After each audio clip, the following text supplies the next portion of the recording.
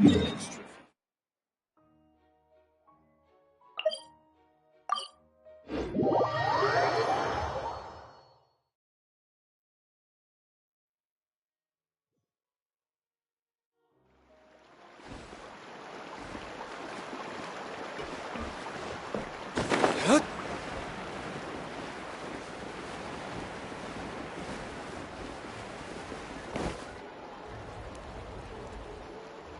Yep, here's the room, and it's empty and waiting for us as promised.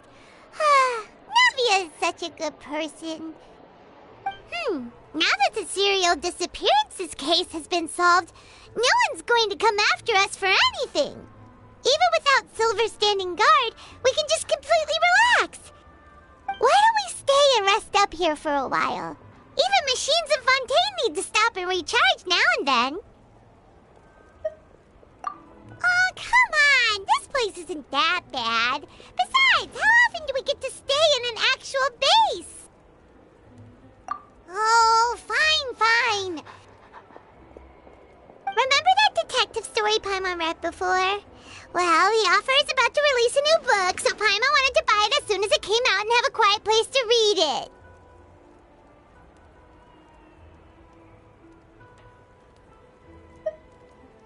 Yippee! Then it's agreed. Come on, let's get some sleep. We'll need to be up first thing in the morning to get in line and buy a copy.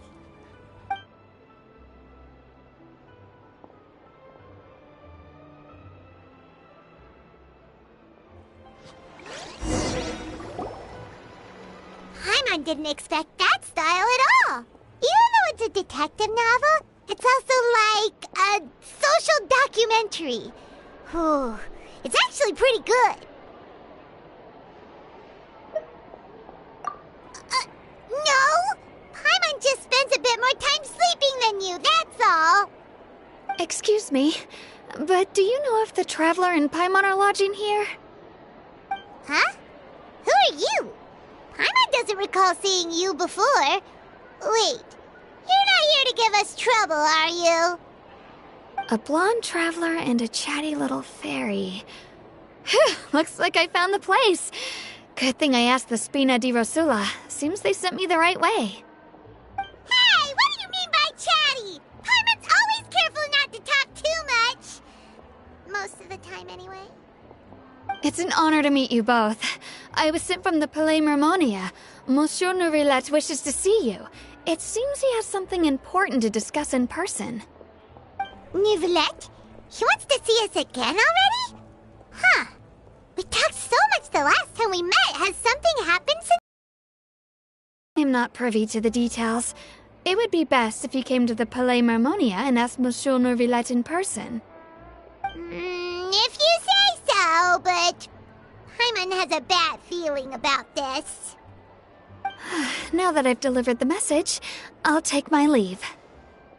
Thanks! We haven't left the room for a few days, so we'll head over once we've freshened up a bit.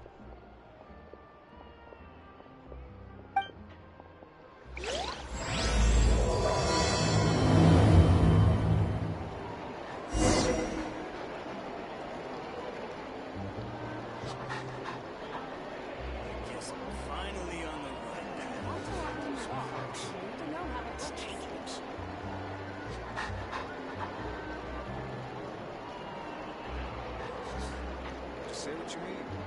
No problem's too big to solve.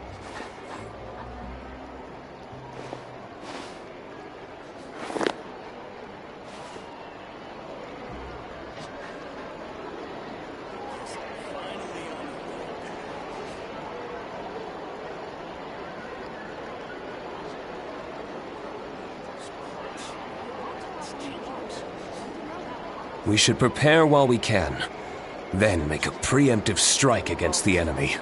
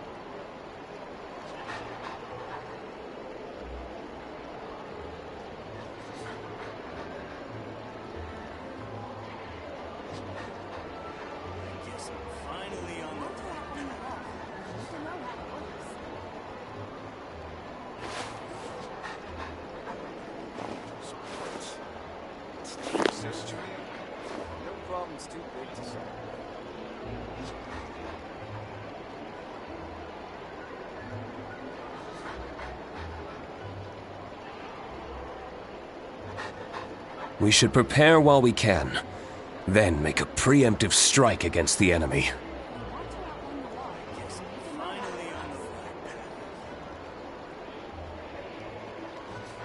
Say what you need. No problem, Steve.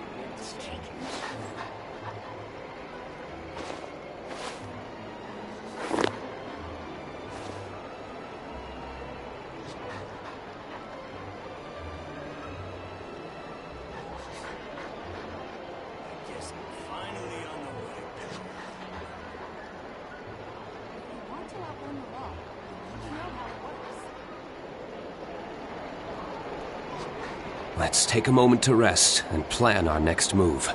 Say what you need. No problem, Steve. Say what you need. No problem's too big to solve. We should prepare while we can, then make a preemptive strike against the enemy.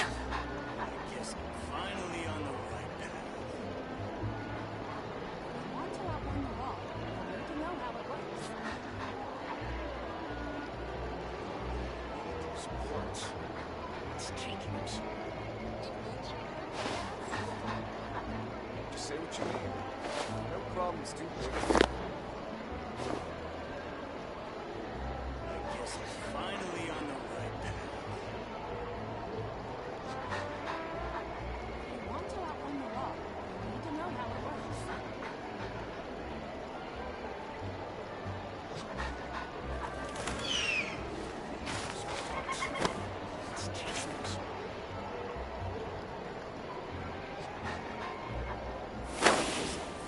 on the right path.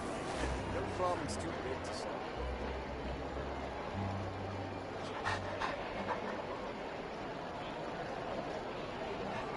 Adventuring underground is way more fun than I thought. We should prepare while we can, then make a preemptive strike against the enemy.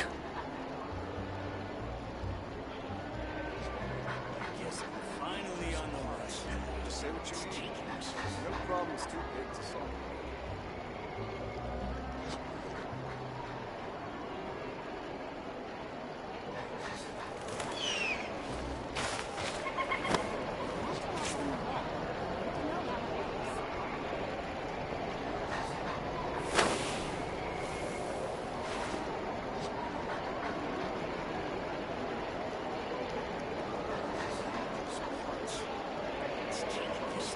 Finally on the right path. Say what you need.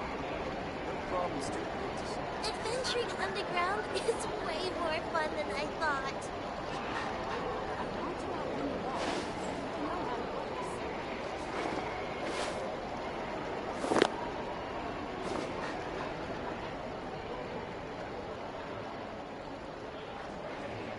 Some parts.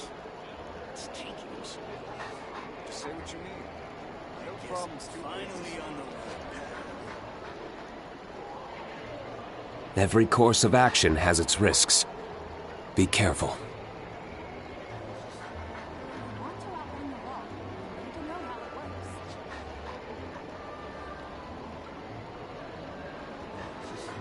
Some parts. It's taking us. Just say what you mean. No problem's too big to solve. Adventuring underground is way more fun than I thought.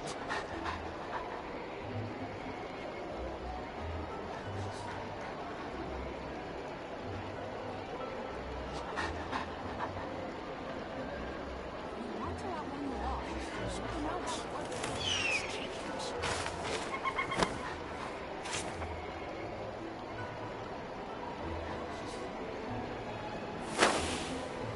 Just say what you mean. Finally, no problem's too big to solve. If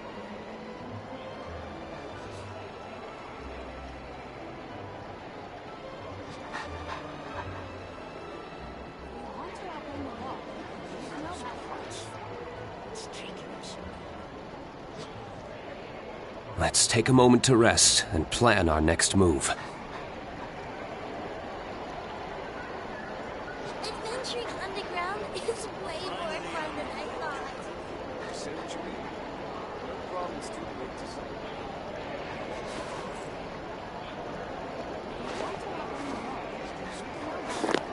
It's taking us.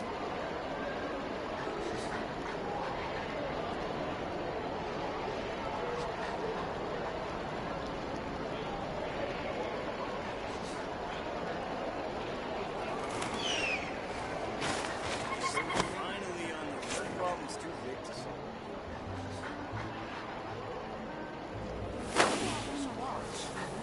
It's taking us.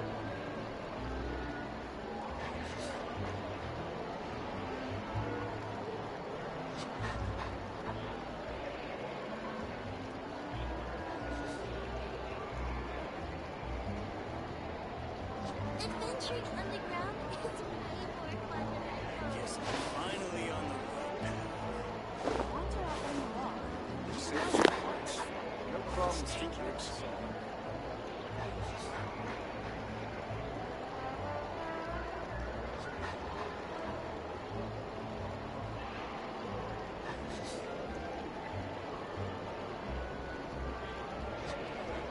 Every course of action has its risks. Be careful. Say what you mean. Yes, I'm finally on the right path. once you're out on the wall, you need to know how it works. Parts. It's taking us. Adventuring underground is way more fun than I thought.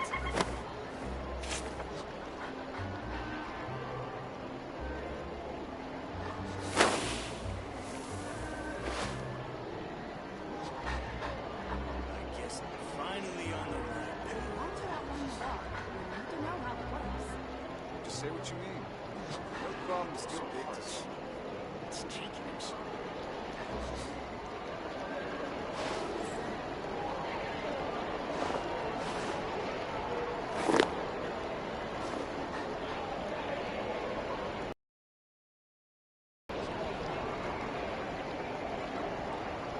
I guess I'm finally on the right path. Once you're out on the Just say wall, what you mean. you need to know how it No works. problem's too big to solve.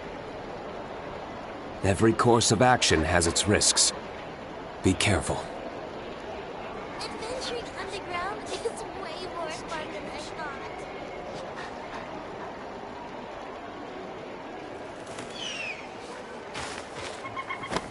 I guess I'm finally on the right path. Just say what you mean. No problem's too big to solve.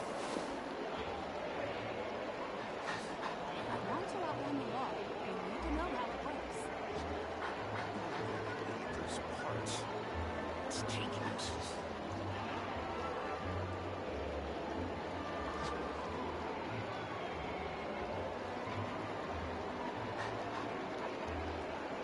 Just say what you mean.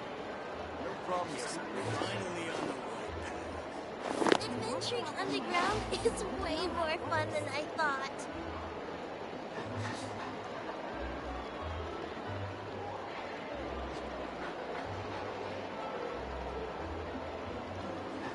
Those parts. It's taking us. We should prepare while we can, then make a preemptive strike against the enemy. Just say what you mean. No problem's too big to solve. I guess I'm finally on the right Once you're out path. on the wall, you need to know how it works.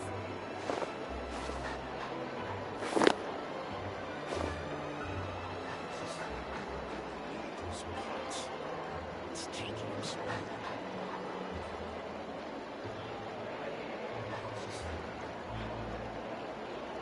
Just say what you mean. Underground is way more fun than I thought. I guess I'm finally on the right path.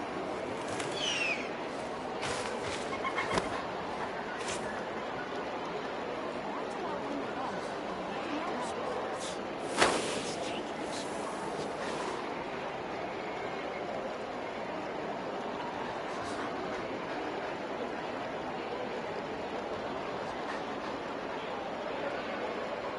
Just say what you mean.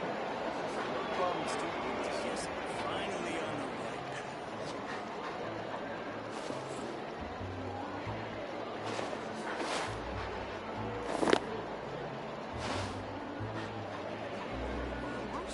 to know how it works.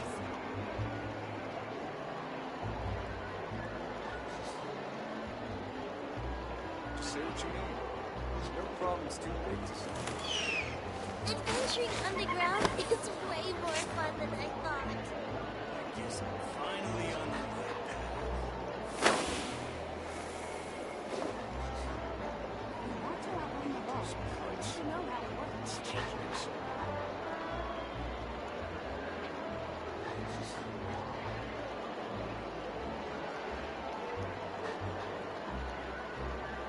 Just say what you mean. No problem's too big to solve. I guess Let's take a moment to rest and plan our next move. You want to outrun the law. You need to know how it works.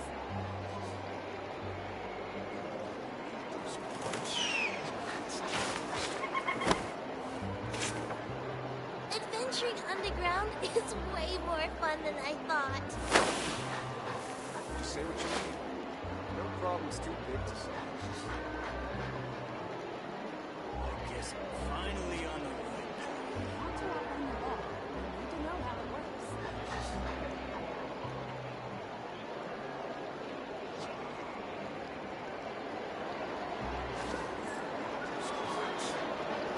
taking us.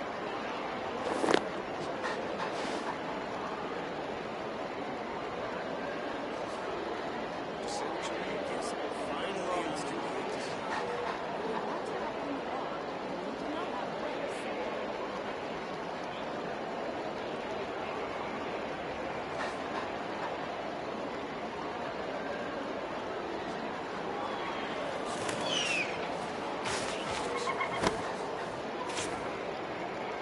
Adventuring underground is way more fun than I thought.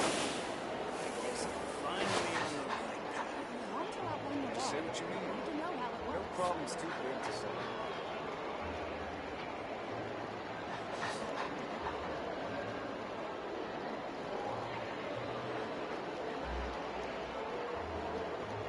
Every course of action has its risks.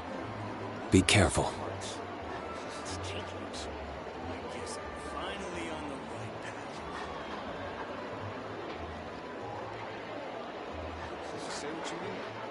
No problem's too big to solve. You want to outrun the law. You need to know how it works.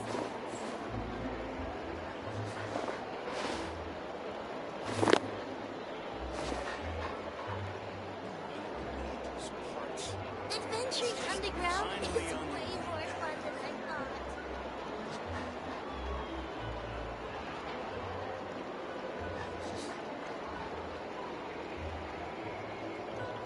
Just say what you mean. Let's take a moment to rest and plan our next move. You want to outrun the law. You need to know how it works.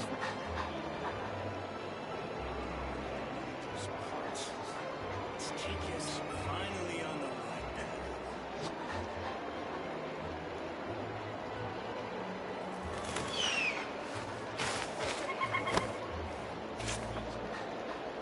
Just say what you mean. No problem's too big to solve.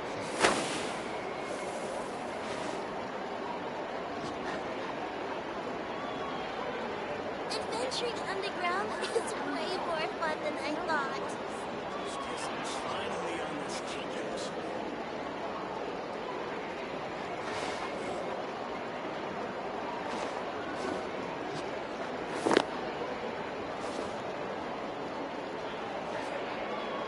Just say what you mean. No problem's too big to solve.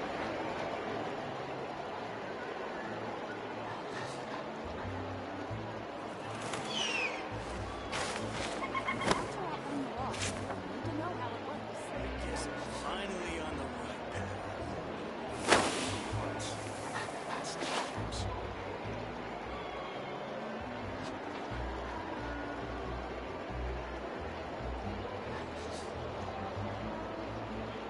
Just say what you mean. No problem's too big to solve. Adventuring underground is way more fun than I thought. You want to outrun the law. You need to know how it works. Every course of action has its risks. Finally Be careful.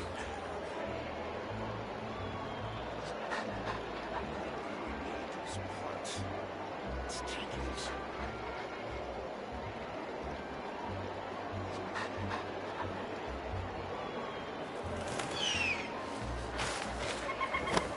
Just say what you mean.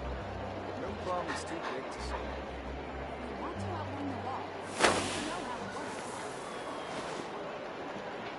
Guess I'm finally on the right path. Adventuring underground is way more fun than I thought. Those parts. It's taking you somewhere.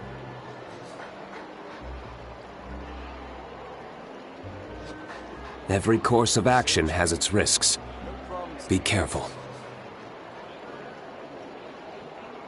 want to outrun the law. You need to know how it works. Guess I'm finally on the right path.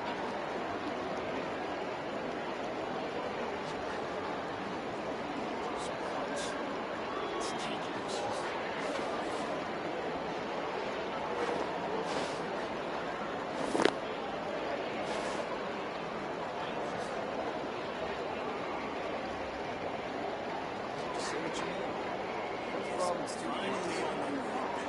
Just say what you mean.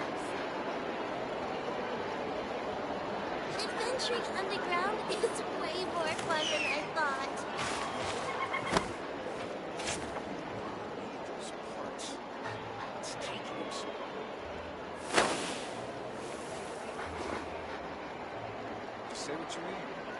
No problem's too big to solve. I guess I'm finally on the right path.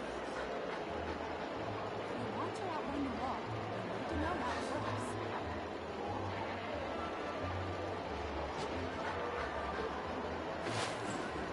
Those parts. It's taking you somewhere.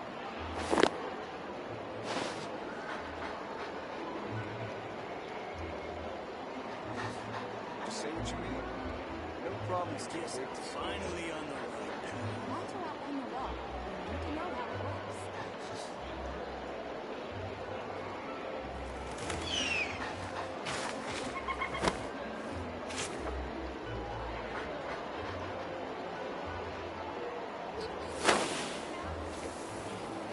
Those parts. It's taking you somewhere. Just say what you mean. No problem's too big to solve. I guess I'm finally on the right path.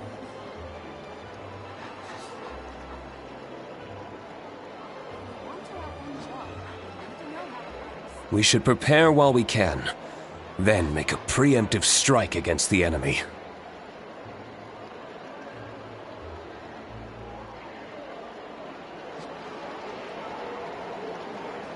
Those parts. It's taking you somewhere. I guess I'm finally on the right. Just say what you mean.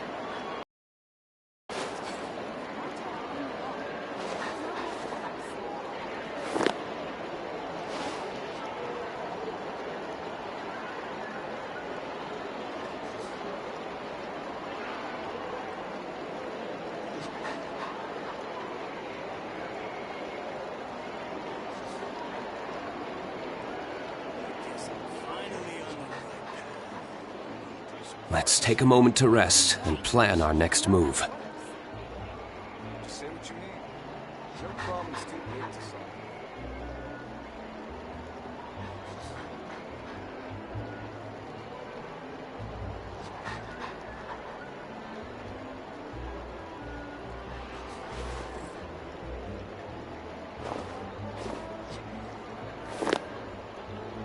Guess I'm finally on the right path. Those parts. It's taking you. Just say what you mean. No problem's too big to solve. Adventuring underground is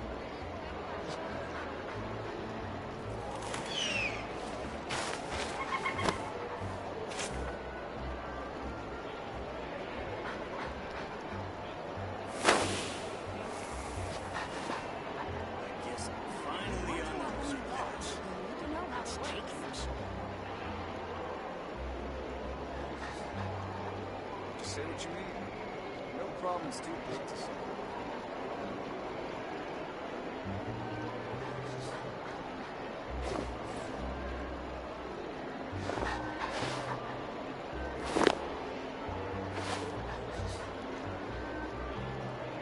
I guess I'm finally on Want to outrun the law. You need to know how it works. Adventuring underground is way more fun than I thought. Say what you mean. No problems too big to solve. Finally on the right path. Want to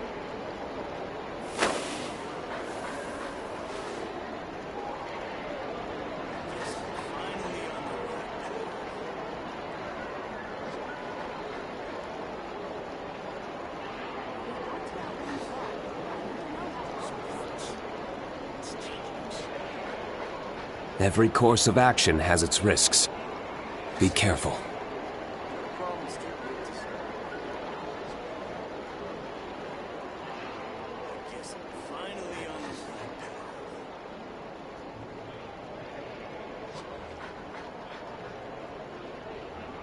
Want to outrun the law. You need to know how it works.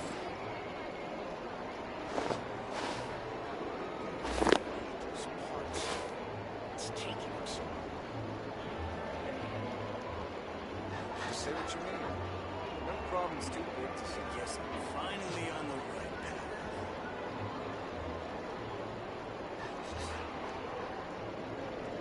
We should prepare while we can, then make a preemptive strike against the enemy. Want to outrun the law. You need to know how it works.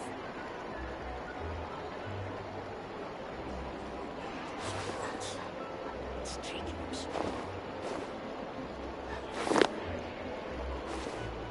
Say what you mean. Adventuring underground is way more fun than I thought.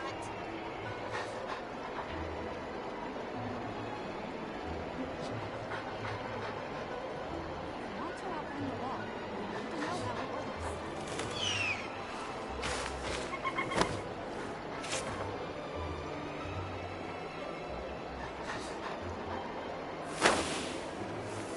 Those parts. It's dangerous. I guess so. Finally on the right. No problems too big to solve.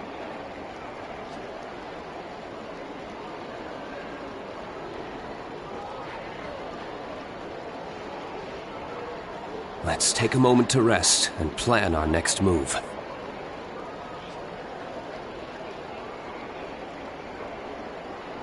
Adventuring underground is way more fun than I thought. Finally on the right path. Say what you mean. No problems too big to solve.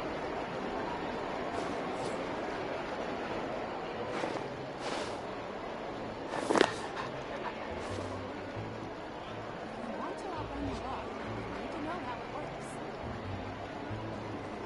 Those parts. It's dangerous.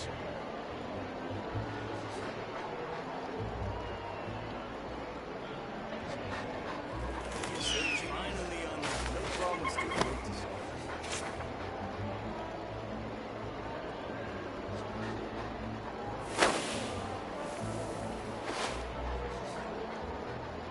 Want to outrun the law. You need to know how it works. Adventuring underground is way more fun than I thought. I guess I'm finally on the say what you mean. Every course of action has its risks. Be careful. Want to outrun the law. You need to know how it works.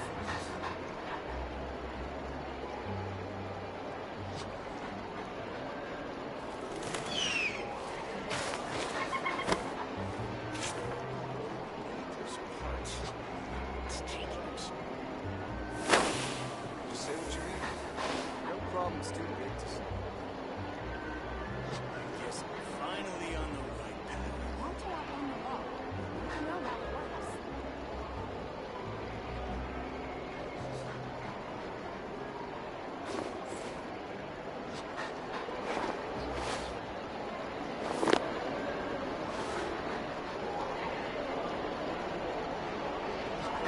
Those parts. It's dangerous. I guess I'm finally on say what you mean. No problems too big to solve. Want to outrun the law. Let's take a moment to rest and plan our next move.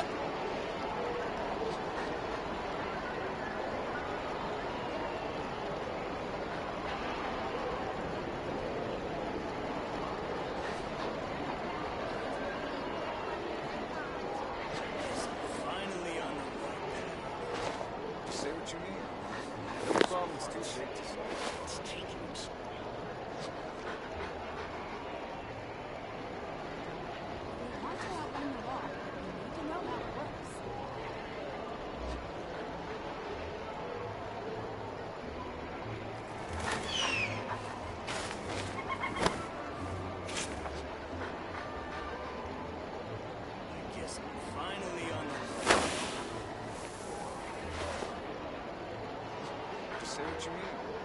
No problem's too big to solve. Let's take it. We need to know how it works.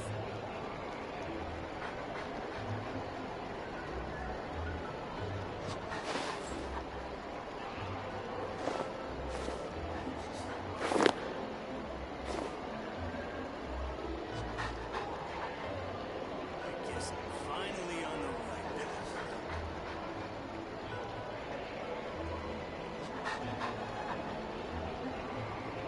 Just say what you mean. No problem's too big to solve.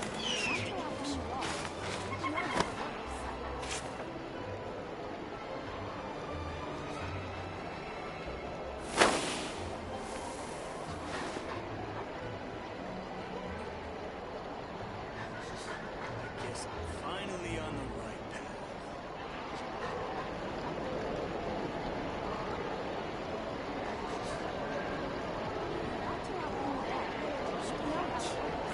Say what you mean. No problem's too big to solve.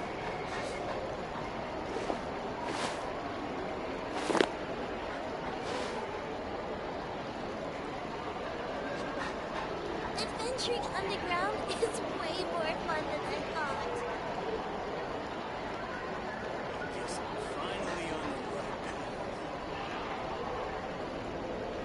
We should prepare while we can, then make a preemptive strike against the enemy. Just say what you mean. No problem's too big to solve.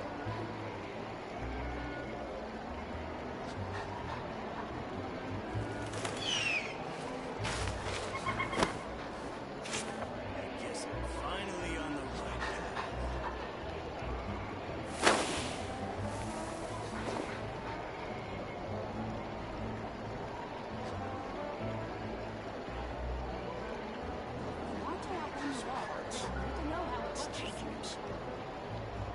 Adventuring underground is way more fun than I thought.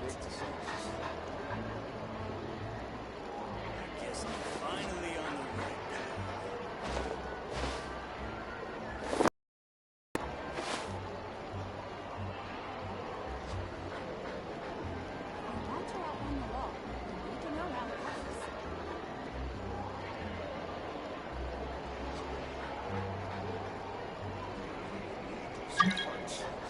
Let's take it. Just say what you mean. No problem's too big to solve. I guess I'm finally on the right path.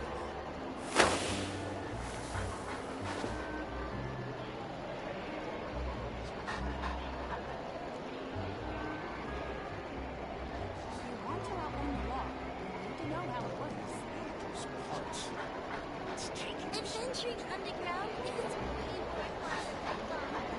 Just say what you mean. Let's take a moment to rest and plan our next move. I guess I'm finally on the right path.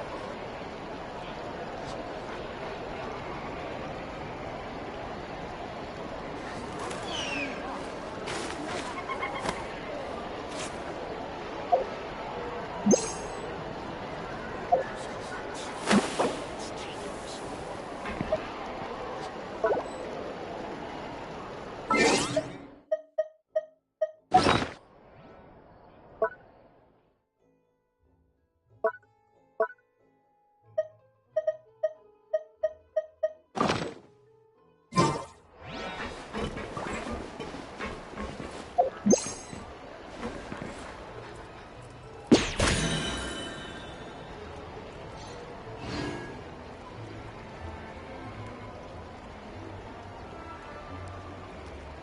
To outrun the law, we need to know how it works. Just say what you mean. No problem's too big to solve. Let's take a moment to rest and plan our next move.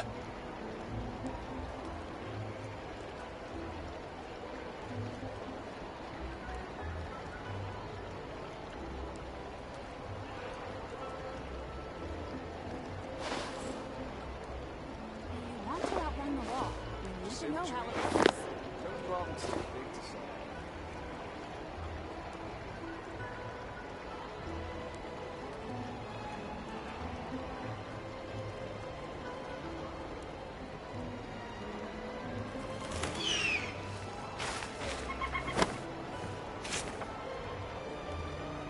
Adventuring underground is way more fun than I thought. Just say what you If you mean. want to outrun the law, problems, you need to too. know how it works.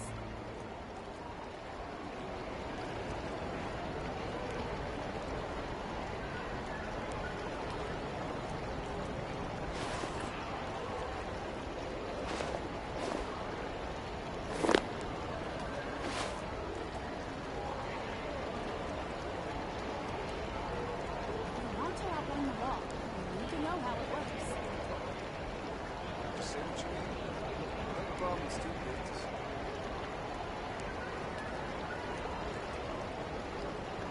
Let's take a moment to rest and plan our next move. Adventuring underground is way more fun than I thought. If you want to outrun the law, you need to know how it works.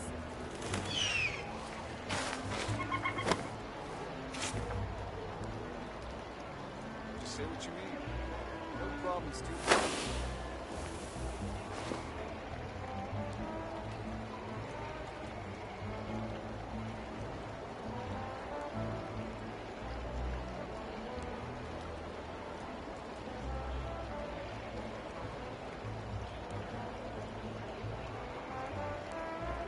If you want to outrun the law, you need to know how it We works. should prepare while we can, then make a preemptive strike against the enemy.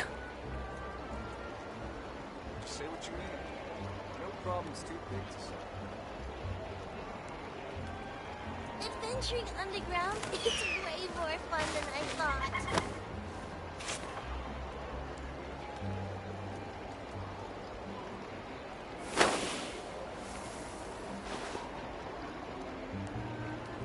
If you want to outrun the law, you need to know how it works. Just say what you mean. No problem, stupid.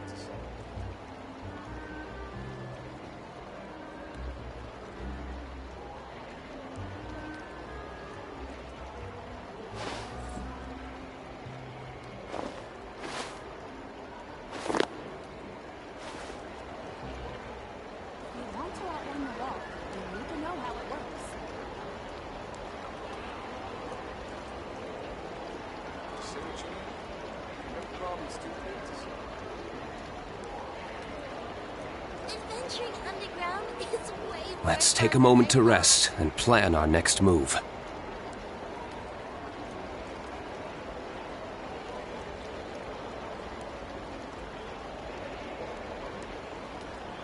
If you want to outrun the law, you need to know how it works. Just say what you mean. No problem, stupid.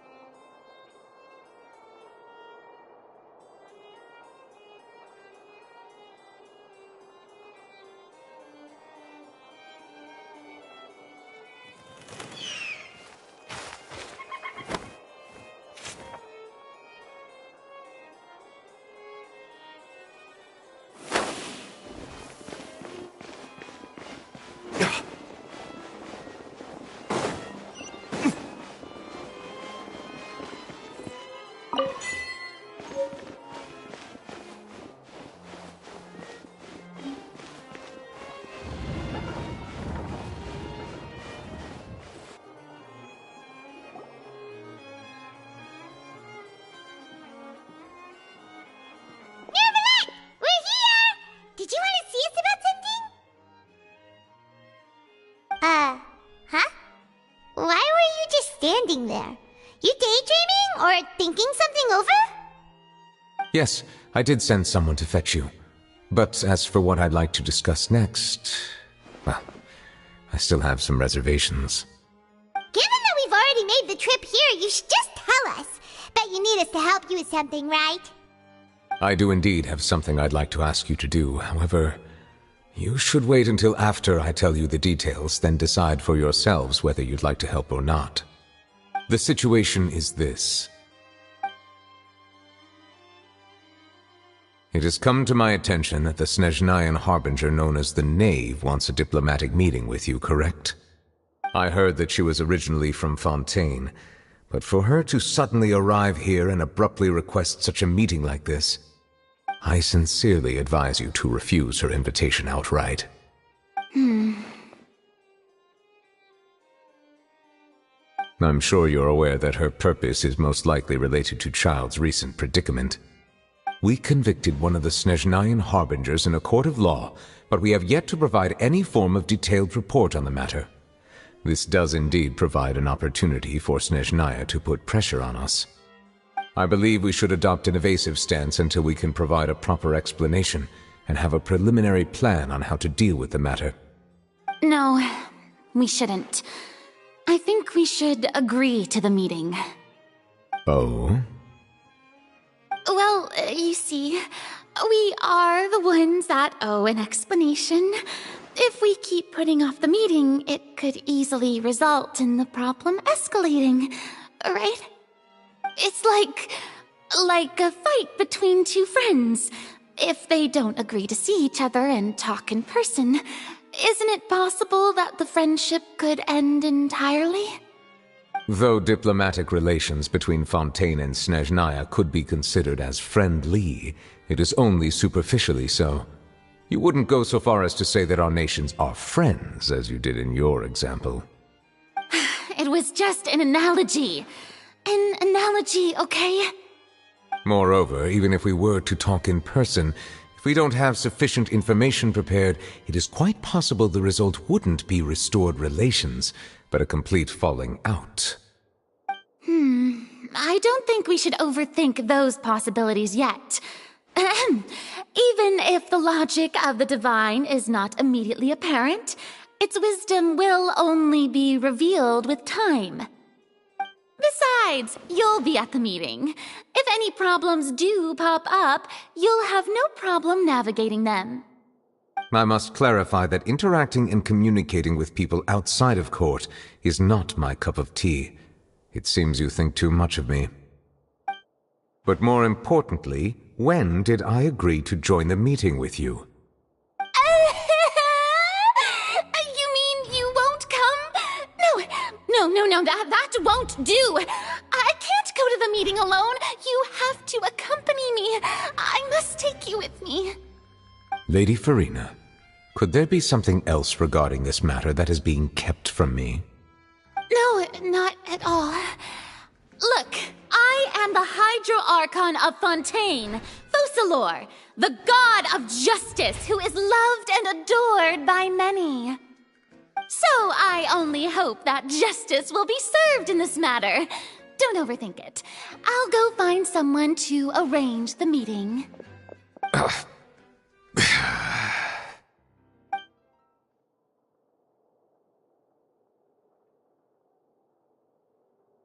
Though it could officially be considered a diplomatic conference, I prefer to see our meeting today as an ordinary tea party.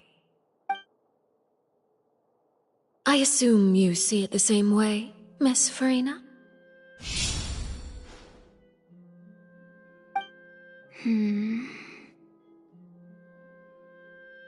Lady Farina? Yes, that's right. Just like you said, a tea party. I should thank you for providing the pastries. They look delectable. To make this tea party even more lively, I've invited someone else to join us today. It's a pleasure to meet you, Monsieur Neuvillette. I was born in Fontaine, so naturally, there's no need to introduce the nation's revered Eudex to me. Hello.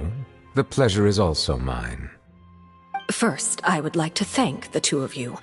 I'm often away on business outside of Fontaine, and I'm told that the children of the House of the Hearth have been well taken care of by you. Oh, I'm not referring to when my children, Linny and Lynette, were falsely accused by you. Please don't misunderstand.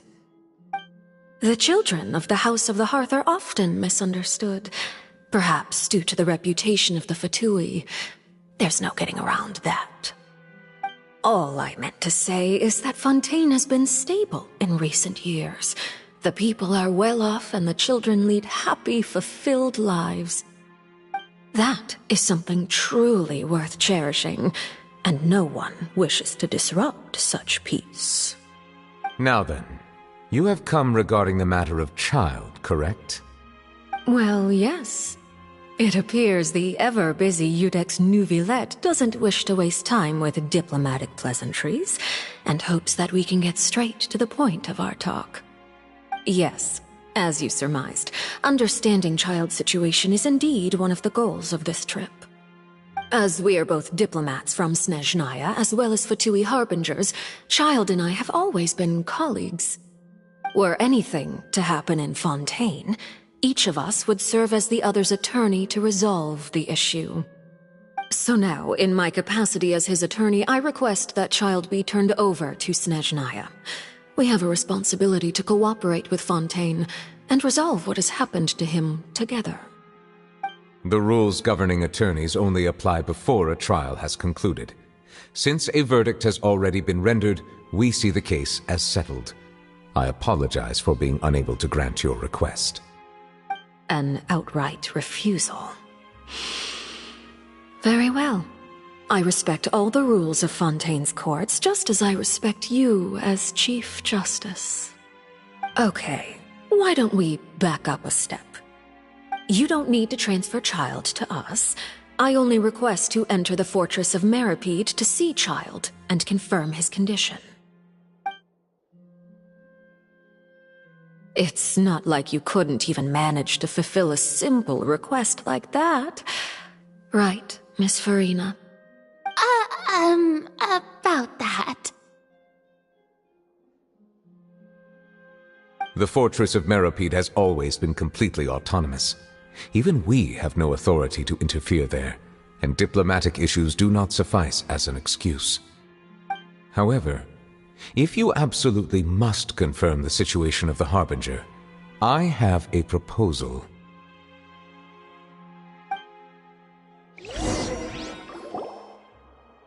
The knave showed up already? Well, Linny did say that Father will be returning soon. We didn't even know that Linny was from the House of the Hearth at the time, so we kinda overlooked that information. Yes, thank you for your kind advice. I'm well aware of the situation. I also noticed that Lady Farina acts a little odd and unnatural whenever I bring up matters related to the knave. Could the knave be threatening Lady Farina or something? If that were the case, then why wouldn't Lady Farina inform me? And what means could the knave possibly have to twist the arm of an Archon? So maybe that's not very likely. Even though Farina can act a little weird at times, she's still an Archon. In reality, this problem is even more thorny than it appears. According to reports from the fortress of Meripede, Child recently disappeared under mysterious circumstances.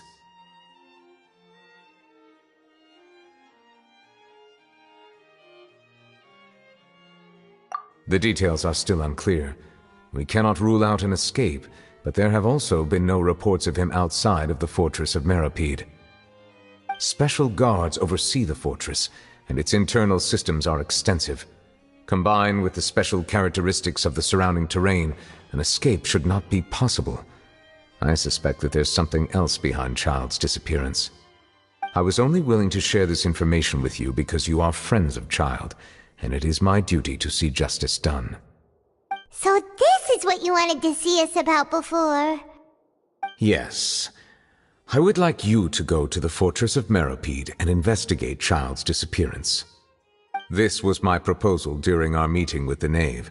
Rather than allowing her to intervene, I offered to send someone to find out about Child's situation and report back to her in detail. The Knave did not seem satisfied by my proposal, but she still agreed to go along with it for the time being. Her words were, "We will talk more once we have that report." So that means we bought ourselves some time.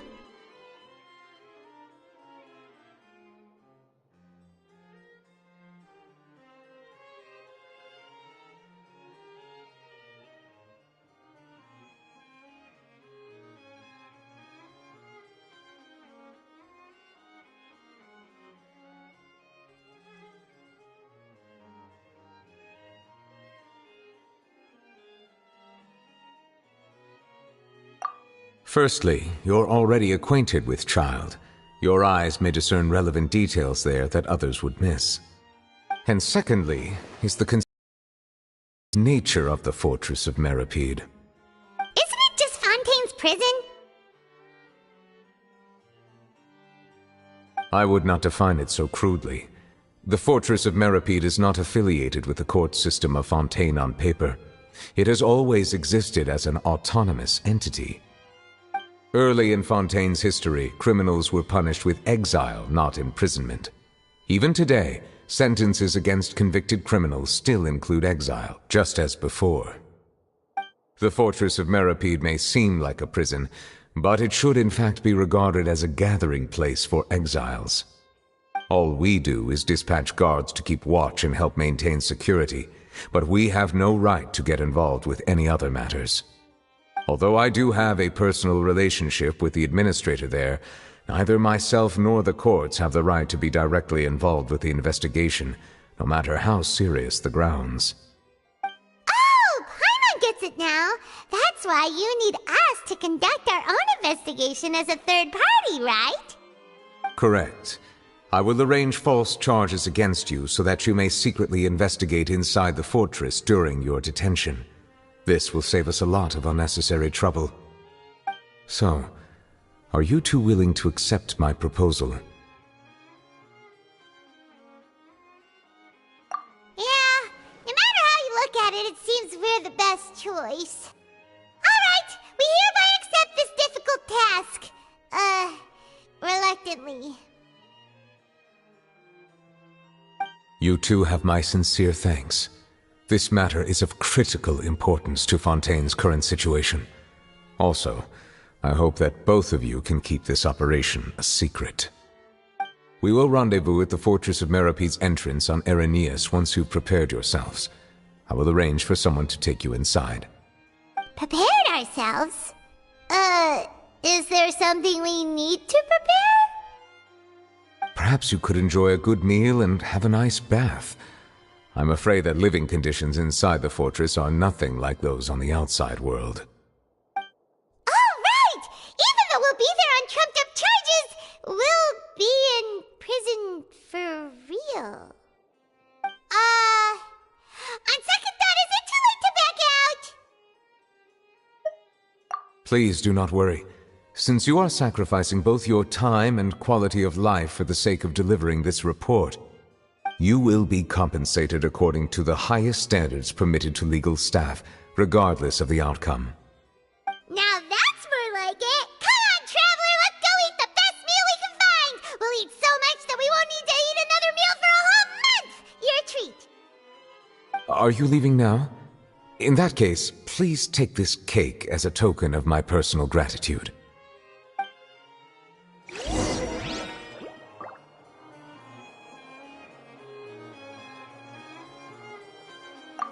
Oh, no need to thank me for it. Just be sure to enjoy it.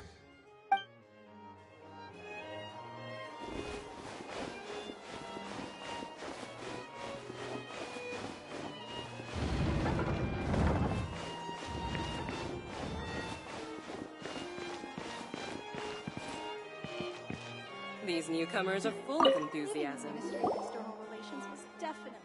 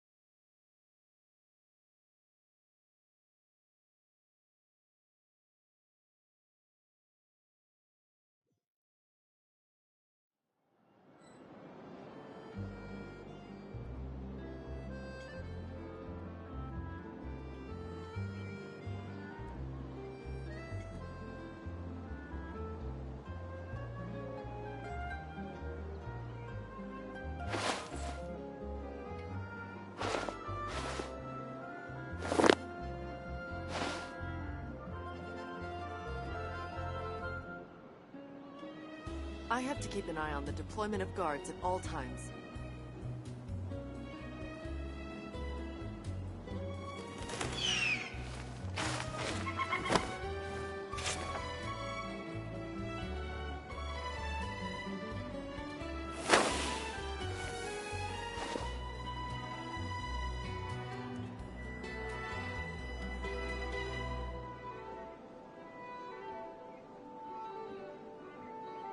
I have to keep an eye on the deployment of guards at all times.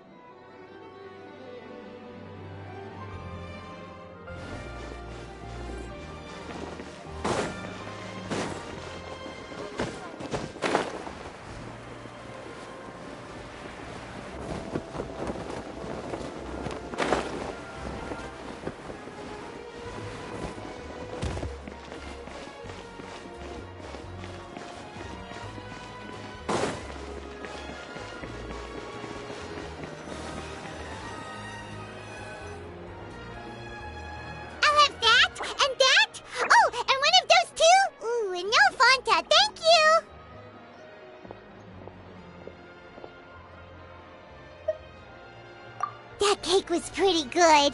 But as soon as Paimon remembered that we were about to go to prison, Paimon's stomach suddenly became completely empty.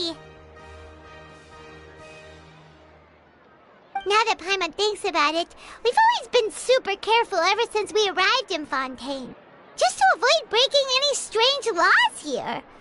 But here we are, about to willingly send ourselves off to the fortress of Meropide. Maybe this is what they call fate. Let's just try our best to investigate everything quickly once we get there. Paimon doesn't want to stay in prison too long.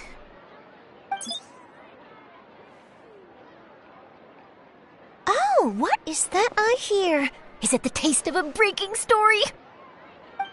Hey! You can't hear a taste! And what are you doing here, Charlotte? Oh, don't remind me. I invited an eyewitness to a case to eat here, and I was planning to get some great material out of him. But he didn't even show up. Calm down, calm down. This is nothing new. As a journalist, you should be used to this by now. As long as you can score some juicy tidbits from the Traveler, you might still be able to recover the cost of the meal. You know we can still hear you, Charlotte. Never never mind. It's nothing. I just heard you mention the Fortress of Meripede. You didn't commit a crime, did you? Please tell me all about it. No way! We would never! We're just going there to...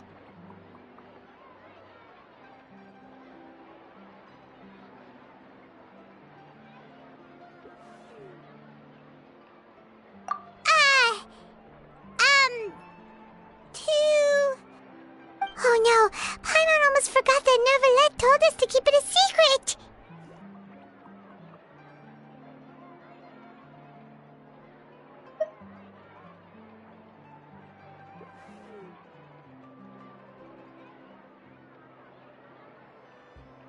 Huh? You're being arrested for that? Oh, but now that I think about it, I suppose that's not completely unreasonable. That's pretty despicable, almost as offensive as committing theft. You mean Paimon really did something that serious?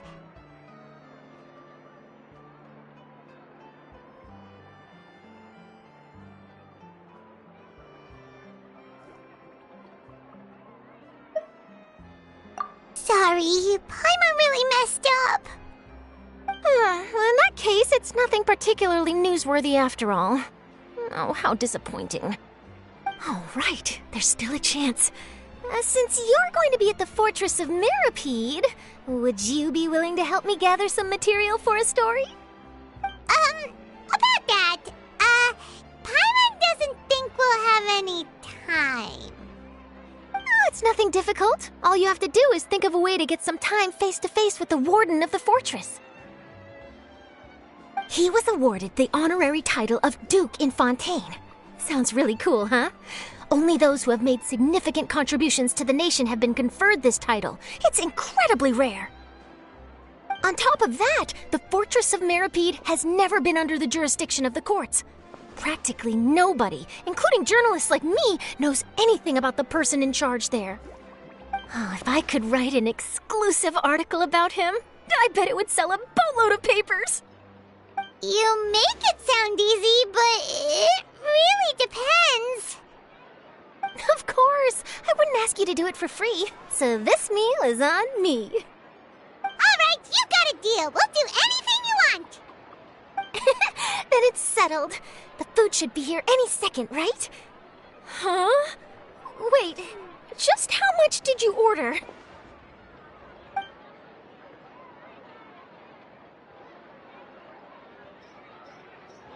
Oh, Paimon's so full.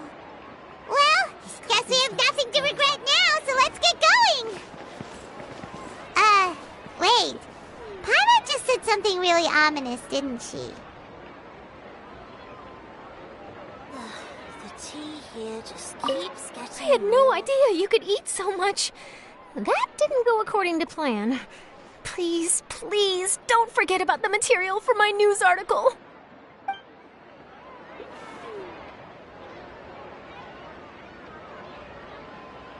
Copy is live.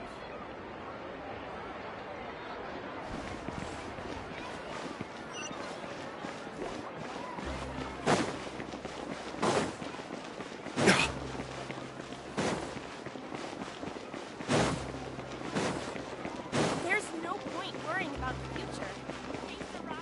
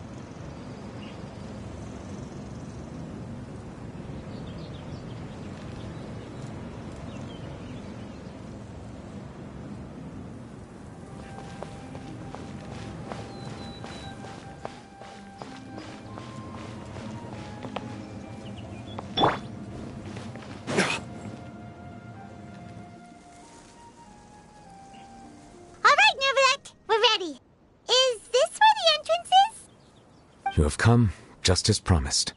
Yes, this is the one and only entrance to the fortress of Meripede from Irenaeus. Careful. You may want to step back a bit. Ooh, so you have to go down from here?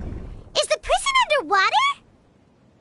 Utilizing both the barrier of the water as well as the fear humans have of the depths, the fortress of Meripede is naturally the perfect place to confine and guard criminals. But do not worry. It is not nearly as frightening inside as you may think. You will see for yourselves once you are down there. Paimon hopes you're right. Don't know about you, but just thinking about being at the bottom of the sea like that gives Paimon the heebie-jeebies. Oh, and there's one more thing. I mentioned that I have had personal dealings with the administrator of the fortress, Writhsley. He's a very shrewd fellow. Yeah, we heard about him too. He's that Duke, right? Correct. He is the highest-ranking manager of the underwater prison. Even though you are going there to investigate at my behest, it would behoove you to avoid any confrontation with him or any of his subordinates. The Duke rarely ever leaves the fortress of Meripede, but that does not mean he is not privy to all that is happening inside and outside the fortress. He is quiet, but not unaware, so please bear that in mind.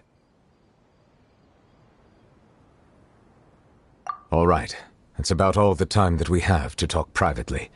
I'm counting on you two. Don't worry, we won't let you down. Good. Madeline! Monsieur Nervalet, these two are the newest convicts, I presume? Don't worry, they won't escape on my watch. Like we would try. Please follow me, you two. I'll process your paperwork for entering the fortress of Meripede.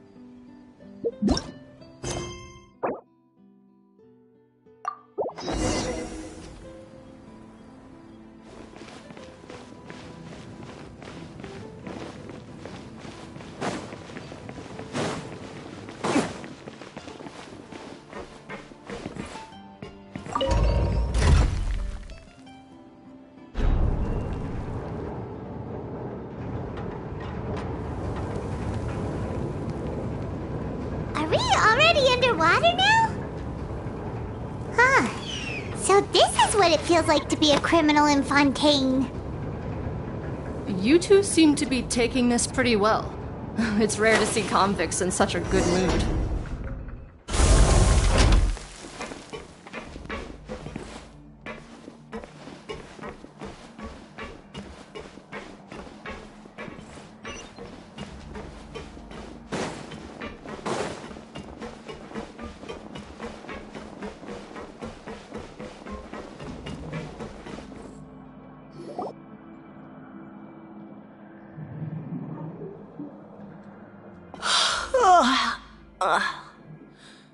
Oh, it's you, Madeline.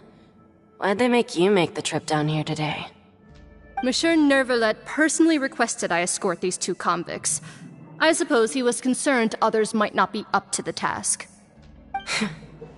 Well now, aren't you the lucky one?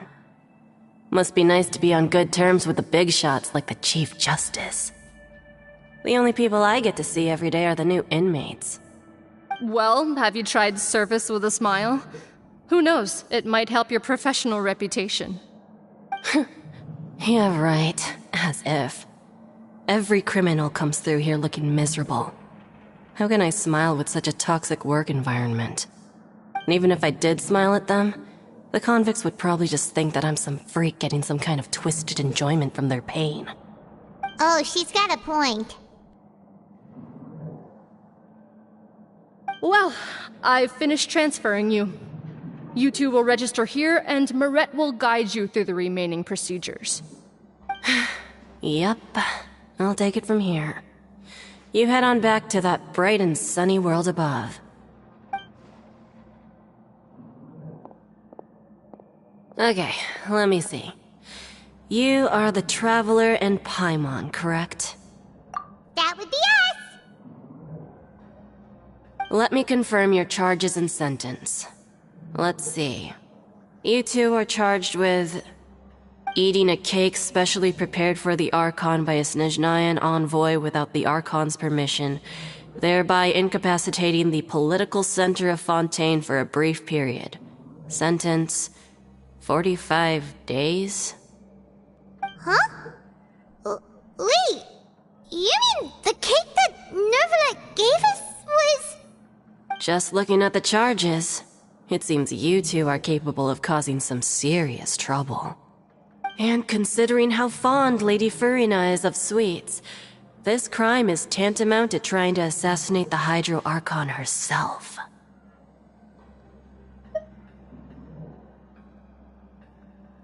Now I've seen everything. Anyway, we still need to finish processing you before you can enter the Fortress of Meripede. Please stand in front of the board over there. I'll take your mugshots with my camera. Oh, all right. But be sure to catch Paimon's good side.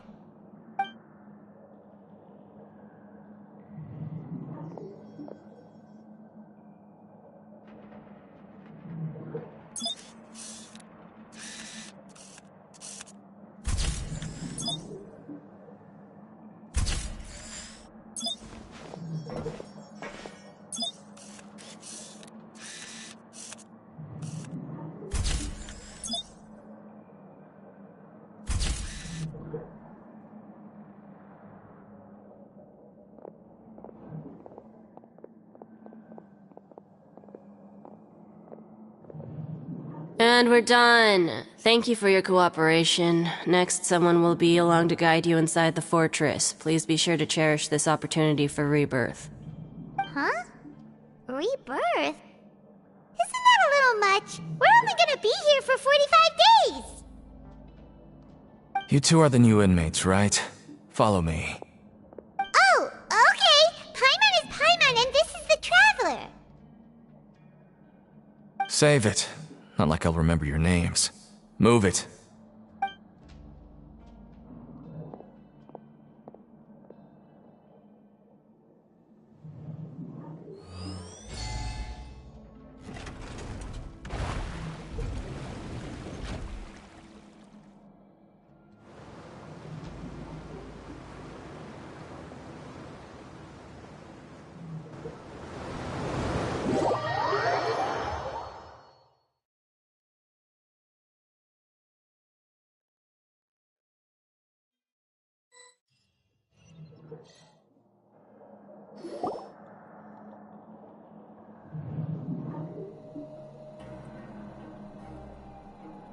So, are you one of the guards here? Is there anything we should be careful of while we're here?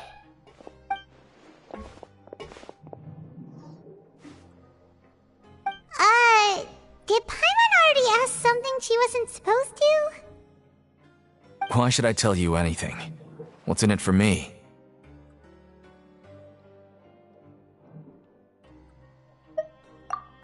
This is exactly why I can't stand new fish. I wouldn't even be doing this if it weren't for the credit coupons. Credit coupons? Alright, seeing as you're not the annoying kind that's getting dragged in here crying and blubbering, I guess I can tell you a few things. But next time, it'll cost you some coupons. Mora means nothing here. Here, we use credit coupons. Coupons can get you almost anything in the Fortress of Meripede. Desires? Fulfilled. You want power? No problem. Coupons can even change fate itself. So, credit coupons are a currency that can only be used here? It's not as simple as that. Like Moret said, everyone gets a chance at rebirth. No matter how much money or power you had before, it means nothing once you set foot inside the Fortress of Meripede. You have to start over and earn your coupons. Everyone starts from the same place, and you have a chance at a new, less terrible life. I guess that's the real purpose of the coupons. They symbolize true fairness and true justice. And this is also exactly why so many criminals choose not to return to the outside world, even after they've served their sentence. Oh, so that's what the Fortress of Meripede is like. Huh. Paimon was under the impression that it'd be more like a prison. It certainly ain't all sunshine and roses here, but it's also not the worst place to be. You'd better take a good look at the scenery now. It'll be the last chance you get for a while. After being away from the sunlight for so long, even the terrifying depths of the sea start to feel like home. It just stops feeling oppressive, you know? Oh, I'm actually an inmate like you two. Welcoming newcomers is a job I've picked up to earn some extra coupons.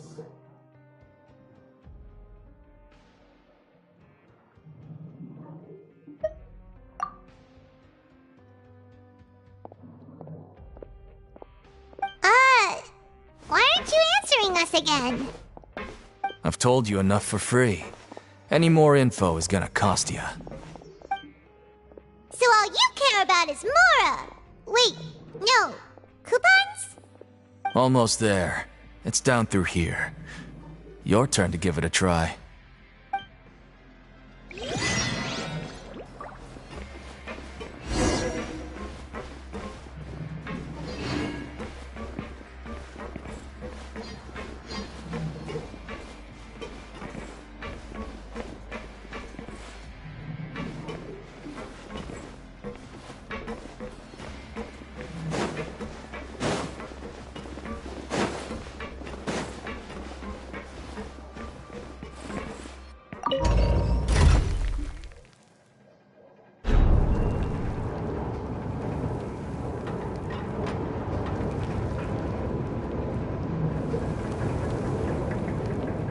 We should prepare while we can, then make a preemptive strike against the enemy.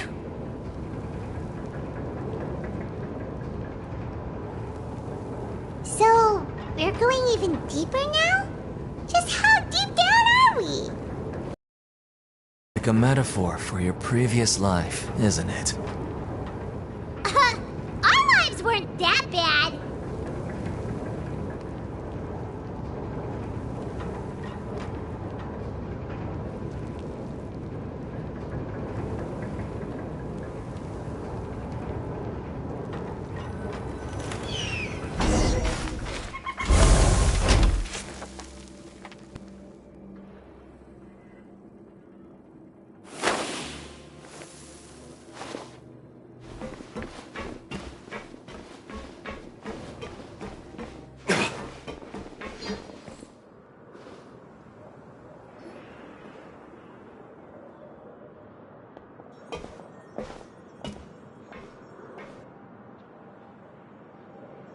So this is the actual entrance to the Fortress of Meripede? Huh. It looks like there are other new arrivals, too. Oh, they sure don't look happy. Maybe we look too relaxed for fresh convicts.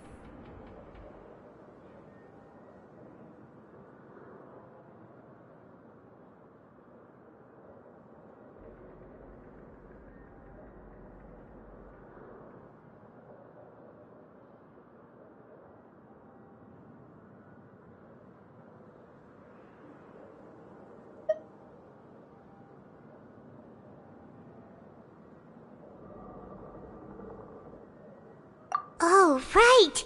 We're on someone else's territory now. We need to think of a good way to act like criminals to get by.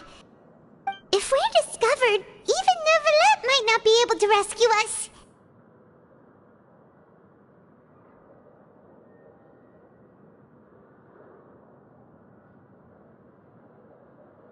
Hey!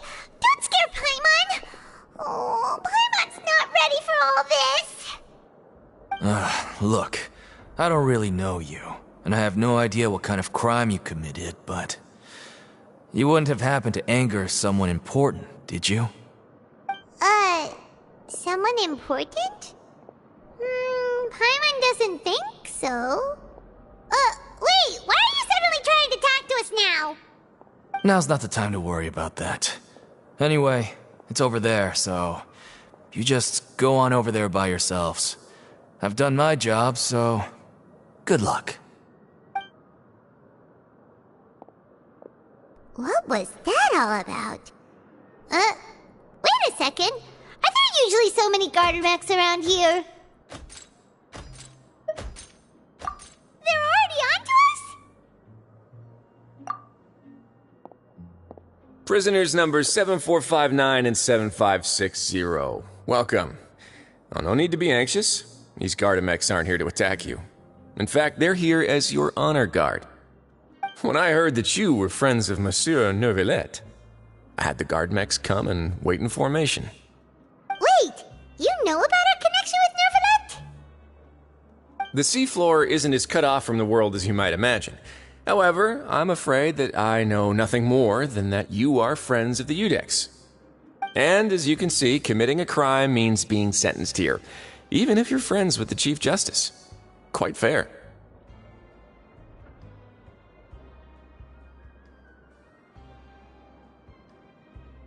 The Duke! Greetings, Your Grace. Lovely weather today, isn't it? Oh, greetings, my good fellow. Well, I'm willing to imagine that the weather is as good outside the sea as you say it is. How great it would have been if only the Fortress of Meripede had been built on the coast, huh? It would have been so convenient to enjoy a nice chat in the sunshine. My profuse apologies. I just got so nervous when I saw you, So this is the Duke. He sure looks a lot younger than Paimon imagined. The Traveler and Paimon, correct? Mr. Deacon here was responsible for your welcome. I trust you were satisfied with his guidance?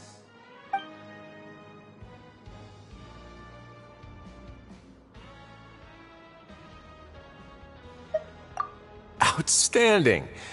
Well, Deacon, I recall we discussed fate during our last work meeting, I believe that fate will reward all those who take every aspect of their work in life seriously. When you return to your bunk, you'll find the guards have issued some extra credit coupons to you. Oh, thank you. Thank you, Your Grace. Oh, and you too. I can't believe you gave me such praise. If you need anything in the future, anything, please, come find me anytime. No credit coupons necessary. Well, I believe that concludes the introductions. We've already taken enough time here. Deacon, if you would. Yes, Your Grace. I'll take my leave now.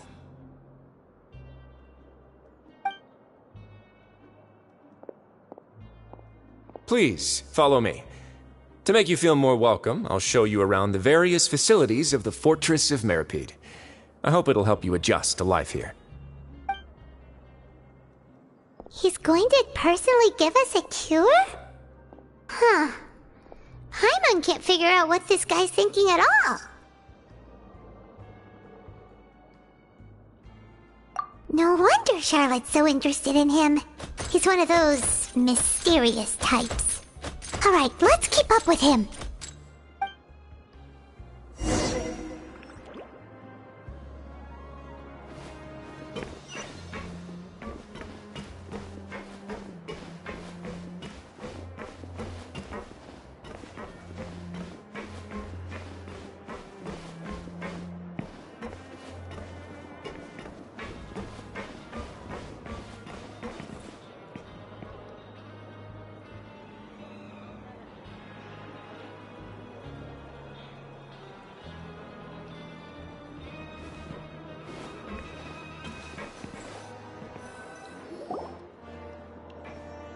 There's no need to be so reserved. The label of criminal is nothing but one of many identities, and being criminally inclined here at the fortress is just one of many ways to survive. Is it really okay for the warden to think like that? We're real criminals, you know. What if we're too difficult to handle? Well, then maybe you'll be able to carve out a name and a place for yourselves in this underwater world, But before you go in swinging, please remember that in the Fortress of Meripede, it's better to not cause trouble for yourself or for the guards. Now, we've arrived at a very important place. the Coupon Cafeteria. You can come here and claim one welfare meal each day. Welfare meal? You mean it doesn't cost anything? That's right. Criminals are essential to Fortress operations, so we must guarantee that they at least have the basic means to survive. But that's not how it was. Back in the day, it cost your reward coupons just to get a cup of water here. For fish like you who just arrived with nothing, you'd have to go to work hungry until you earned enough coupons to eat. It was only after His Grace became the administrator that we got the free meal rule. Now everyone gets a square meal every day, even no-good slackers who've never picked up a wrench in their whole lives. Nobody starves to death here.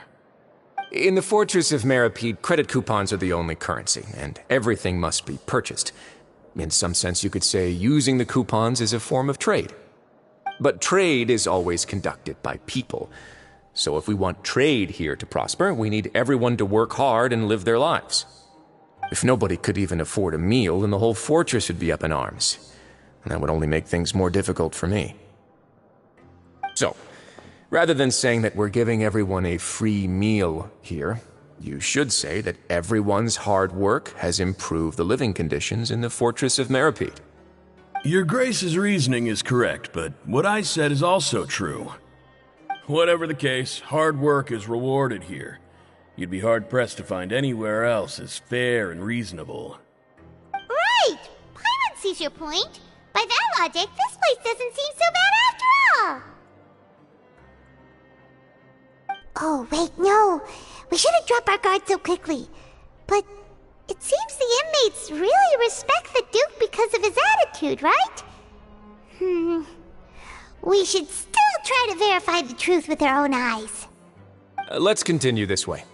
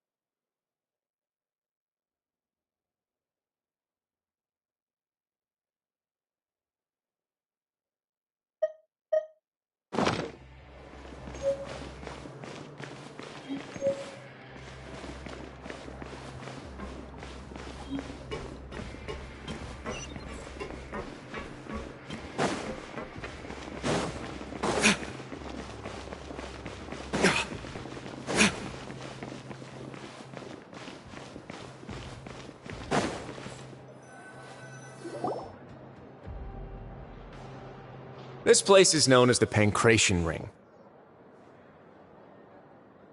Sometimes we have criminals who have more energy than they know what to do with. Their daily work alone isn't enough of an outlet for them. So, instead of leaving them to their own devices, we've provided them with this dedicated venue. This way, nobody will get involved unless they want to be. Pancration matches? And you can earn extra coupons? Oh, what do you think, traveler? Interested? But I must warn you that your sentence will be extended if you fail to restrain yourself and end up seriously injuring or killing your opponent.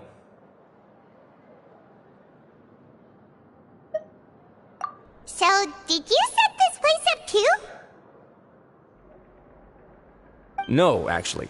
I just granted approval for the organizer to use this area to build the ring, and I collect a portion of the proceeds in return.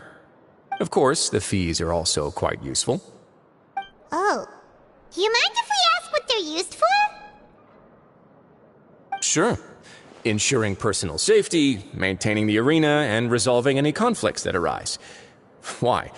Are you interested in how to manage a pancration ring?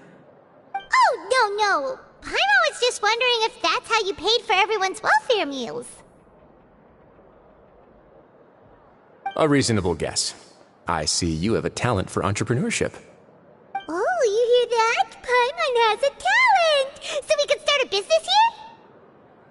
That is something you can discuss between yourselves later. Let's move on for now.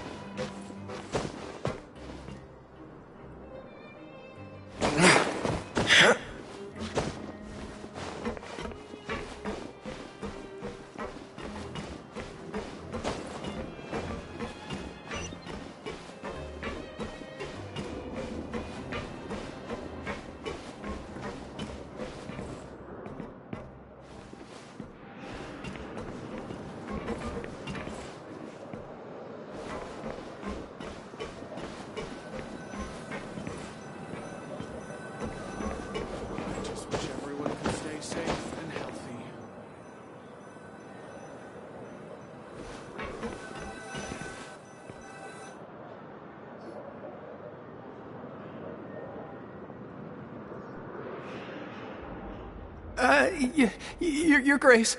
Good morning. I mean, good afternoon. No, wait, what time is it again? What time indeed?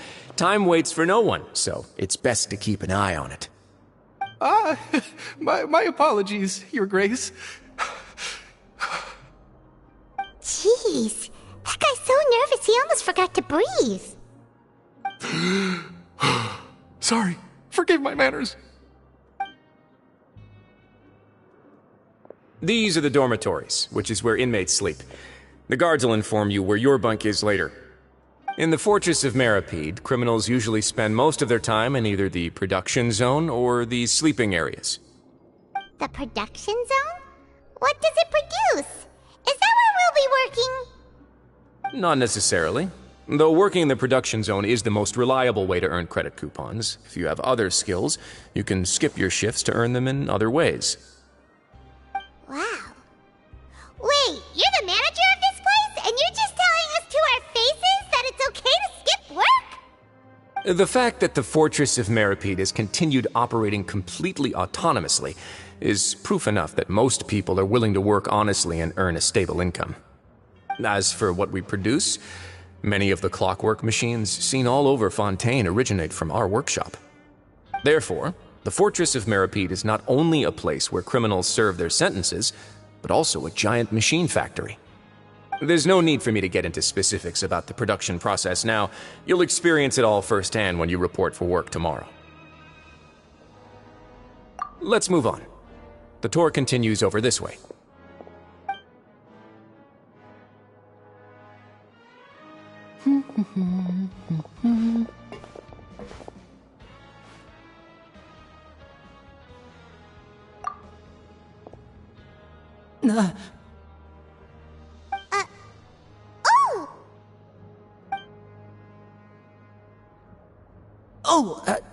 You really scared me there. I didn't expect to see you here, Your Grace. I thought maybe I was so tired from work that I was starting to see things. The only thing you should be seeing is the work in front of you. Stay focused and keep up the pace. Oh? Is something the matter? It's nothing. Paimon's just worried about how hard we'll have to work tomorrow.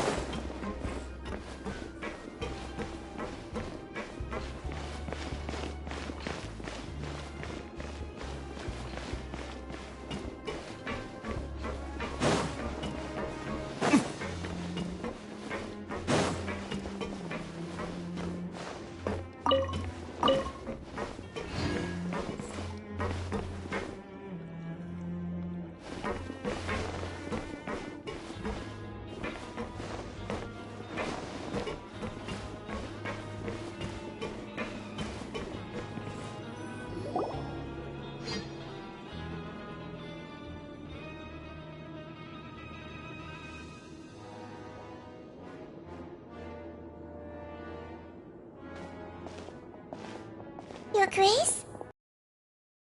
Marie at a time like this. Oh no, you didn't injure yourself, did you? Not yet, unfortunately for you. But thank you for your concern, Sigewin. Oh, then you must be here for those two. Allow me to introduce you. This is the infirmary, and Sigewin here is the Fortress of Merapede's head nurse. Hello, new faces.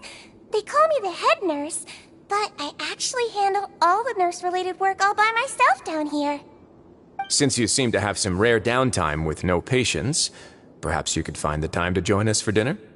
Oh, then these two must be some important convicts. Sure, I'll join the welcome party. Thank you. Your presence will be the pièce de résistance for today's tour. Oh, so the tour part is over now? I believe I've already covered the primary aspects of life here in the fortress. As for your work, there'll be someone else to guide you through the details. Is there anything else? I seldom conduct tours, so why don't you just ask if you have any questions? Well, this is our first time here. Paimon's not sure what to ask. Then let's head back to the coupon cafeteria. Maybe a meal will help you think up some questions. You should at least try to be excited. Our free meals are actually pretty good here.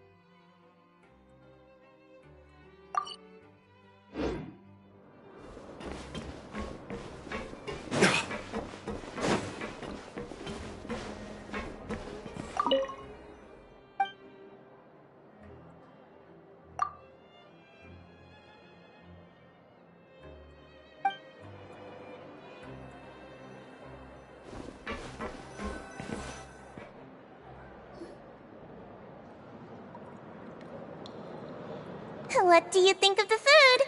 Does it meet your expectations? Wow, it looks delicious! Neverlet made it sound like living conditions in the Fortress of Meripede wasn't very good. Who would have guessed that criminals get to eat tasty food like this every day? Oh, isn't that the meal box that only super lucky people manage to draw? Seems like you two are quite fortunate. It actually has nothing to do with luck in this case. I had a word with Walsey, so you didn't have to draw lots like everyone else. Oh, you mean the meals are random? Yes, what you get to eat depends completely on your luck. You could say that it's a distasteful little game that Chef Walsey likes to play here in the cafeteria. Paimon knew it! If criminals got to eat tasty food like this every meal, the crime rate in Fontaine would skyrocket for sure. Excuse me, did I hear you mention Nervulette just now? I've been wondering how he's doing. Is he busy with work? Has he been taking care of his health? He seems healthy no matter how you look at him, but he works so hard all the time, so it must be really tiring. Sounds like he hasn't changed a bit. Looks like you can stop worrying so much, Sigewin. Oh, that's good. But I still feel like it's been too long since I've heard any news about him.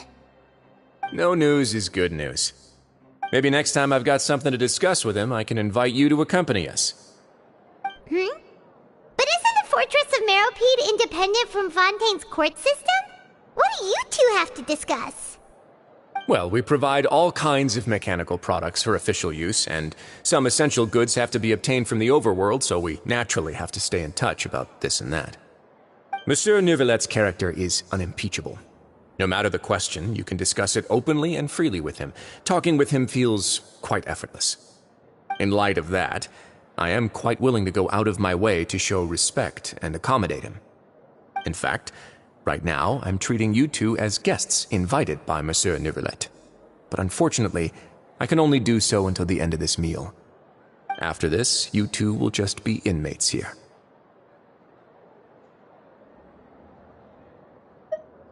You're very welcome. Well, your new life awaits.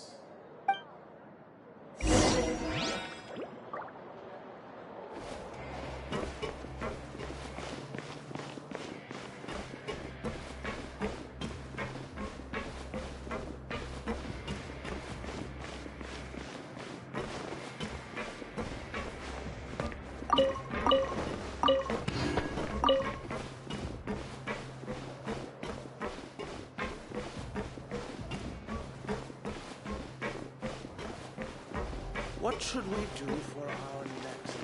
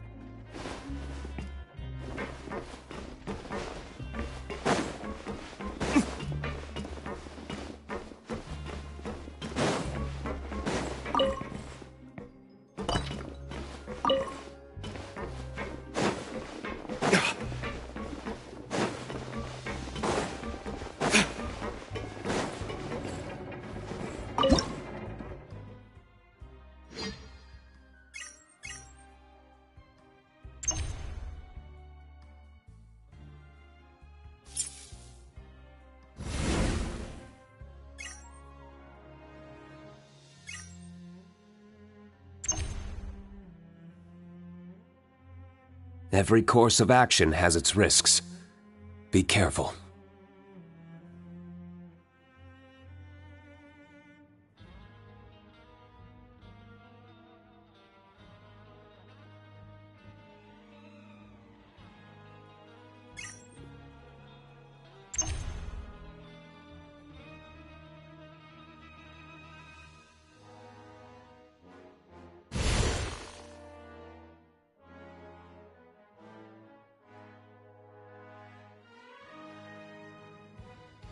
We should prepare while we can, then make a preemptive strike against the enemy.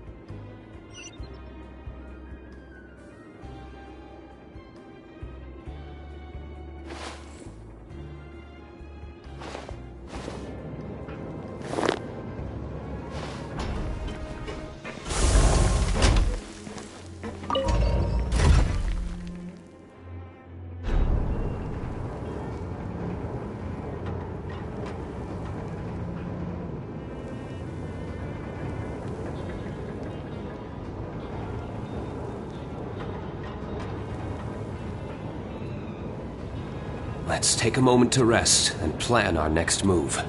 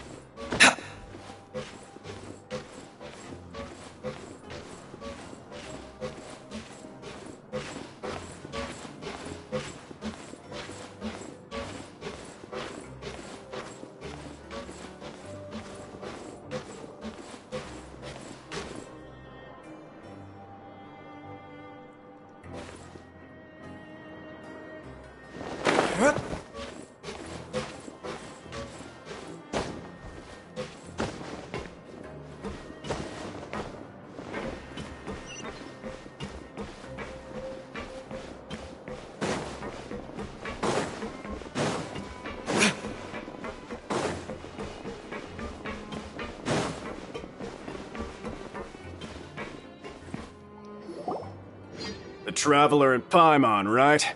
Listen up. As new inmates, the only thing you need to worry about is what to do and when to do it. Don't make any extra trouble for yourself. Your bunks are right over there. Follow me.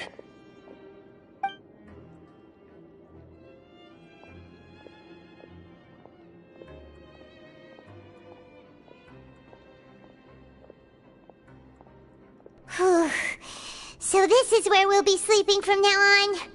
Oh, Paimon can't believe this!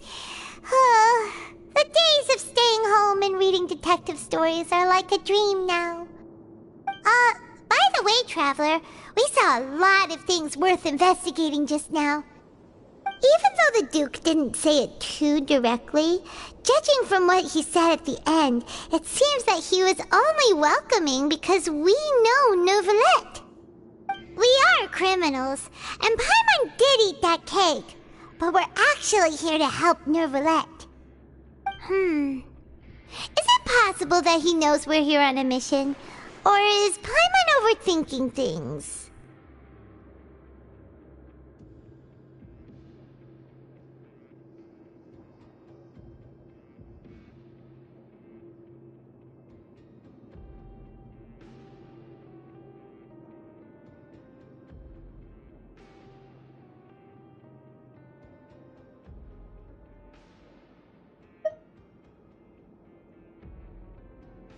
Yeah, Paimon thinks so too. He probably knew why we came here from the very beginning and intentionally wanted to send us a message.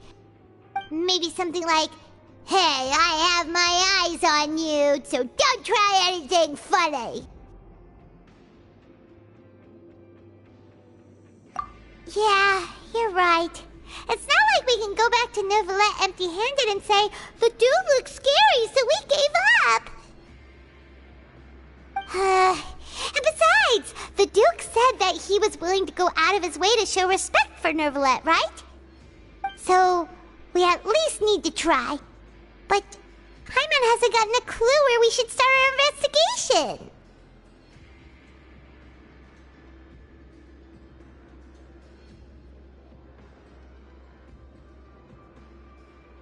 You mean... Yeah, that's what Paimon was thinking too! Paimon almost spilled the beans when we ran into him. Fortunately, Unfortunately, based on his attitude, it looks like the Duke sees Linny as just another inmate. We worked so hard to help clear Linny and Lynette's names, and yet we turn around and bam! He's in prison anyway!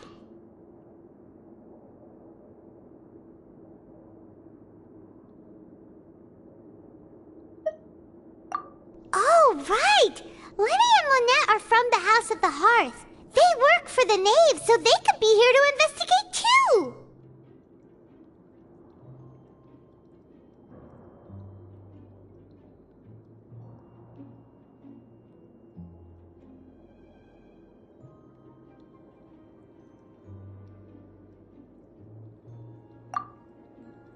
Huh? Oh, it's a card! Paimon didn't notice it earlier. It looks like a magician's prop. Lenny must have left it here. He's in prison and still doing his little tricks, huh? Let Paimon have a look. It was nice to bump into you again. Let's catch up in the production zone tomorrow. What in the world? It's written like he's greeting a buddy on the street. Paimon thought he'd write something important.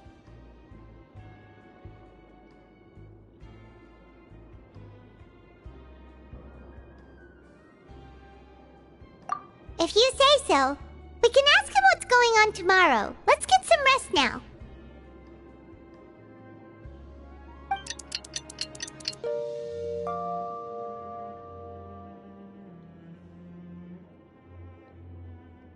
Hey, you're finally awake!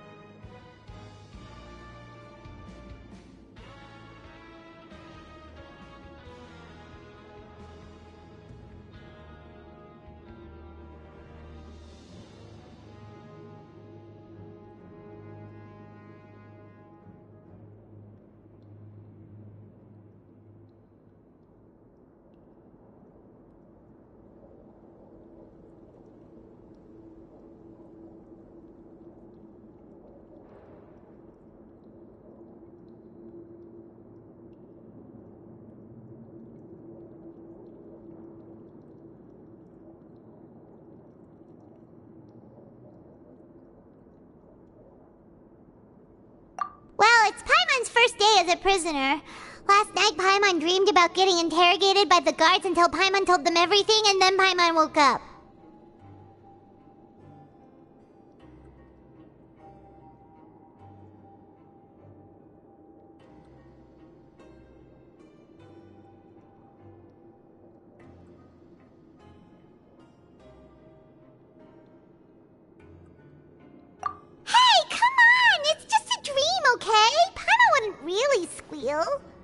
Maybe? Hey, lazy bones! What are you still doing here? If you don't want to starve, then get yourselves over to the production zone.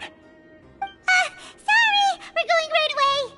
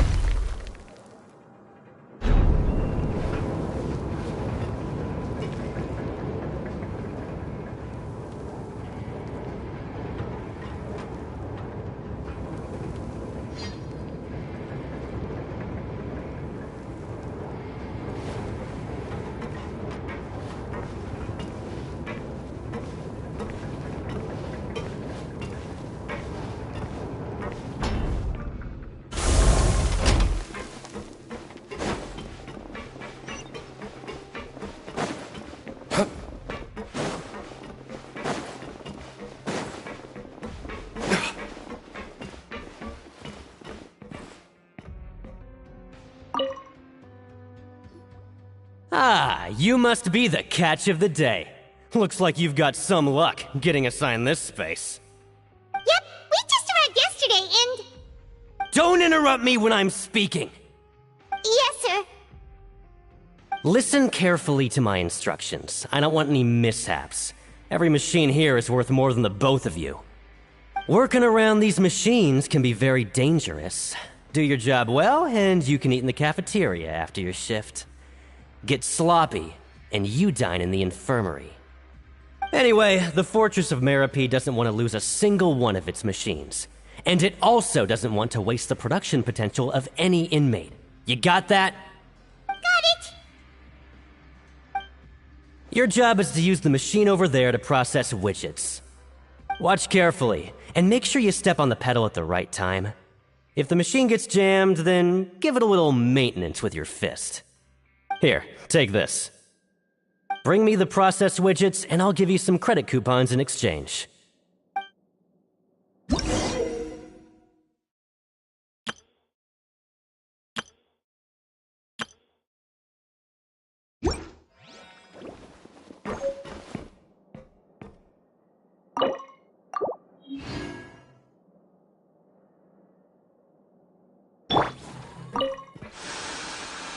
Once the widget is hot enough to glow, jump to step on the pedal and hit the widget. So if the machine gets jammed, you just need to attack it to fix the problem.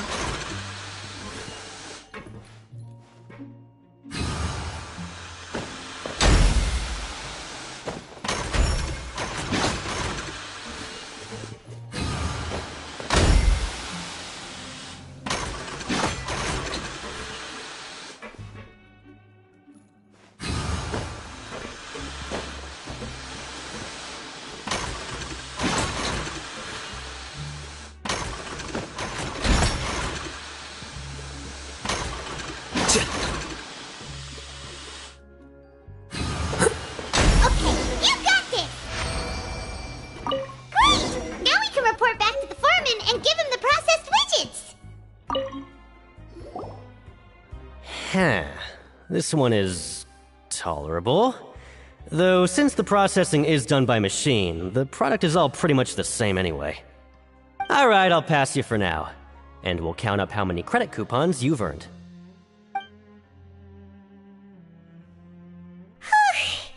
Paimon's exhausted. We're done now, right? Oh, that foreman. He's so scary that Paimon couldn't even speak. Ugh. Even though Paimon's starving and wants to head straight to the coupon cafeteria, we still need to meet Lenny first, right? He probably just finished up his work, too. He should be around here somewhere.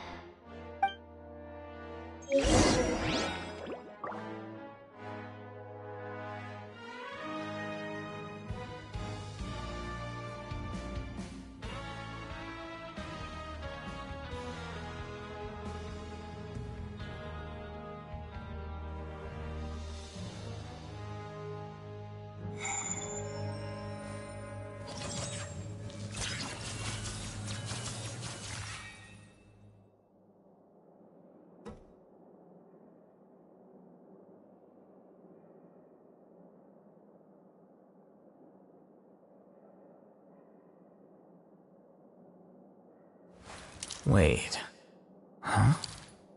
No. Whatever.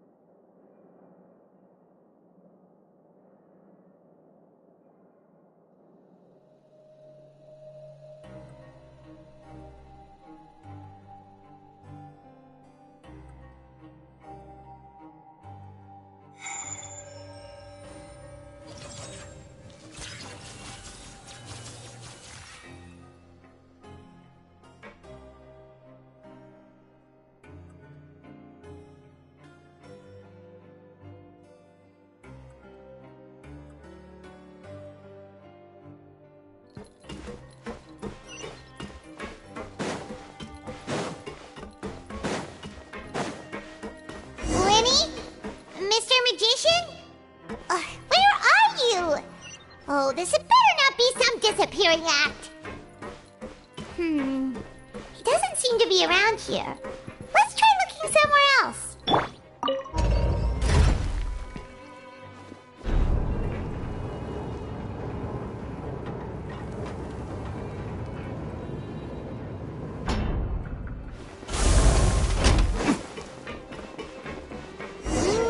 Where could he be?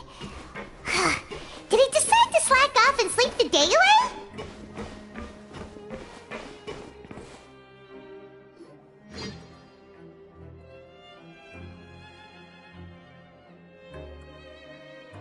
Hey, over here. Oh, you scared Paimon! How did you appear out of nowhere like that? Oh, you scare so easily now? Is there something worrying you these days? You little... The only thing we're worried about was trying to find you. Sorry. Come over here and keep it down.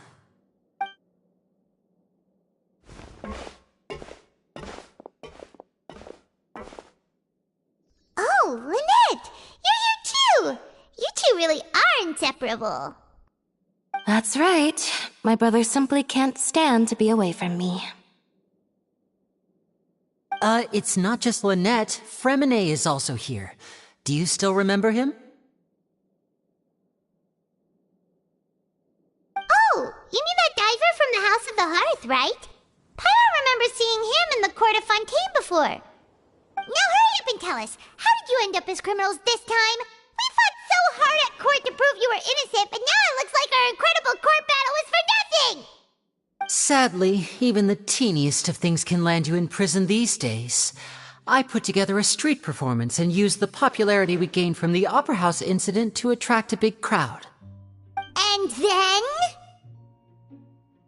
Next, I invited several audience members to participate in the show. And then, with the entire audience watching, their wallet suddenly disappeared. My brother was charged with theft, and I was charged as his accomplice, having assisted him in his crime.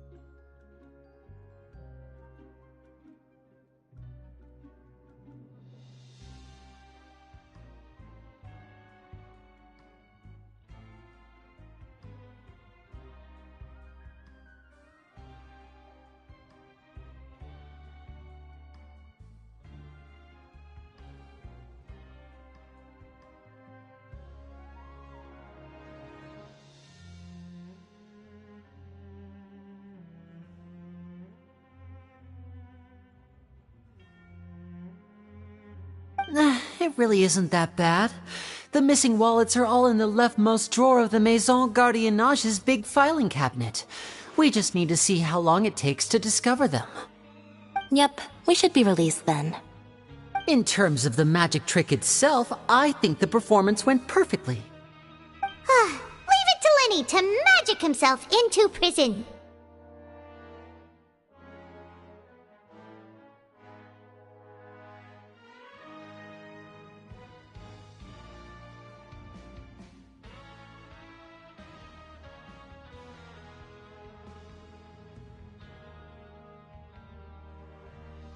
Indeed.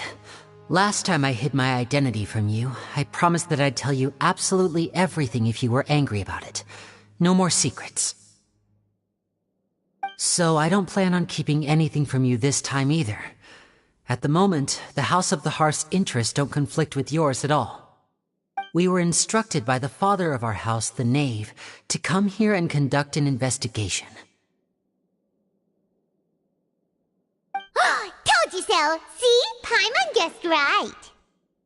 As for what we're investigating, perhaps you haven't heard, but the fortress of Meropide hides a secret. Some even say that the entire fortress exists just to protect it. The House of the Hearth has been investigating this for a very long time, trying to uncover its mysteries. But recently, all of our informants, including the ones that had infiltrated the guards, suddenly vanished and have not been heard from since. We believe that this is a direct provocation, and it's the reason why we came here.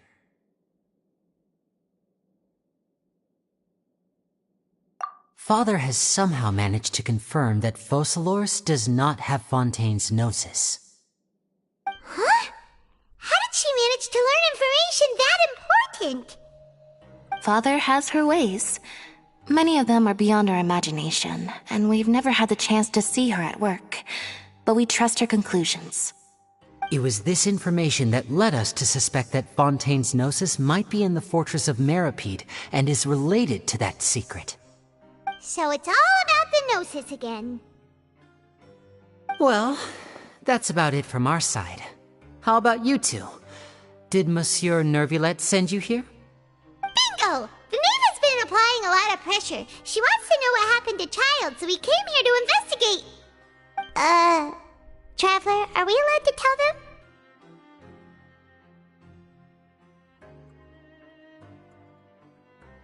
them? You don't need to worry too much about that.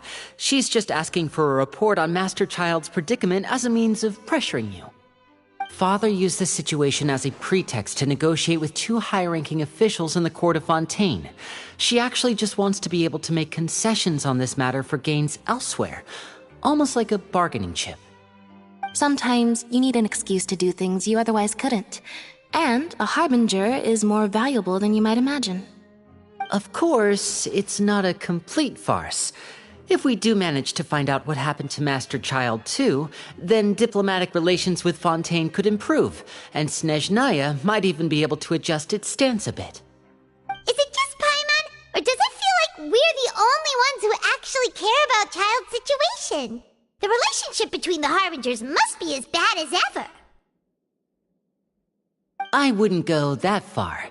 Father just has different standards than we do when it comes to what can be sacrificed for an advantage. By the way, I have a suggestion. Why don't we team up? Even though we have different objectives, we're both here to investigate the fortress of Meropide. It would be more efficient for us to work together.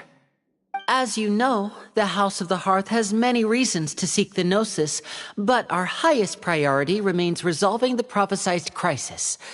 You can trust us on that.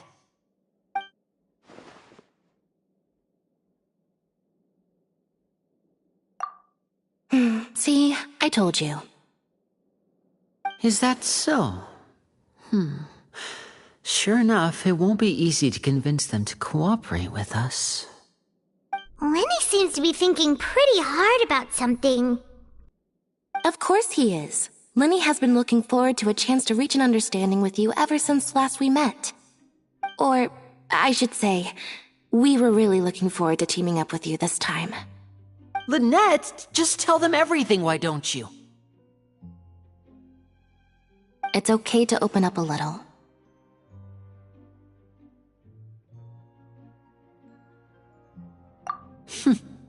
Very prudent of you, and consistent with your behavior since we first met. That's reasonable enough, and I agreed to cooperate on these terms as well. I was prepared for the worst, but you were actually more agreeable than I anticipated. All right then, there's no time to lose. I have some information to share, so listen carefully. Since Lynette and I arrived here, our investigation uncovered the fact that the Fortress of Meropide has a forbidden zone. Most people just clammed up and wouldn't talk, but after asking the right questions, we were able to confirm the existence of the forbidden zone from the guards. You should be aware of that while you're investigating. A forbidden zone? Oh, could that be where the child disappeared to? You're right, we'll definitely keep that in mind.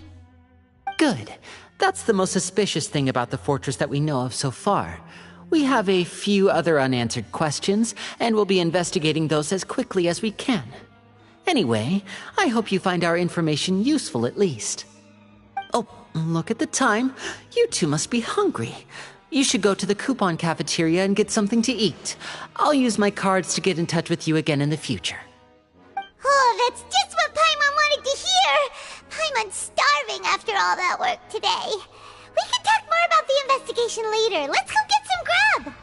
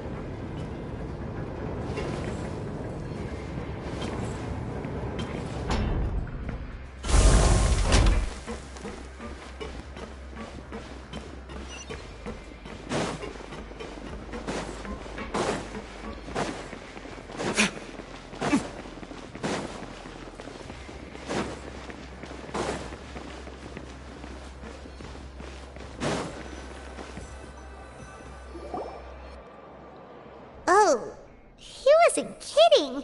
Today's meal is nowhere near as good as last time. Oh, who knows how long it'll be until we're lucky enough to get that super tasty meal again.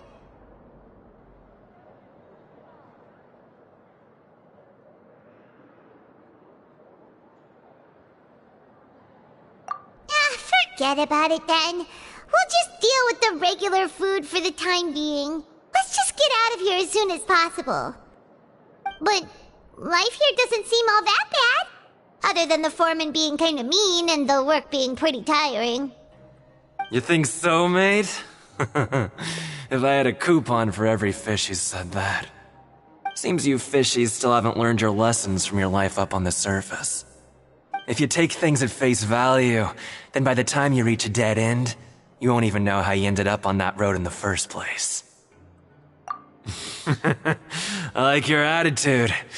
I can, let you in on a little something. Everyone's been telling you to just follow the rules and not cause any trouble for yourself. What I don't tell you is that the rules aren't exactly what they pretend to be. The rules for being a prisoner. The truth is, this place has a lot of hidden rules. Huh? Hidden rules? What do you mean? Not everyone knows about those rules, but whether you know them or not, once you break one, you might encounter something even worse than death. Really? Oh, now you're really scaring poor Paimon. Don't joke around like that! Of course. And I'd say that just disappearing would be one of the better outcomes.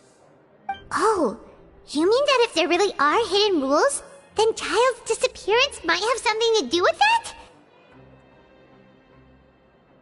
In that case, would you tell us some hidden rules? We definitely want to avoid breaking them. Come on, mate. This is valuable information. The difference between life and death. Do you really think you can just ask and I would tell you? Paimon understands, but we don't have many credit coupons yet. Yeah, I know. Not like I'm going anywhere. Just come talk to me after you've saved enough. Moreover, you're new fish, freshly caught, and completely out of your element. What'd be the point in even telling you anything before you've gotten a handle on your new lives? Come and find me once you've been here longer. I'm usually around the rag and bone shop. Just call me V-Doc. Bye-bye now.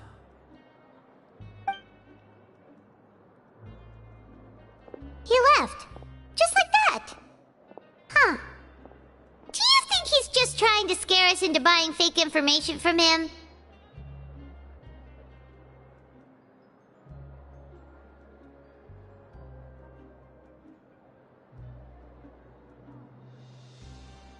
Yeah. It might be a good place to start in our investigation. Hidden rules, huh? But like he said, we don't have any coupons, and we're still not familiar with this place. Oh, there's nothing we can do about it now. Ah, we were so busy talking, we almost forgot to eat. Even if it's not the best, it's probably better while it's warm. Come on, dig in before it gets cold.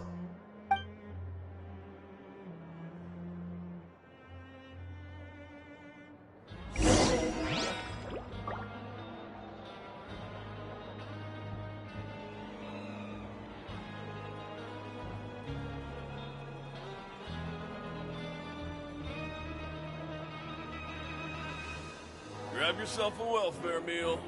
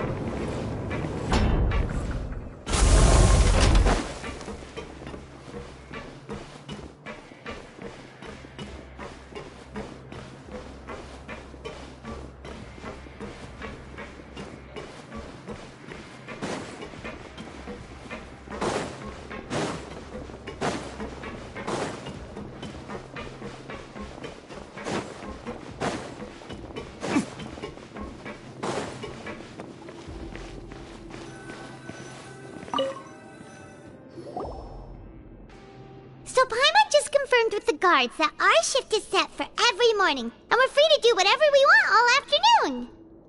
But it seems like most of the other inmates choose to continue working through the afternoon to earn more credit coupons. Oh, and they also said that you can use coupons to skip work in the morning and free up your time. They weren't kidding. Credit coupons really can be used to do anything here. Paimon's so tired. And we'll need to wake up and go to work in the morning. Without any credit coupons, it's not like we can really do anything else. Nighty-night, Traveler. Paimon hopes we can keep making progress on our investigation tomorrow.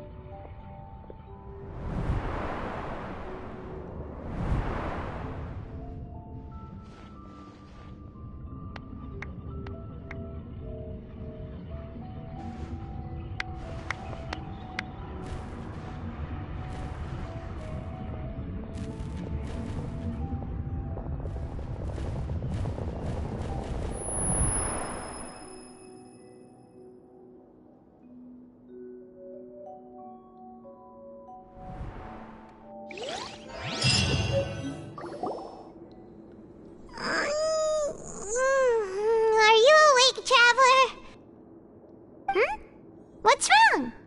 You seem to have something on your mind. Did you dream about something last night?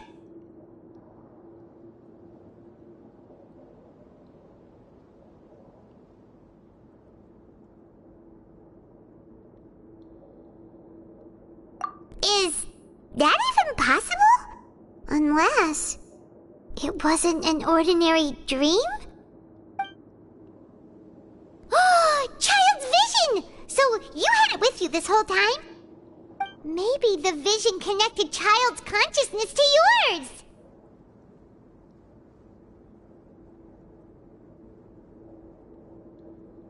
And our investigation has its first major breakthrough! Good thing you brought the vision with you here. So what did you see in the dream? Do you know where Child went?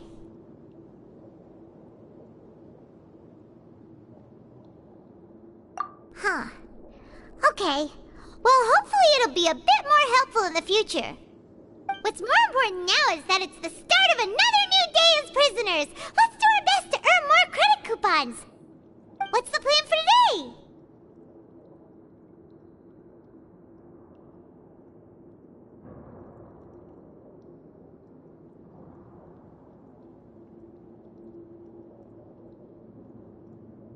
Let's go! It's time to start working. If that guard Fielding catches us skulking about, he's sure to give us an earful.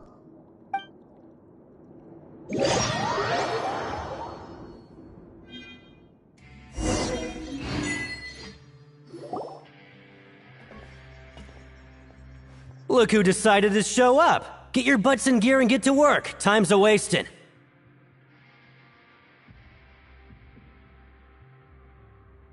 Good, here you go. Remember to give me the widget once you've finished processing it.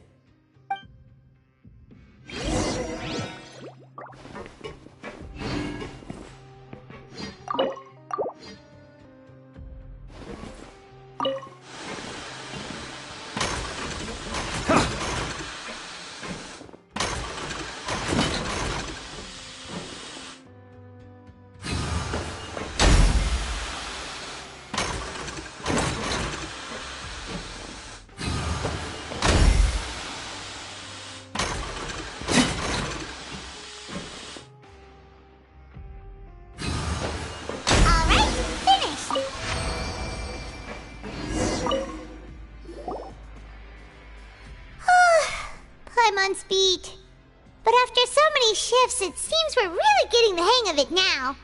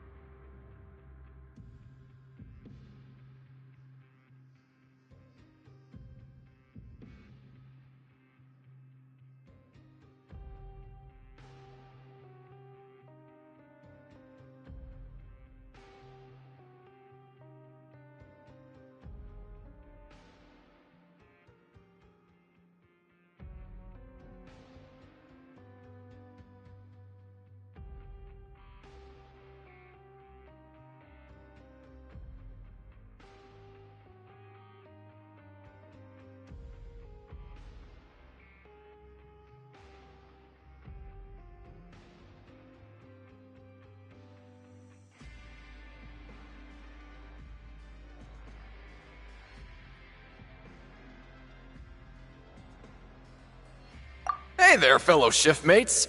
I saw you finished your work, so I thought I'd come over and say hi. Oh, hey there! We've seen you before. Your assigned workspace is really close, isn't it? That's right. The name's Rowan.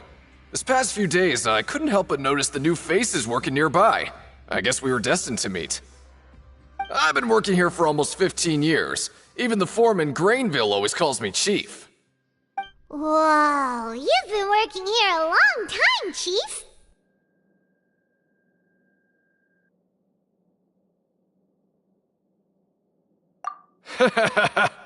If there's anything you'd like to know, just ask me. I know the work here in the production zone better than the back of my hand. All right, Chief. We'll be sure to come to you first.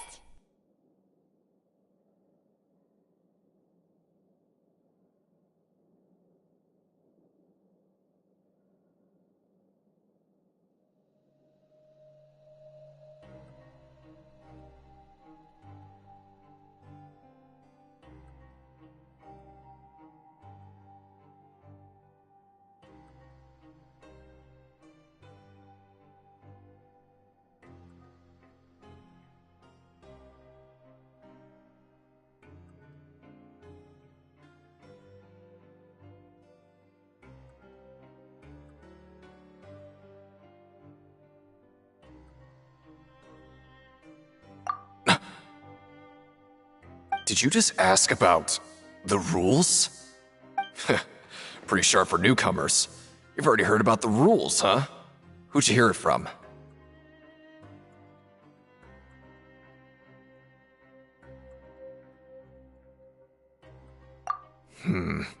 Alright. Seeing as I'm the one who came over here, you're already calling me Chief. I guess I can tell you a little. Truth is, you two keep working like this, you might be putting yourselves in danger. Huh? Wait, there's even a rule about that? What would have happened if you never told us about this? Well, it's usually not that easy to break one on accident. The conditions of the hidden rules are usually pretty specific. But once you do break one, bad things happen.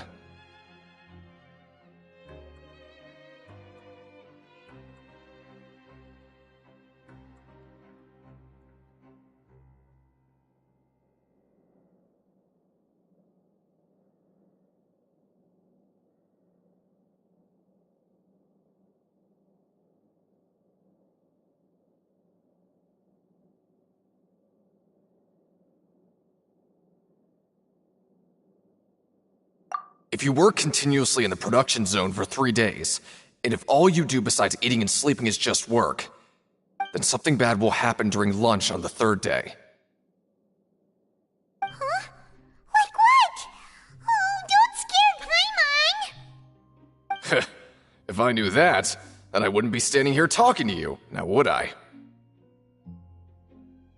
You mean, even you have never tried working 3 days like that before? There's actually a legend about this rule. They say that there was a worker who worked way harder than me. He was both efficient and eager on the job, and most other workers couldn't hold a candle to him. One time, he tried to test his limits and worked as long as he could. Then during lunch on the 3rd day, he disappeared into thin air, as if he'd evaporated. Later, some people went and asked some of his past friends about him, but they said, never heard of the guy. What the? How could that happen?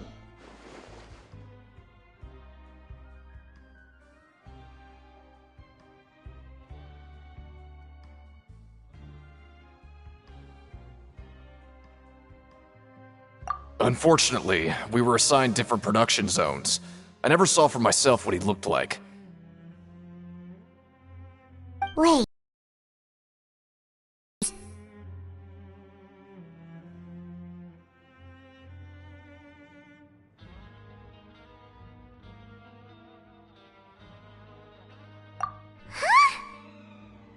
Oh?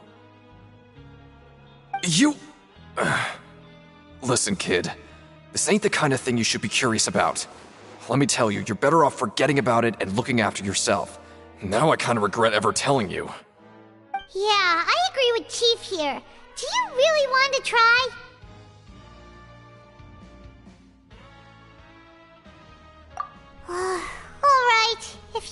assist. What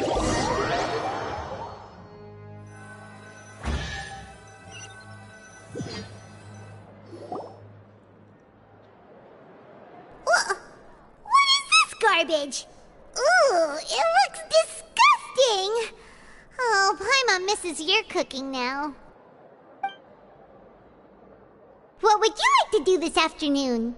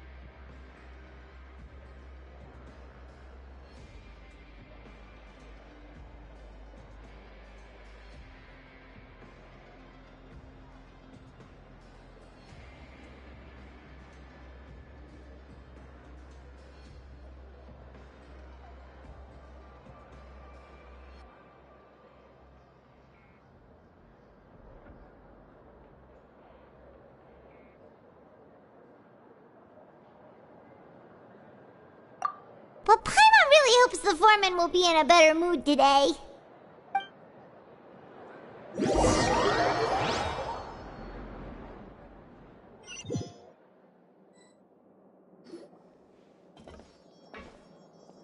Look who decided to show up. Get your butts in gear and get to work. Time's a-wasting.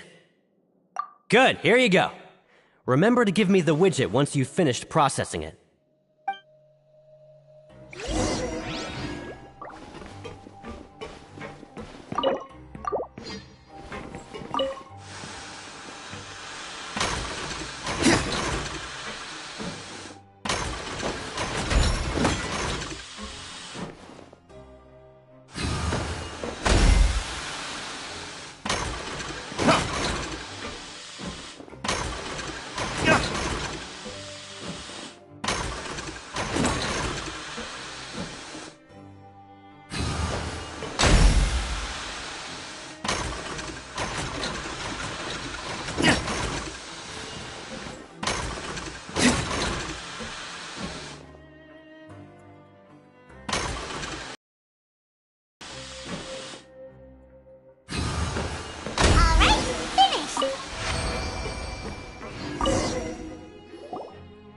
Let me have a look. Not bad. Right, here's your credit coupons.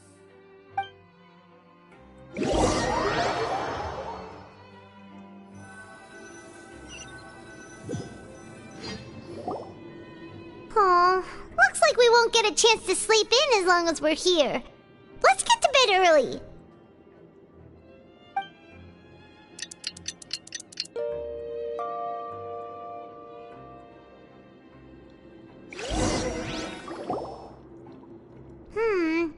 Maybe we can make some progress in our investigation today. What do you have planned for us?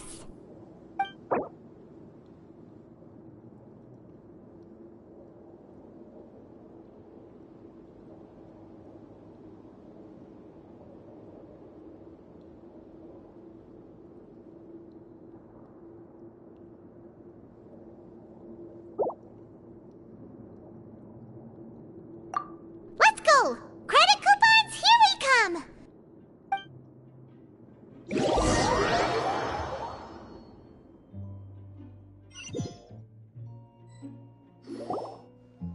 Look who decided to show up. Get your butts in gear and get to work. Time's a-wasting.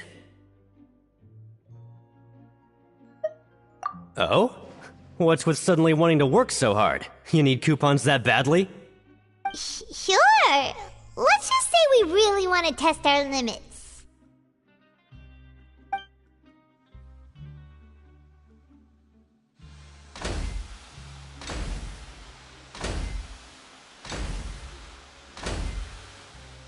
Nice! We did well today. Let's keep it up!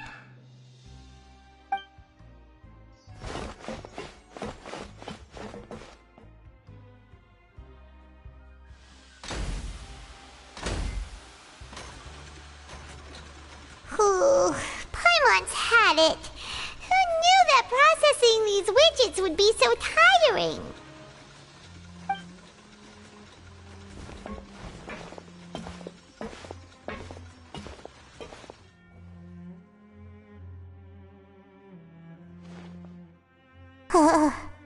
That's it. Paimon doesn't even have the energy to talk anymore. Is it time to eat yet?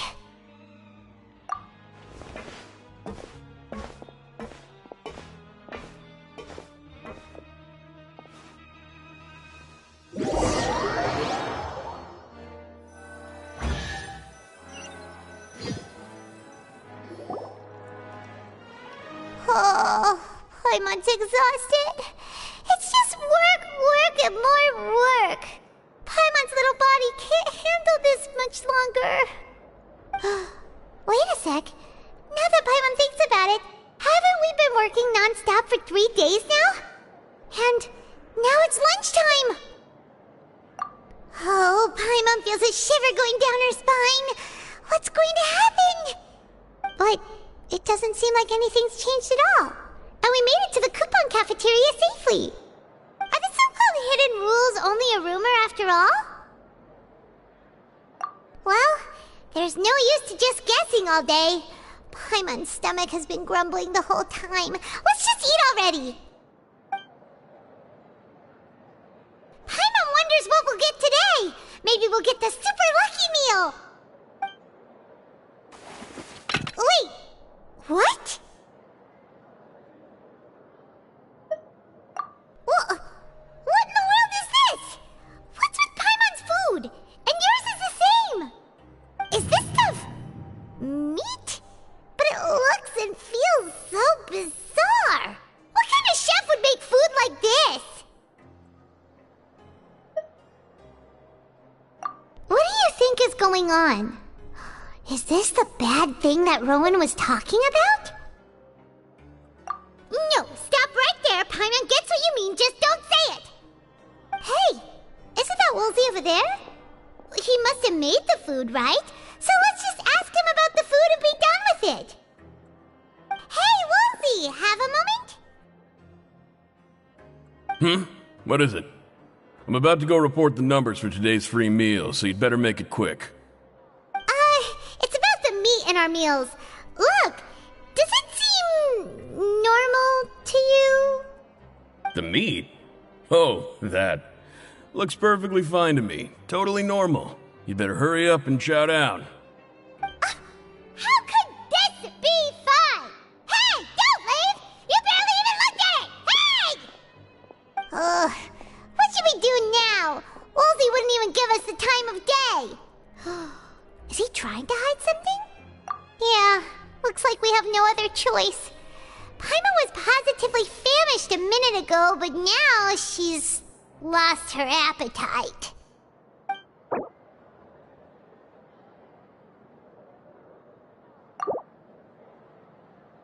What would you like to do this afternoon? Okay, let's see if we can find any new leads.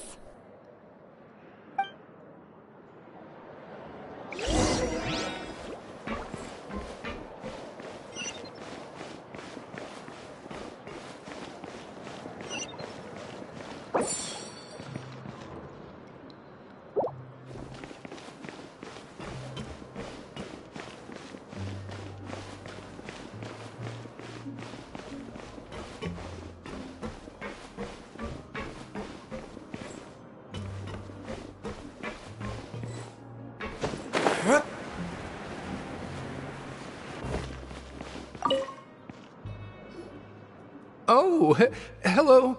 You two are the ones who were with His Grace. No need to be so nervous. Sorry, I couldn't help but think of His Grace once I saw you, and I...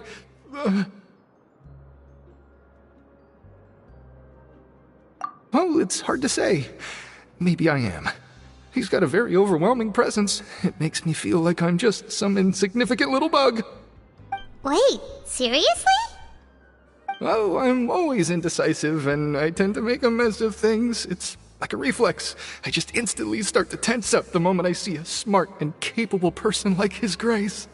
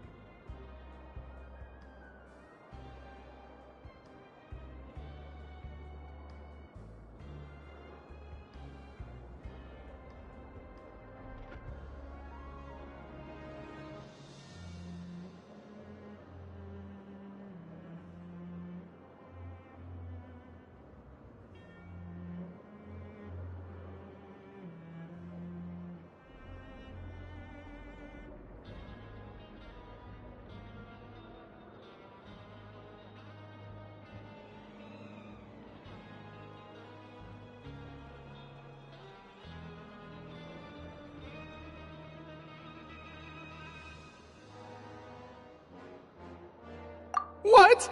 Please, don't say anything like that out loud. How could you possibly think something like that?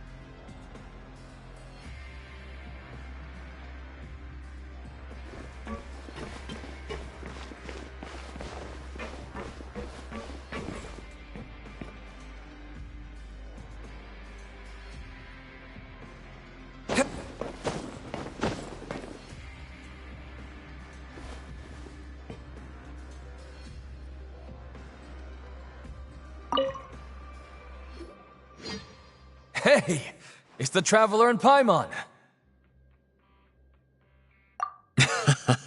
No need to tease me, okay?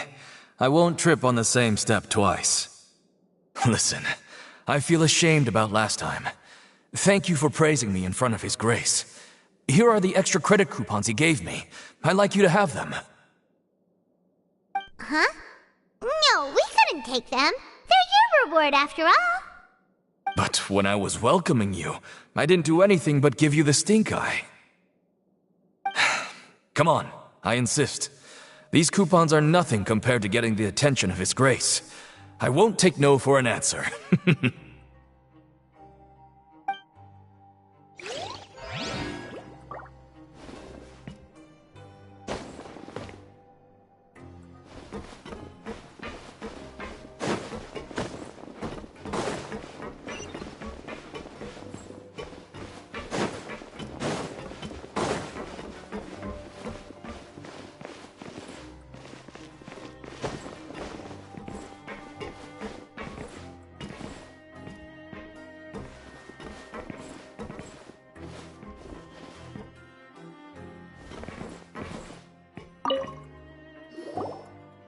Siege Wing? Aren't you supposed to be in the infirmary? What are you doing in the production zone? Hello, Traveler. Paimon? Everyone's usually busy around now, and we don't have any patients to look after in the infirmary. I thought I'd come here and enjoy the sight of everyone hard at work. Enjoy? What's there to enjoy here? It's really worth watching. I often stand here and observe everyone.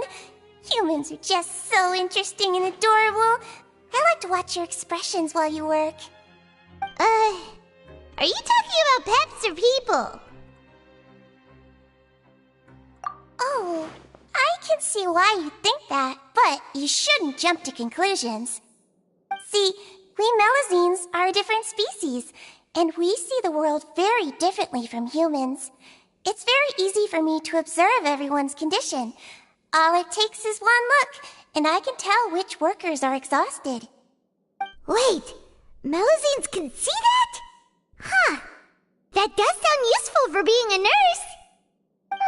Yes, running around tending to everyone's health is very fulfilling, but I'd much prefer it if you're all happy and free from exhaustion and pain in the first place.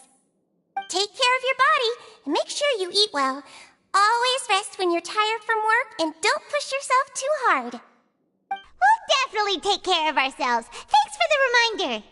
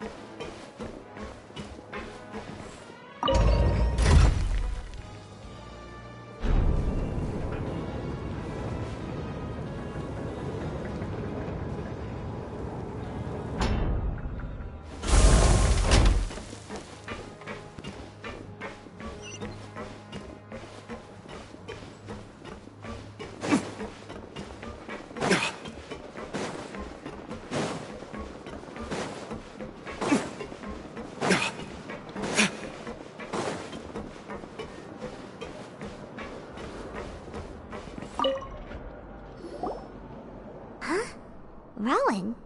What are you doing here, Chief? I was injured a bit just now. Nothing major, I think I just pulled something. Little mishaps like this are unavoidable at work, you know? Huh. Paimon wouldn't have thought someone as experienced as the Chief would still get hurt on the job. I just knew you would say that. This is pretty embarrassing. Where is Siegeween when you need her anyway? The one time I need to make a quick trip to the infirmary. Oh, you mean she wasn't in the infirmary? Yeah.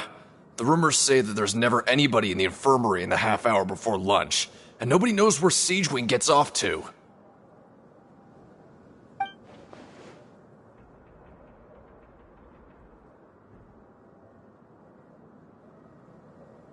Huh.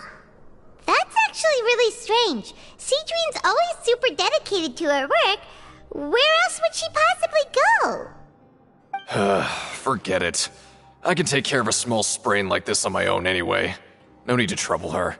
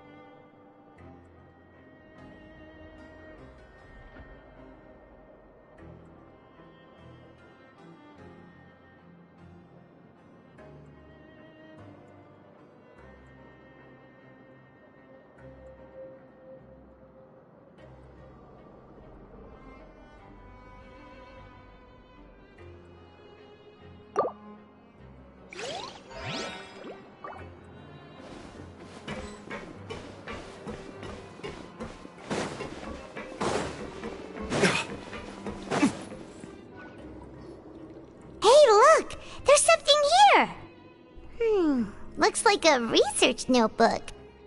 That suspicious guy peeking into the infirmary just now, are they a fan of Seedwing? He must have dropped this. Let Paimon read it real quick. The Melusine perceive the world very differently from humans.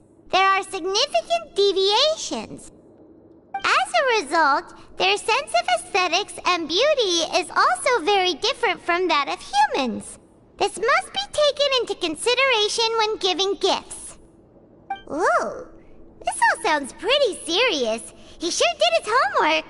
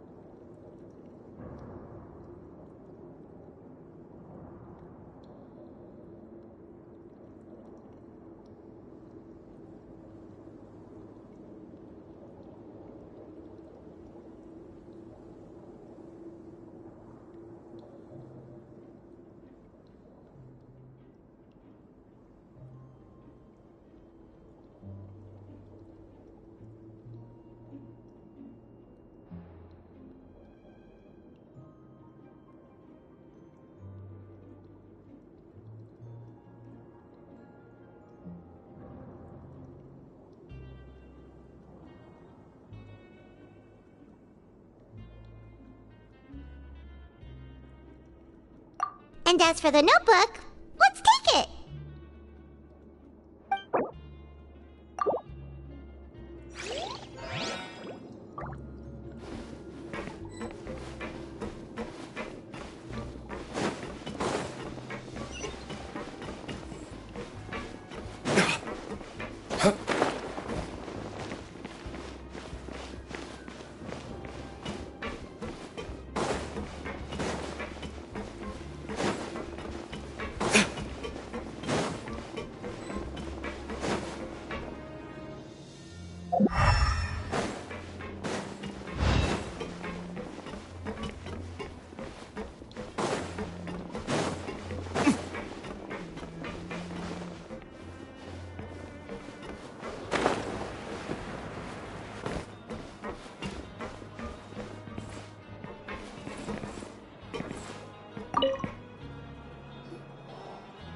Oh, wonderful.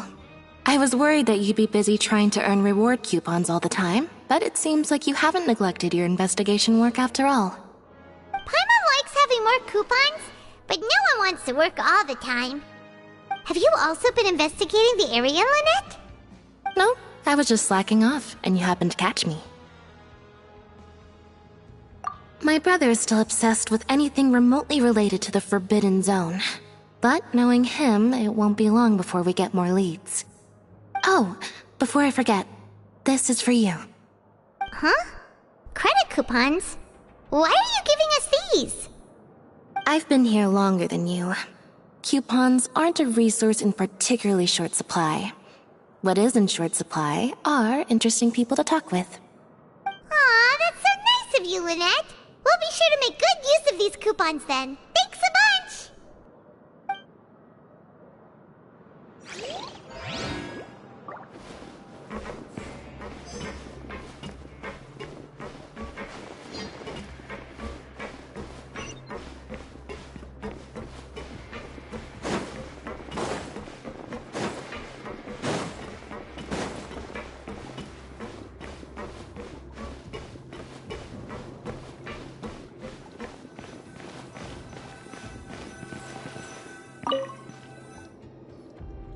Oh, you want to stop investigating and go rest? Okay, you should rest up. We'll be back at it tomorrow.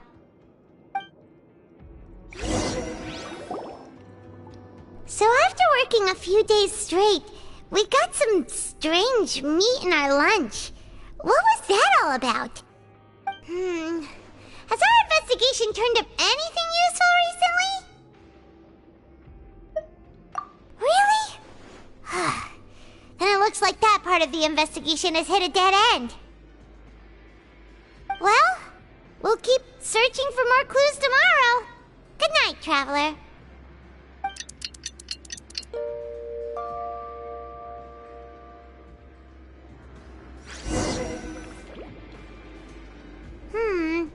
Maybe we can make some progress in our investigation today. What do you have planned for us?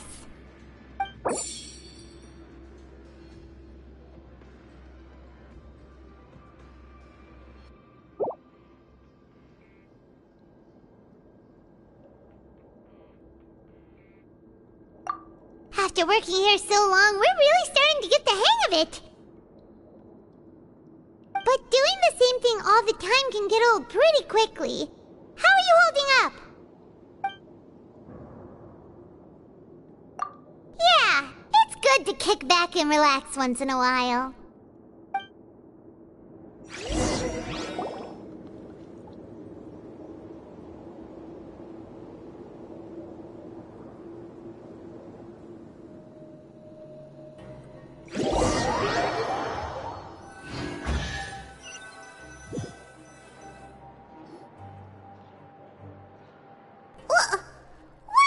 Garbage. Ooh, it looks disgusting. Oh, Paimon misses your cooking now. What would you like to do this afternoon? Sure! If we're not going to work, then let's kill some time at the Pancration Ring.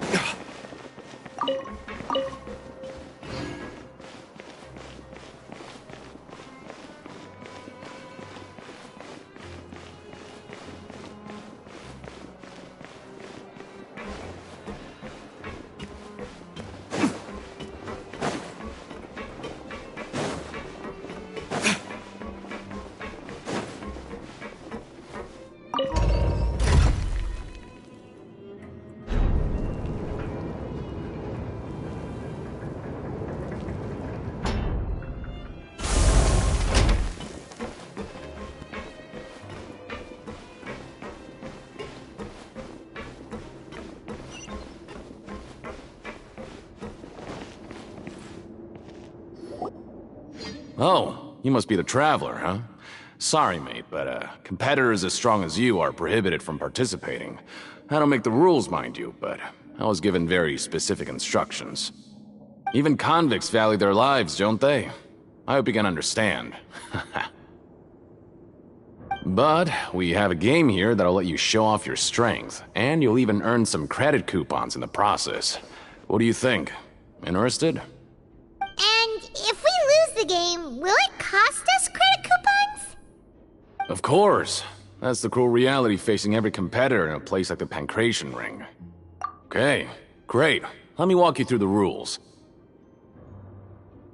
The targets in front of you will pop up one after another. You'll need to hit the targets in the same order that they popped up. If you can complete a few rounds in a row with no mistakes, then you'll win credit coupons. But the second you mess up the order, you'll lose. Game over. The game costs 300 credit coupons to have it go. So, you up for it? Thanks for your patronage, mate. Now, let the game begin.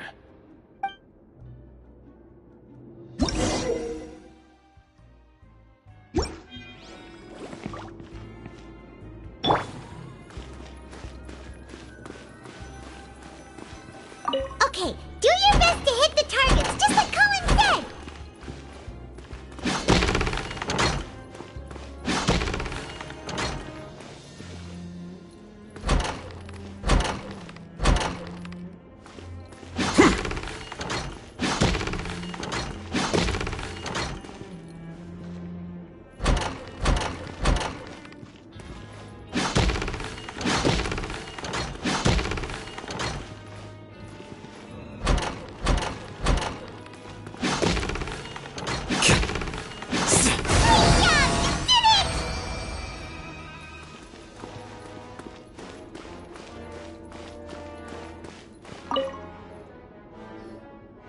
Your strength really shouldn't be underestimated.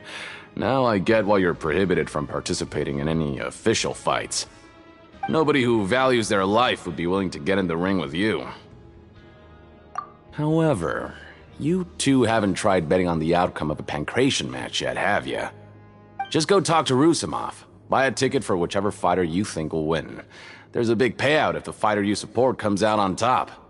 But we don't know anything about the fighters. How can we possibly know who to support?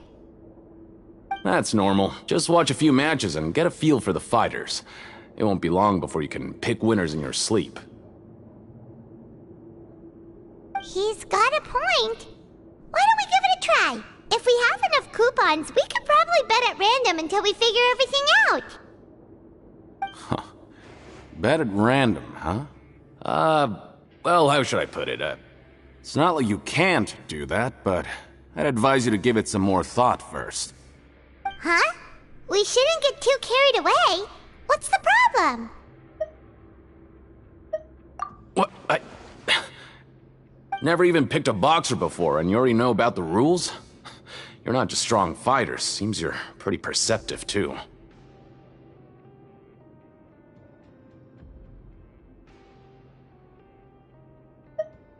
Might as well tell you about it, since you already know that much.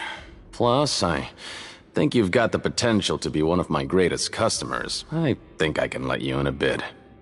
Besides, I don't want to risk ever losing a customer like you. Is it that serious? Okay. The hidden rule here is, if you buy both boxers' tickets and support them both, something bad will happen the next morning. So the rule is that we shouldn't pick both boxers in the same fight. But if anyone actually did that, wouldn't they be guaranteed to lose coupons? Who would do that anyway? And what do you mean by something bad will happen? How would I know? Not like I'm stupid enough to do that. But I've heard a story about the rule. According to the rumor, there was a masked boxer who possessed incredible skill and power. None of his opponents even stood a chance against him. However, in the final match, the organizers told him to take off his mask. He refused and never showed up to the fight. And after that, he was never seen again. Some say he died, or that he was taken care of by the event's organizers. But everyone remembers that he was someone who cherished honor above all else. In his eyes, supporting both boxers in a match would dishonor the competition itself. So you mean it's like a curse? He'll take vengeance on anyone who does that?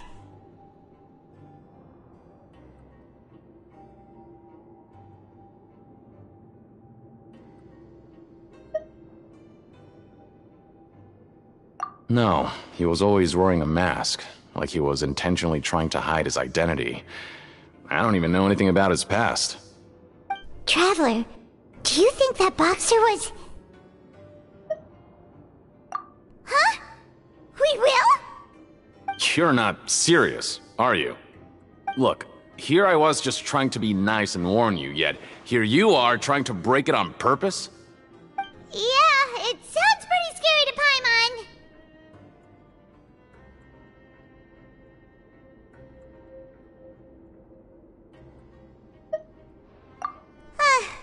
Seems you've made up your mind. Just be sure to protect Paimon, okay? Betting on both fighters will set you back about 3,000 credit coupons. If you have enough, then go ahead and give it a try. Just don't come running back to me if something happens.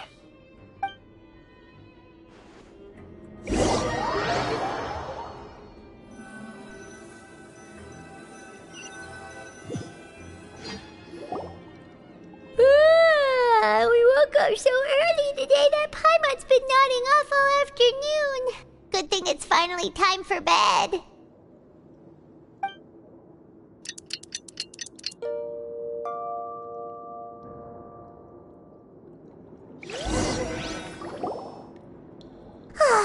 The dawn of a new day.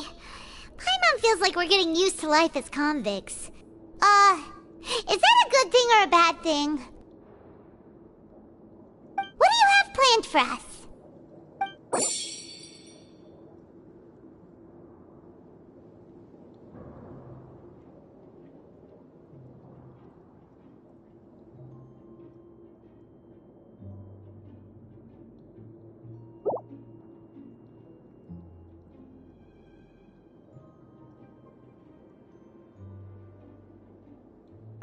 After working here so long, we're really starting to get the hang of it. But doing the same thing all the time can get old pretty quickly. How are you holding up? Yeah, it's good to kick back and relax once in a while.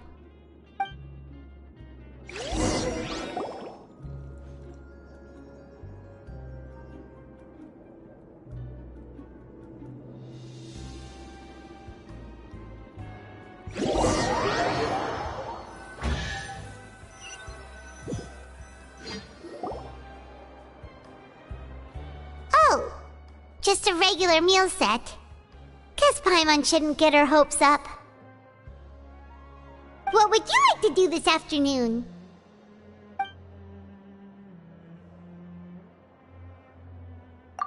Maybe we'll be able to find some leads there.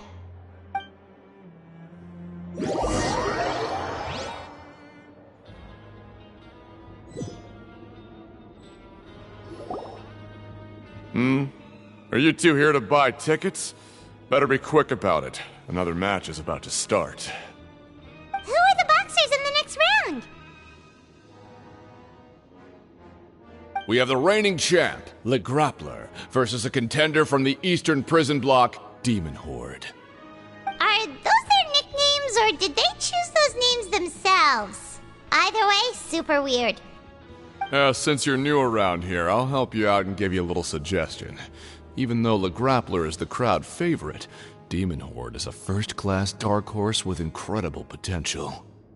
Anyway, for this match, I recommend that you pick... Huh? For both fighters? I could tell you're new to this, but I didn't think you were completely clueless. Maybe you don't quite understand the rules, no? Let me try to explain again for you, more clearly. You see... Oh, no need. We're aware that we're going to lose coupons. Alright then, if you're... Remember, no refunds once you buy the tickets. Yeah, we got it! Just shut up and take our coupons!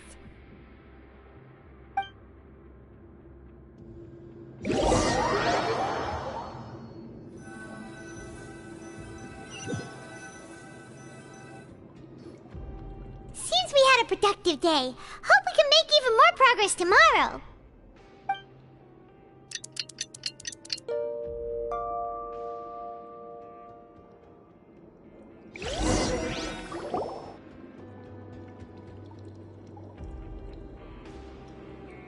Hey, Traveler! Paimon! Package here for you. The next time you buy something, go pick it up yourself. I'm not a delivery man, you know. Huh? A package? For us? Did you buy something, Traveler? Paimon's not quite awake yet, so why don't you go take a look? Right! Yesterday we broke the hidden rule and bought tickets for both boxers. Oh, maybe this package is the bad thing that Colin said would happen.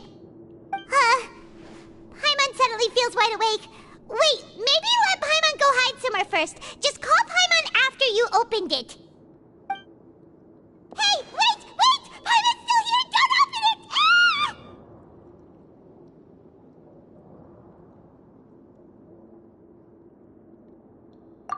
Huh? What is it? Are you okay? Let Paimon take a peek too.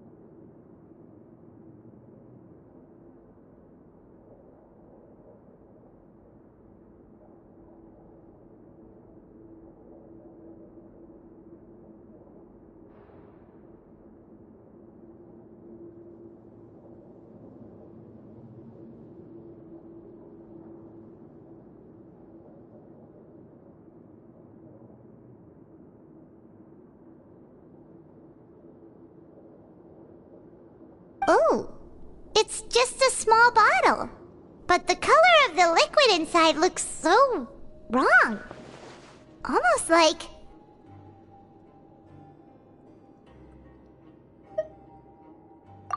Alright, that's enough of that. No need to say it out loud. Paimon already knows what you're trying to say. Ugh! No way! Get that stuff away from Paimon! Paimon thinks we shouldn't open the bottle until we figured out what's going on. Just trust Paimon on this one, okay?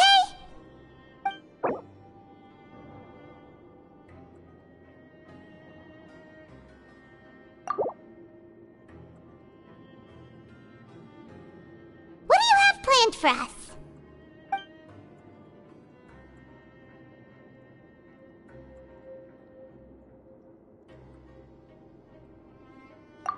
Though it feels nice to slack off a little, less work means less coupons. Let's make the most of our morning.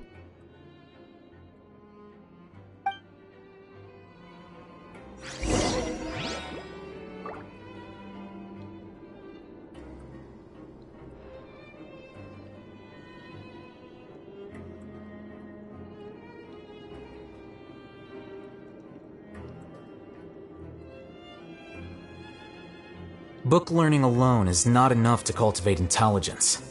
All those scholars in the academia are prime examples.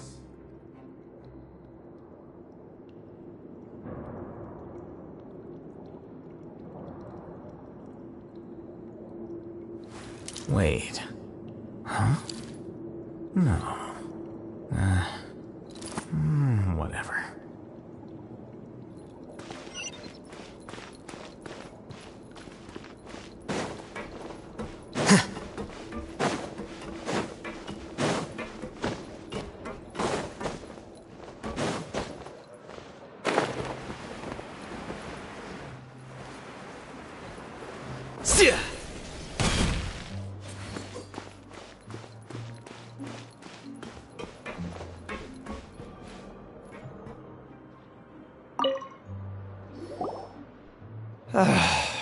If there's no way to send it all out, then maybe I'll never get a chance to leave. Who are you? We've never seen you before, and you don't look like a fellow convict. I'm not! Of course I'm not. Please, don't mistake me for a criminal. I'm a good, law-abiding citizen. Then what are you doing here? You sure seem anxious about something. I'm a promoter for Fontico, and I'm usually responsible for promoting our drink products. I thought I could complete my task here quickly and return to headquarters, but I've been here way longer than I anticipated. Oh, a promoter from Fontico? So what kind of problem did you run into? I'm so upset. It's all because of that Duke. After discussing the company's promotional plans with him, he told me outright that my project was worthless. However, in light of our long history of successful collaboration, I still tried to patiently explain the details. However, to my surprise, he just cut me off while I was speaking. Let me take a moment and recall his exact words. I'm just gonna stop you there and say no. If anything, I'm saving you time. It seems you don't fully understand the value of credit coupons here, nor do you understand the value of your own products. The former is because you are from the overworld. That's understandable, and I don't blame you for that. But as for the latter, only someone monumentally stupid, so breathtakingly stupid that they were completely ignorant of the value of credit coupons, despite living in the underworld, would ever possibly consider buying your drink. Let's just forget it. Anyway, that's how he rejected my proposal and asked me to come up with another solution with the condition that it doesn't cause any trouble for him. Can you believe that guy? Well, he is the head honcho here. Not much you can do about that. We met him too and could tell that he's the kind of guy that's hard to pin down. Fine. I know I should just let it go. I'm on his turf after all. His house, his rules.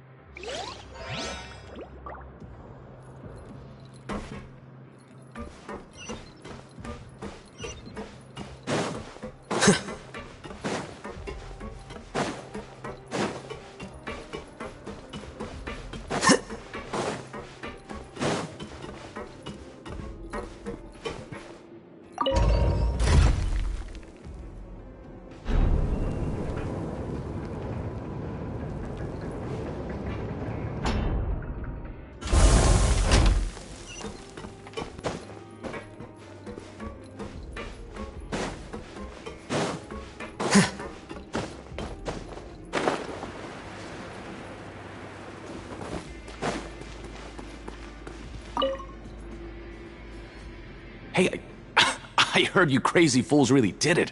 You bought tickets to support both fighters, didn't ya? Well, did anything happen? Well, the next day we received a mysterious package, but we still haven't made any sense of the contents. So it is real. You didn't become cursed or anything like that, did ya? Are you both still okay? Wait.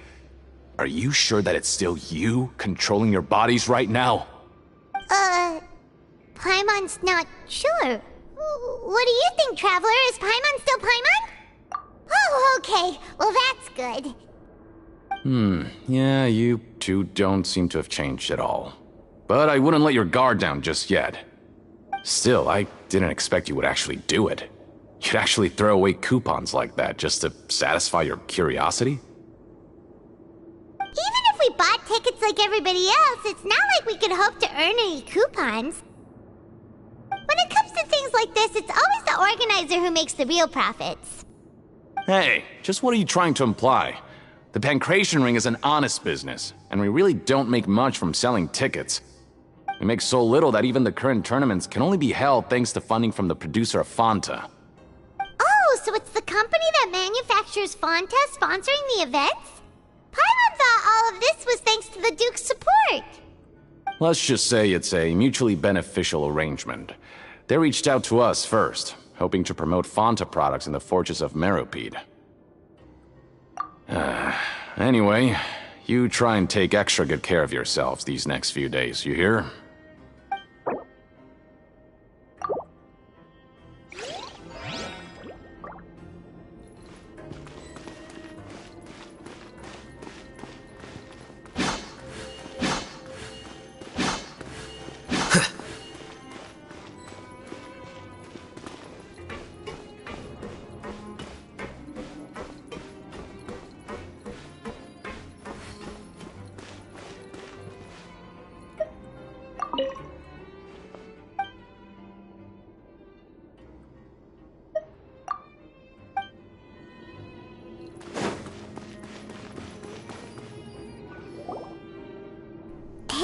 What are these papers scattered all over the ground? Are they registration forms or something? Maybe not. Every page has the Fontaco symbol on it. Maybe it's some flyers from the company. Okay. But if someone catches us, they could accuse us of trying to steal the company's secrets, couldn't they? Oh, you're right. Guess there's nothing to worry about then. Let Paimon have a look here. Without assistance from the Fontaine Research Institute, development of the new product has been slow, and some researchers on the project have voiced concerns. We have no choice but to let the new product undergo the first phase of promotional trials without a designated name or packaging. We will adjust the direction of future development according to feedback. We have decided to only conduct closed, small-scale trials for the time being. Sure doesn't seem like anything unusual. The company is just trying to develop some new products besides Fanta. But it sounds like things aren't going well at all. Let's put these papers back where we found them and make it look like nobody went through them. Okay, good.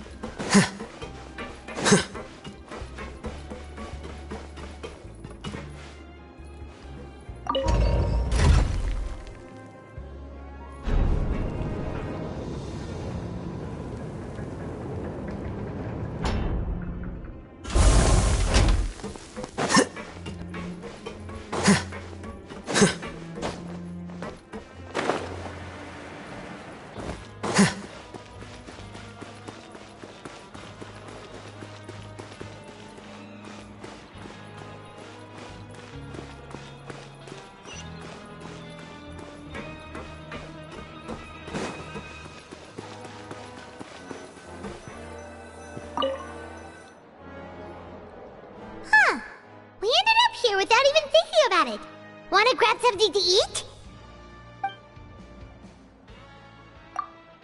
Alright, but remember that we bought this time with coupons, so let's make better use of it next time.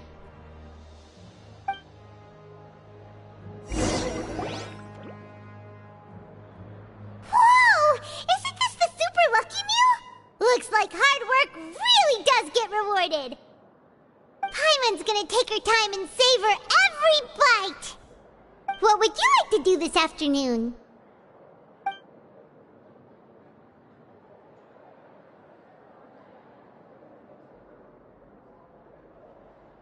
After working here so long, we're really starting to get the hang of it.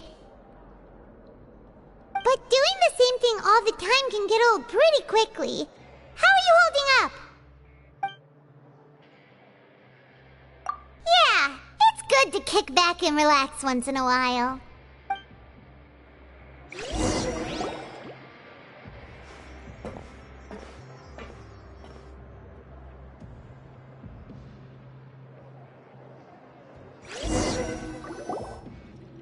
A mysterious box? A bottle of crimson liquid? Paimon still doesn't know what to make of it.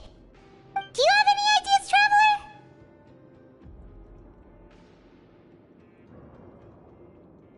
Really? Then it looks like that part of the investigation led us nowhere. Well, maybe we'll have better luck tomorrow. Good night, Traveler.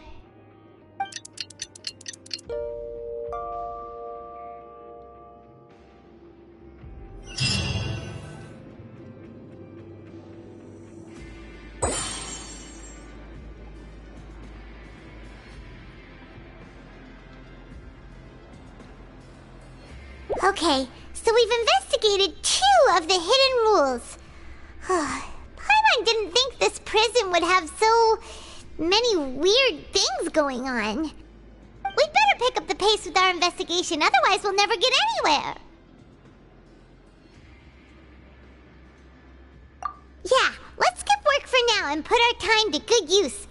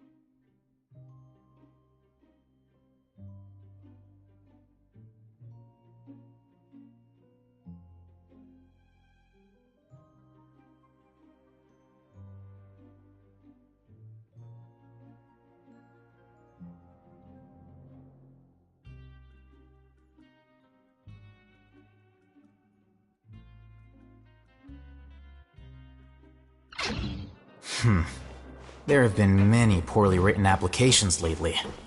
I guess I'll just have to reject them all. I just wish everyone could stay safe and healthy.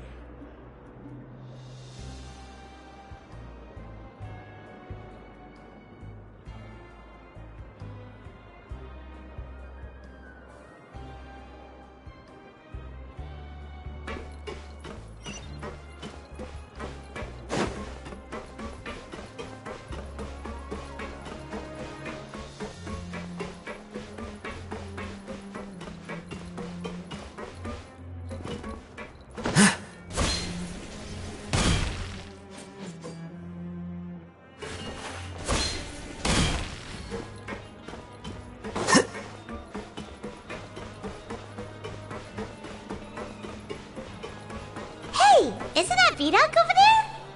Huh. Is it just Paimon, or are there fewer people than usual here today?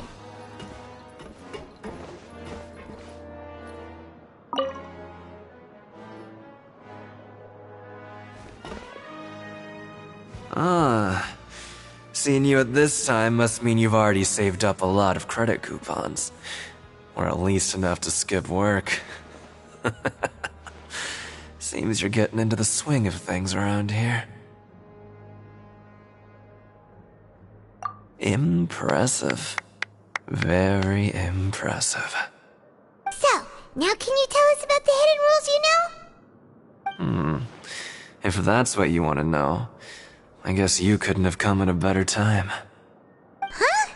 What do you mean it's a good time? Leonid and those other pesky broke urchins have all gone to work in the production zone. I wouldn't want them listening in without paying up. We get it! Just tell us already! So, you know those pipes that make strange sounds? Don't ever, ever go near them at night. Even you might find something even more terrible there. Something even more terrible? Like what? A group of cannibals. Cannibals? In the Fortress of Meripede? Every month, they meet a few times in the dead of night. Rumor has it they might be connected to the people that have disappeared here. But what's even scarier is that they have a special proclivity. Since they have no way to dispose of the leftover remains, they have ways to transform them into other forms and keep them in the fortress forever. Paimon might already know what you mean by other forms. So that's what's going on here. Oh, Paimon's stomach doesn't feel so good.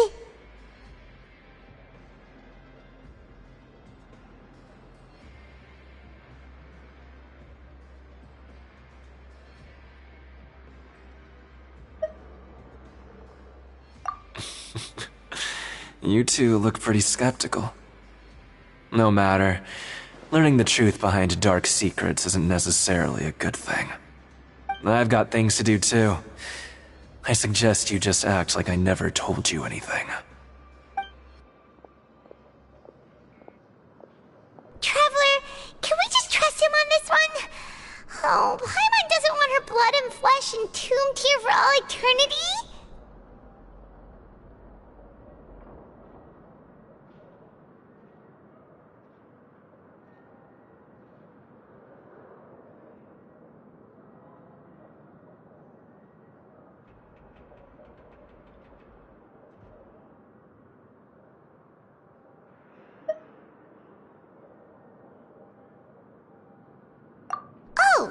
So that's how you see the situation.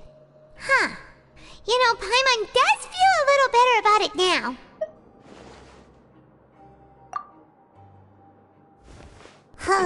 When will all the secrets end?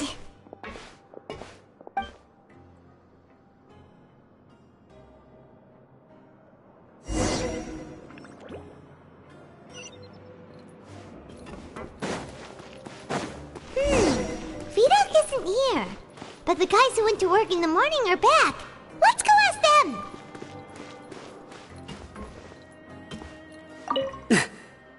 Just stay away from me.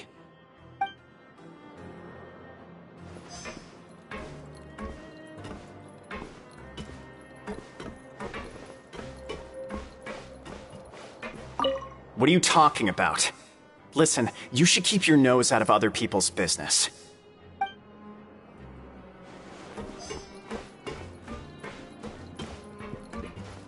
What? What are you saying? You shouldn't go around saying stuff like that.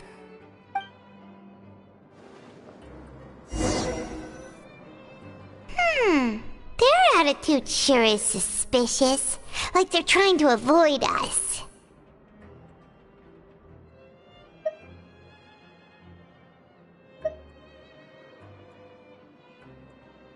But if they're being so obvious about acting weirdly, do you think they might just be trying to lure us in? Oh, this is all getting way too creepy for Paimon.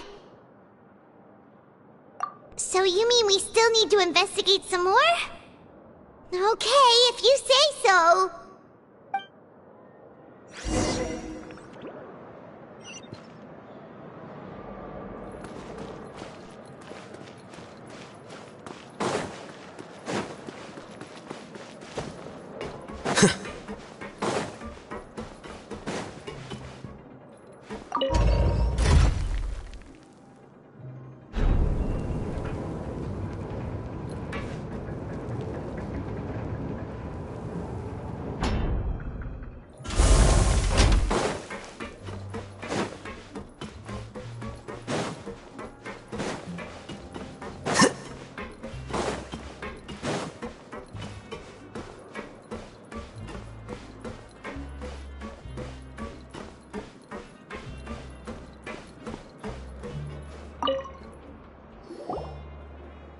Fielding?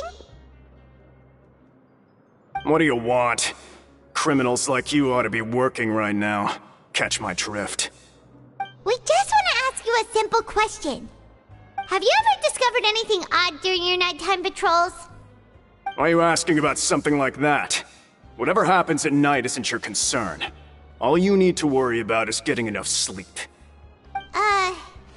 Well...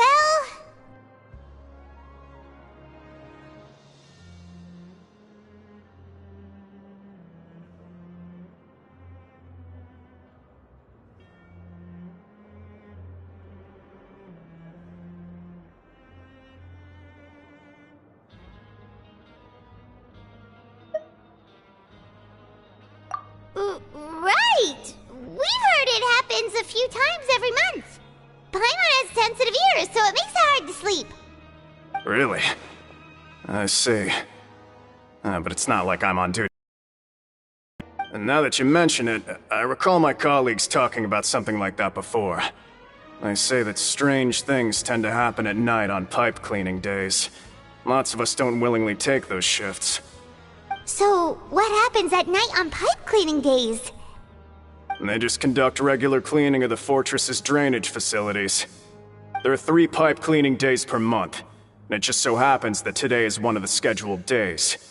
You can try to confirm the sounds tonight if you want, and if they're real, then I can report the issue to my superiors for you. Oh, okay. Then we'll keep both ears out tonight. If that's all, then I'll be leaving now. I advise you not to try anything funny, though. Even if I'm not on duty tonight, someone will still be watching you. Don't worry, we don't want any time added to our sentences. Oh, he left. So what do you think about the pipe cleaning days he mentioned?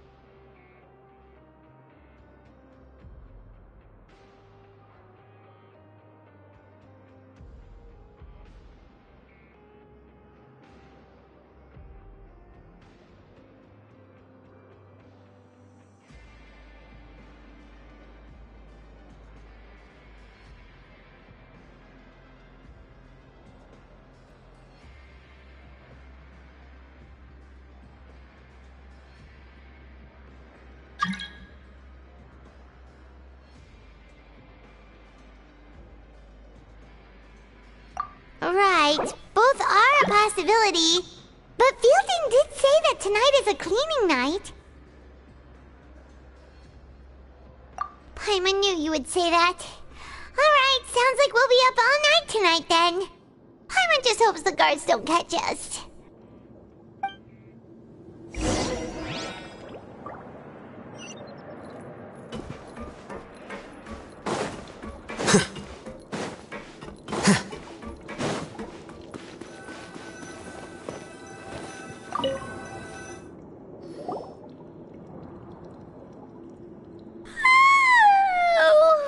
I'm so tired. But we can't sleep yet. They'll be cleaning the pipes tonight, so it's the perfect chance for us to investigate. Whatever. Just be sure to wake Paimon if she dozes off. Paimon's worried something might happen if you go alone. Huh? Traveler? Did you fall asleep already?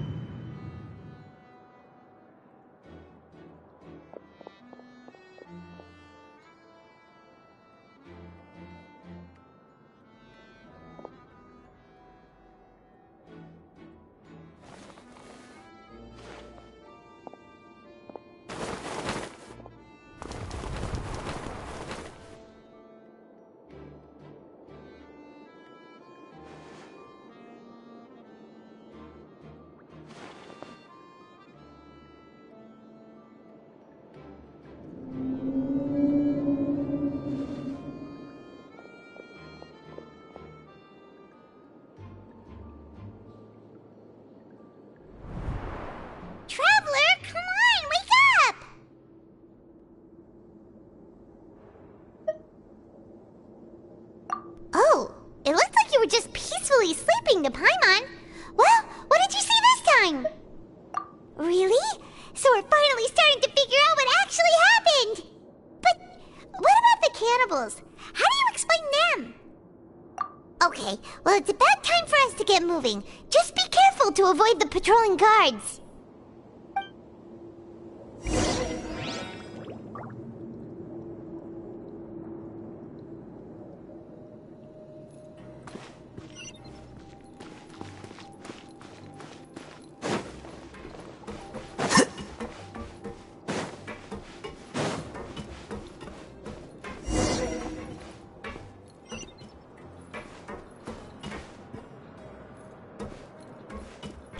Careful! We'll get in trouble if the guards catch us!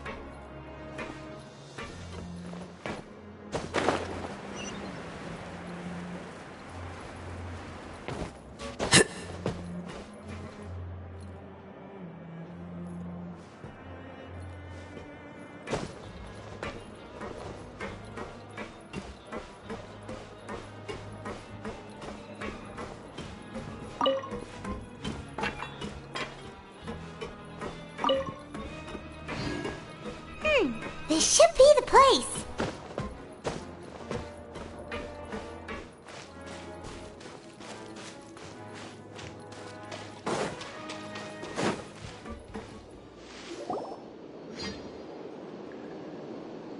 What?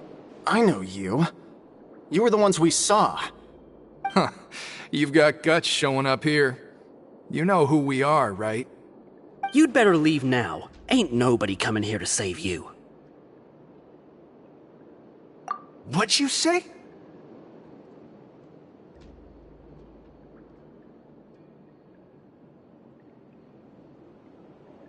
Yeah, so what if they were? If you push us, we can make those rumors a reality at any time. Hey, what's the point of all those rumors anyway? What exactly are you trying to do? I don't have to tell you anything. If you turn around, go back to the dormitories and act like you never saw anything, then I'll pretend that you never showed up here. Yeah, scram. Nothing worth seeing here.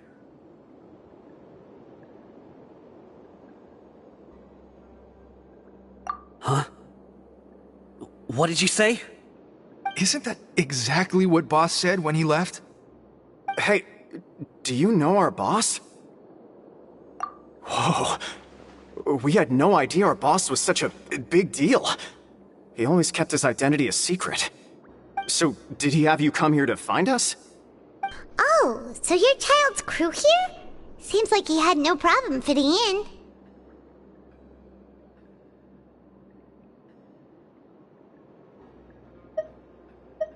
We're the only ones who heard him say those words when he left that night. So unless he somehow told you those exact same words after that... All right. I guess that's proof enough for me. I believe you. Wow, those dreams of yours sure come in handy. We gave him the business for a while and would always give him a hard time when he first came to the Fortress of Maripede. But here in the fortress, the strong will always earn respect. He was working the longest hours and racking up wins in the Pancration Ring. You could always see how amazing he was, even when he was teaching us a lesson. So eventually, we all decided to follow him. But one day, he suddenly told us that he had to find a way to escape this place, no matter the cost. He said it was because he heard that call again. And as his crew, if the boss wants something, then it's our job to get it done. So, we got to work, and used the hidden rules that were here to make up and spread the rumor about the cannibal rule. We just wanted to give him a better chance of escaping on a night after the pipes had been cleaned. Oh, thanks to your rumor, nobody would want to come anywhere near here, prisoner or guard. Wow, it sure is easy to exploit people's fear of the unknown. But has a child already escaped? Why are you all still coming here after pipe cleaning day? Because as far as we know, the pipe he went into isn't actually an exit. It should be a dead end. It leads to an abandoned factory area, and even if there were a way to escape from there into the sea, we're still way too deep. No one could ever reach the surface alive. But Boss still insisted on going in. It's like he was obsessed about it. So we told him that we'd pretend as if he never existed while he was gone. And that if he wanted to come back, he should wait for nighttime on a pipe cleaning day. That way, we could meet him here and help cover the whole thing up. So you come and wait here through the night a few times a month just because of that promise? Yeah, but it's been so long now. We already know in our hearts that he must have managed to escape somehow. Is it also possible that something unfortunate happened to him? Nothing could ever defeat Boss or slow him down. It's one thing we know for sure. Okay. Paimon was just brainstorming possibilities.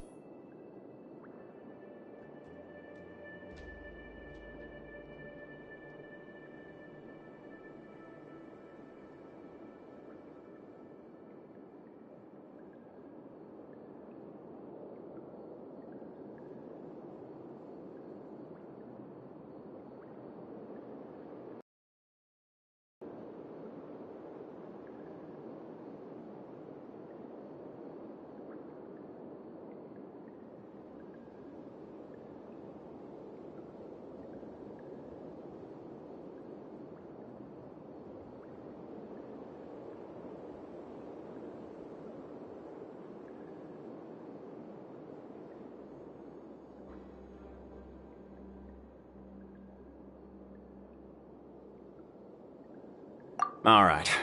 Keep quiet and follow us.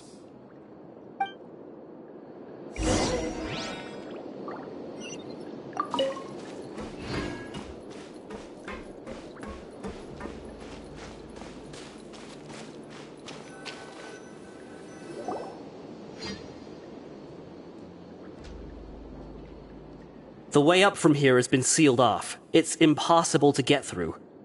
Boss left by going down from here. It wasn't full of water at the time. Later, we came back hoping to have a look. That's when we found out it had been completely flooded. It's impossible to navigate unless you're an extremely skilled diver.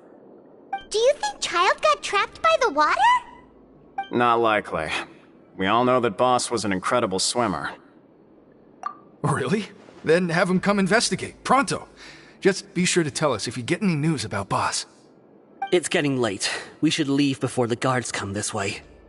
Yeah, we learned a lot about what happened to Child here. Let's get going!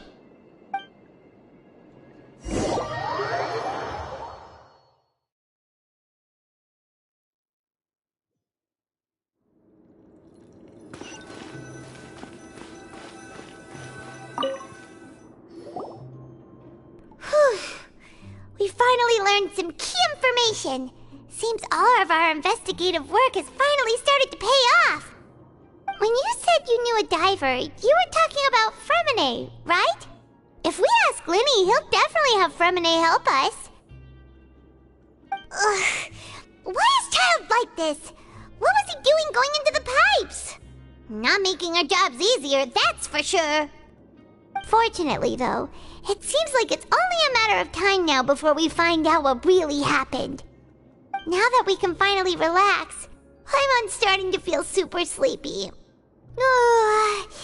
Let's try to get some rest while we still can. Nighty-night, traveler!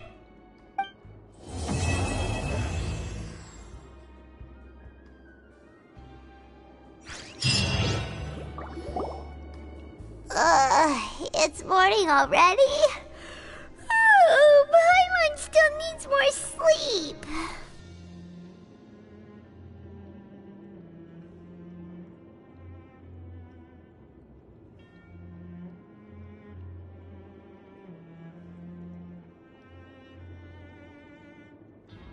Huh? Wait, look over there! Isn't that... It's one of Linny's cards!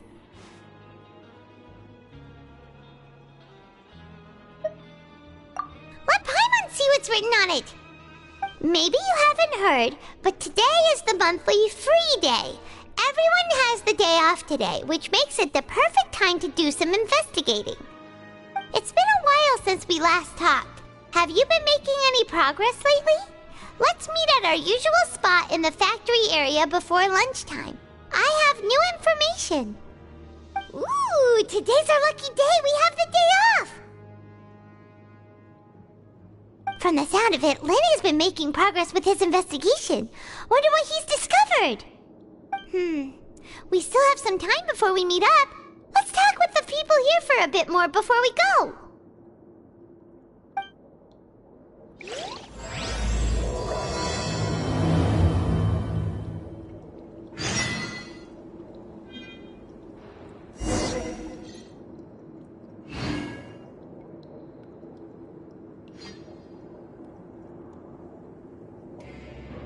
Book learning alone is not enough to cultivate intelligence.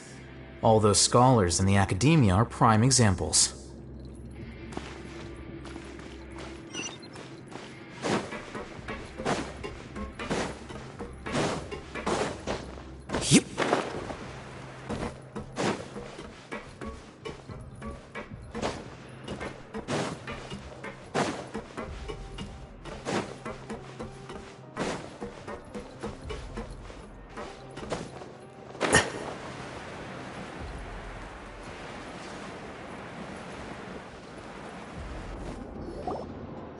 Hey, you over there? Yeah, you. Say, do you like playing card games? You know, like Genius Invocation TCG? You TCG players are like mint in the wild, literally sprouting up everywhere. Hey, come on now. What's wrong with finding fellow invocation aficionados? Anyway, care to join me for a game?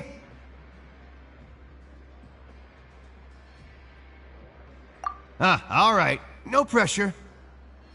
But why would you be looking for people to play Genius Invocation in a place like this? Don't people usually come here to fight? Whether you're throwing down cards or throwing punches, it's all a competition, isn't it? It's all the same in my eyes. There are lots of card players here in the fortress. When I saw you, I immediately thought, hey, even outsiders from other nations play cards. So I came over to say hi.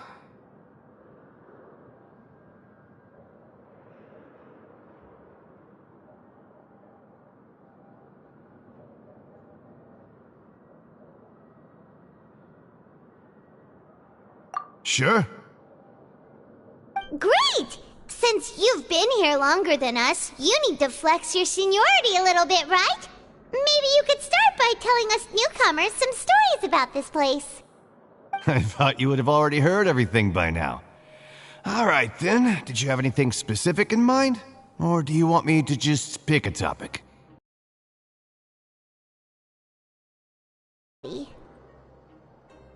Alright. Have you heard any strange rumors since you've arrived? Ben, did you know that there are some people who are always gossiping over in the corner?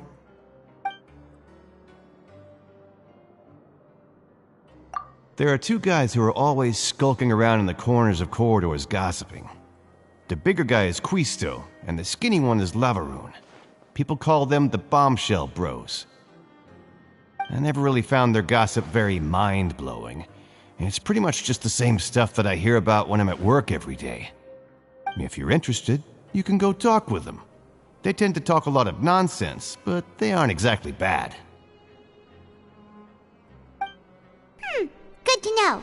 Do you have anything else to tell us? Let me think. Sounds like you want to hear something a little more tantalizing. Oh, did you know that the Duke was also a convict in the fortress of Meripede before? Huh? Wait, are you serious? That's right. The Duke was an inmate just like you and me. Seems he was exiled here for committing some crime. Who knows how he ended up rising up to become the warden, though. To go from an ordinary inmate to becoming the manager of the whole place? I'm not gonna lie, I kinda respect that.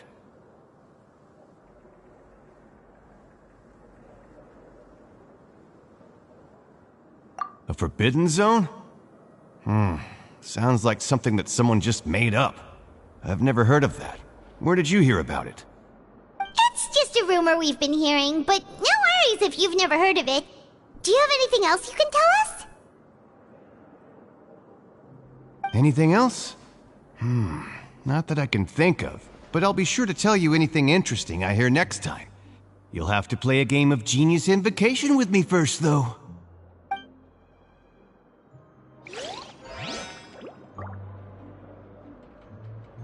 See you later. Hey, let's play a game if you ever have time.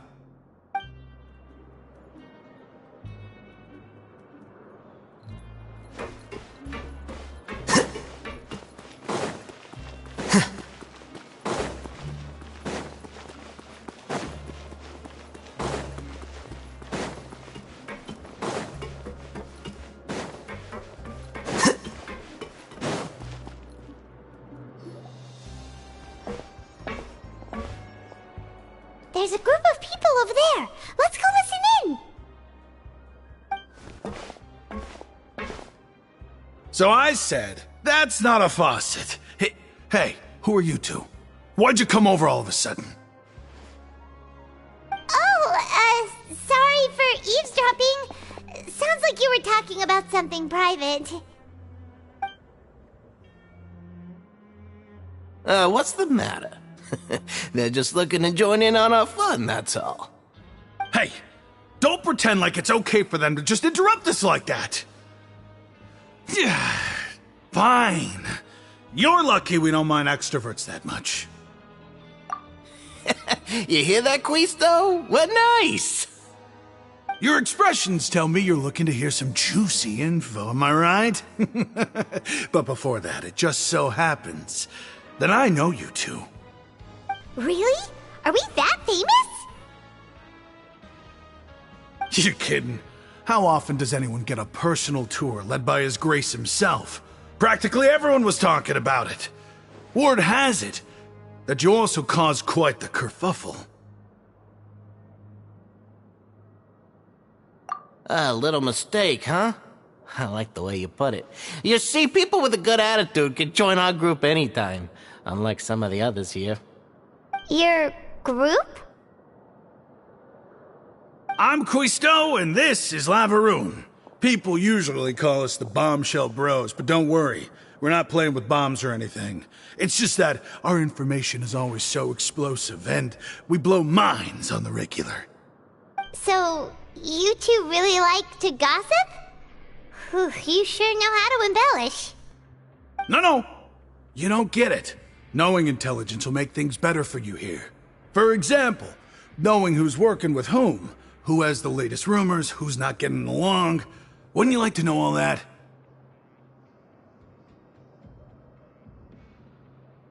Whoa, all this info's worth something, you know?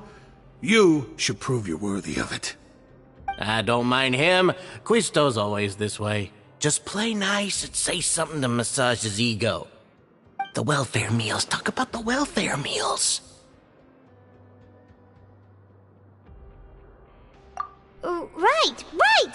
That meal we had yesterday was super delicious. Paimon can still taste it whenever she closes her eyes. Is that so? To tell you the truth, I've been helping out with making those welfare meals. I've been working as a kitchen assistant for about a month and a half now. Oh, so you're the one who made those delicious steaks. Amazing! You could be a professional chef. You are correct. I am a true professional. In fact, I even went to culinary school. But enough about that. Since you like my cooking, I guess that means we share similar tastes. Listen carefully. This little bombshell will help you learn what's really going on here in the fortress.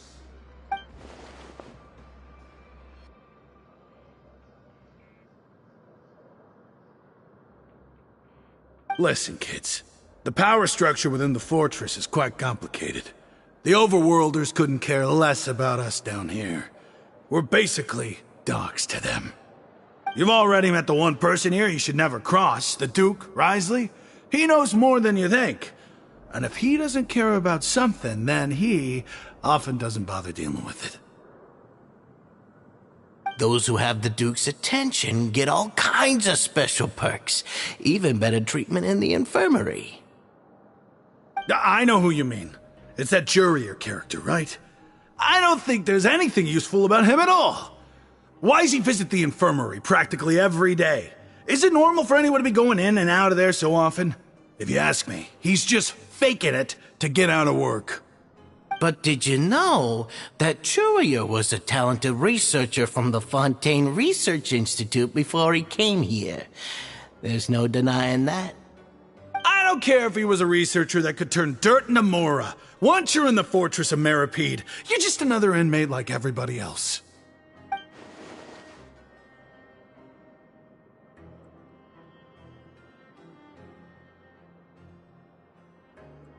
Speaking of which, the last time I saw him, he was passing by in the corridor with Lorvine.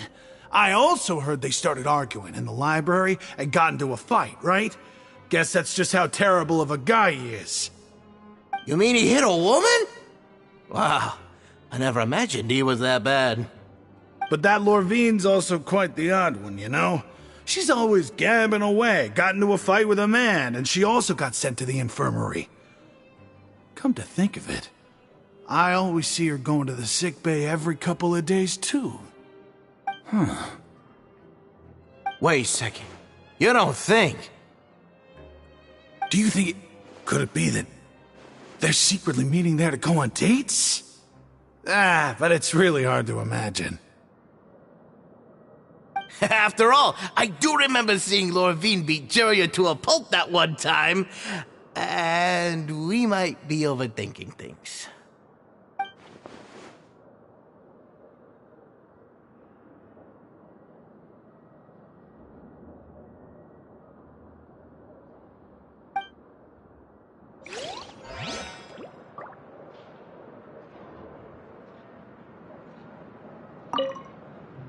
Is it really all right for us to talk about people behind their backs like this? That's just how it goes. Good gossip is still gossip. Yeah, I guess you're right. But wait, we're not just gossiping. This is legit information we're discussing here, right?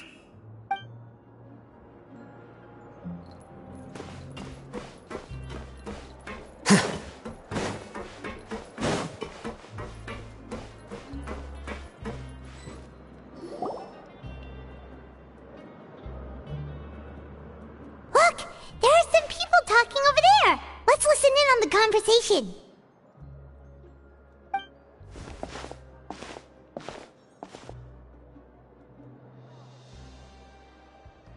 If you ask me, those pompous parasites on the surface act like they're all a bunch of aristocrats.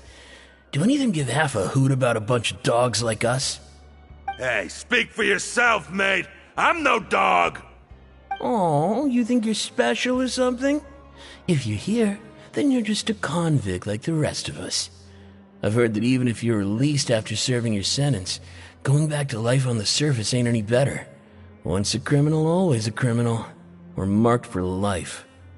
I don't buy that. Hey, how cool would it be if the whole world was destroyed by a giant flood and everyone had to start over from nothing? What kind of filthy bilge water you spewing? I have family up there. You best shut your sewer hole with talk like that. Listen, things ain't so great on the surface, but who says that you have to leave? I've heard that you can still stay here and work even after you've served your sentence. Not bad if you ask me. Who wants to live in the ruddy overworld anyway? And what makes you think they'd want to hire someone like you?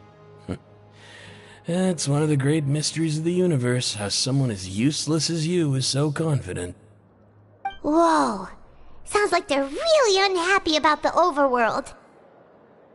Speaking of which, Paimon never heard anyone use the words overworld or underworld when we were living up there. Is it only something the inmates down here say?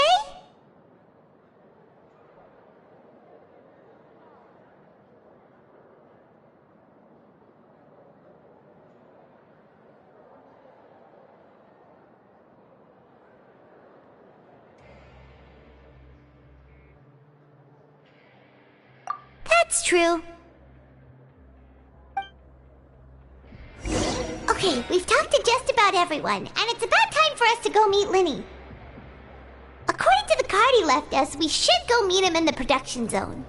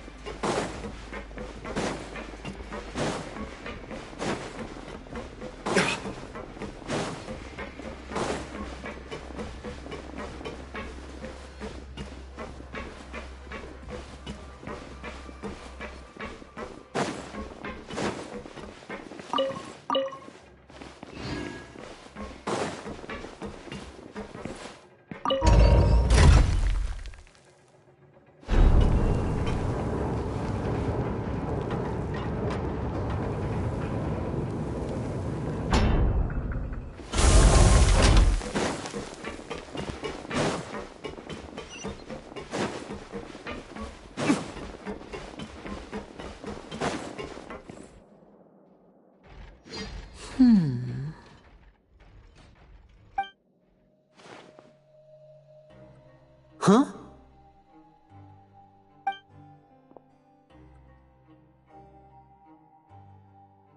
look in your eyes. You found something?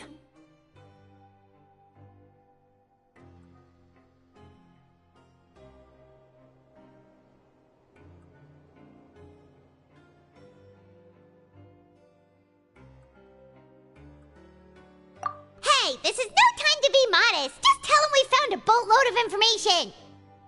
Oh, as expected of the legendary duo, you have my full and undivided attention. Huh. I'd have never guessed that myself. The rumors swirling about this place are unreliable after all, and Master Child probably went missing because he found a way out. He is a harbinger after all. I suppose he's much more resourceful than I initially gave him credit for. Unfortunately, this isn't enough for our final report to Father. We need to find out Master Child's exact whereabouts. Father told me that even though Master Child said he was just coming to Fontaine for a vacation, he actually had some personal reasons. His agenda might be linked to his disappearance. His escape route is already flooded, so we'll have to task someone with professional diving skills to chase after him.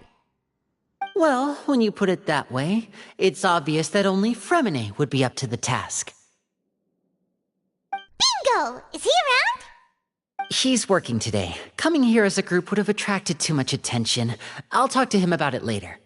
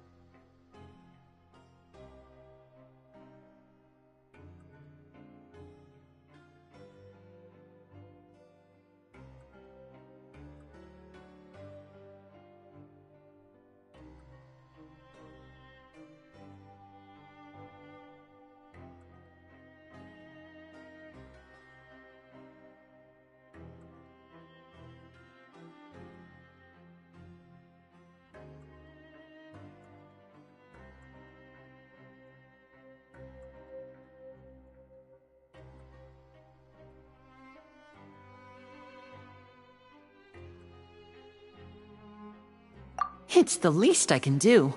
We're all in this together, so it's only fair for us to fulfill our end of the bargain. Honestly, I'm far more impressed by you guys managing to collect all this information right under Risley's watchful eyes. Collecting information has always been our strong point. Now, let me think.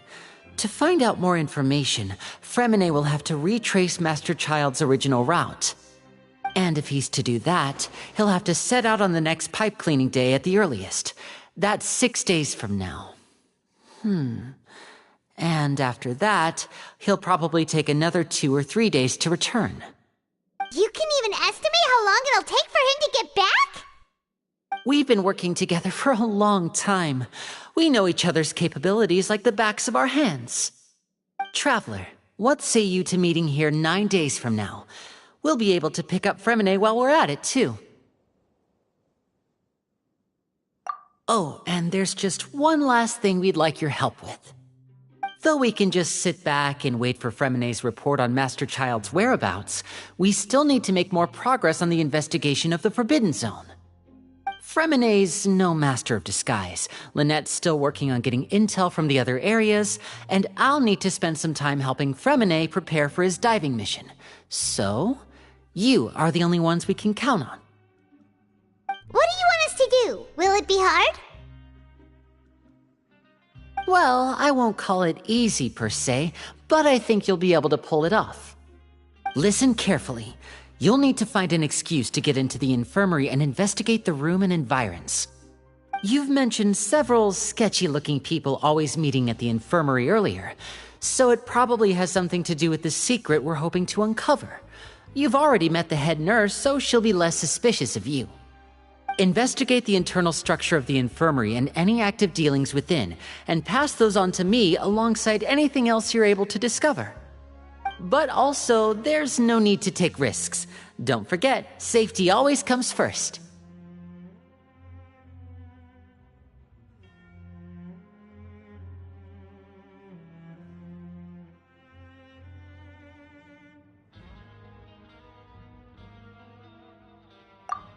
My apologies. I just started rambling out of habit. It was almost as if I was talking to my younger sister. But that's not a bad thing, right?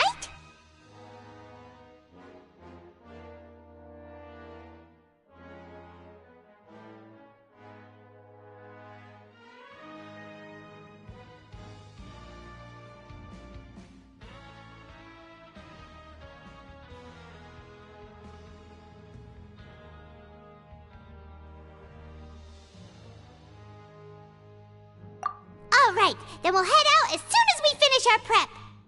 Let's go our separate ways for now, then. Don't forget, we meet here again in 9 days. Stay safe.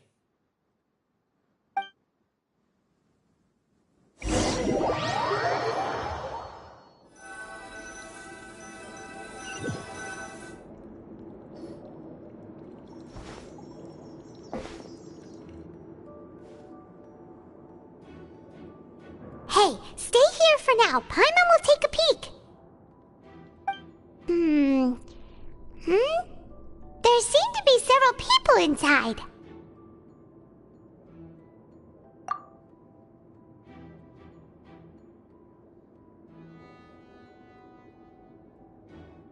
Right. I feel like it's not impossible. So...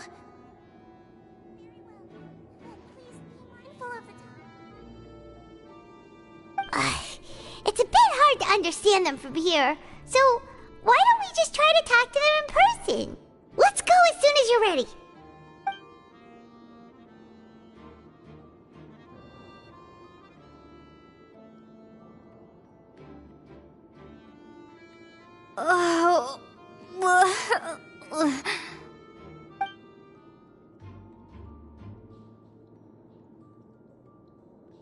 Someone, please help! She's sick!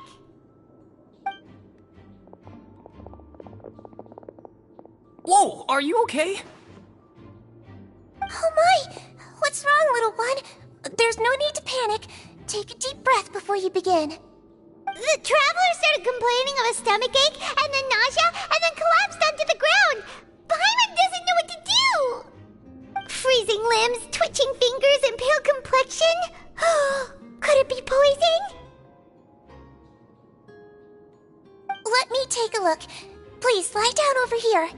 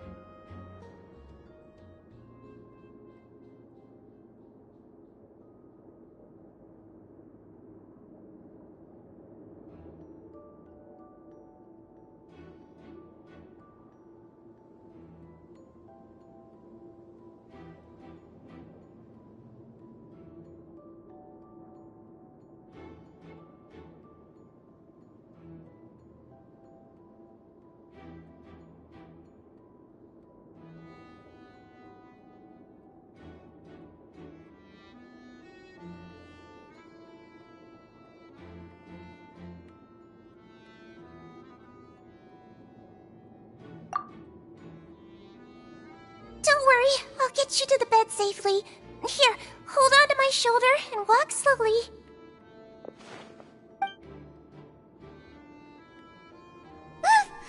You can do it, traveler! Don't apologize. You're sick after all. Now, please relax. I'm just going to do a preliminary checkup on you.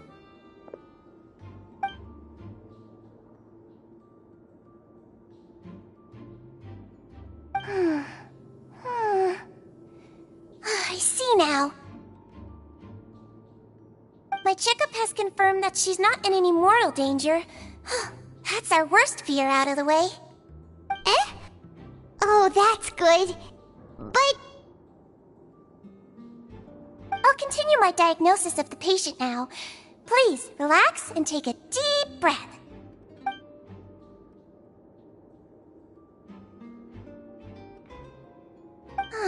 Don't sense serious damage to your organs either. Does it hurt when I press here?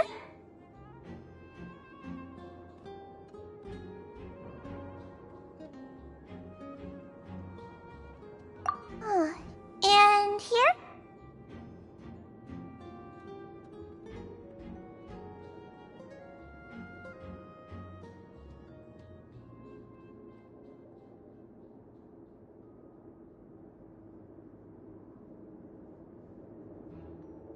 Huh?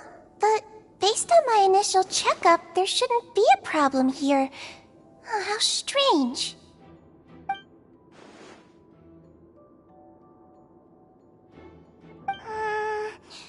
What about here? Does this hurt? Oh, I understand. So that's what it is. I think you just ate something that disagreed with you. That's all. Nothing too serious.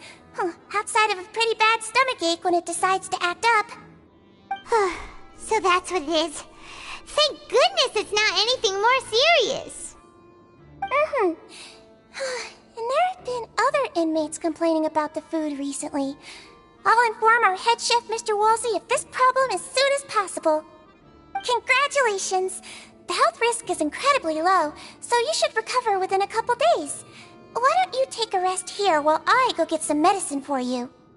Miss Levine, I'll have to trouble you to help me look after this new patient while I'm gone. Very well.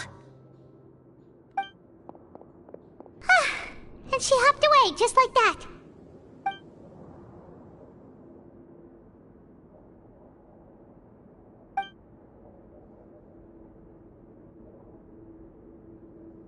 Hello. So how are you feeling now?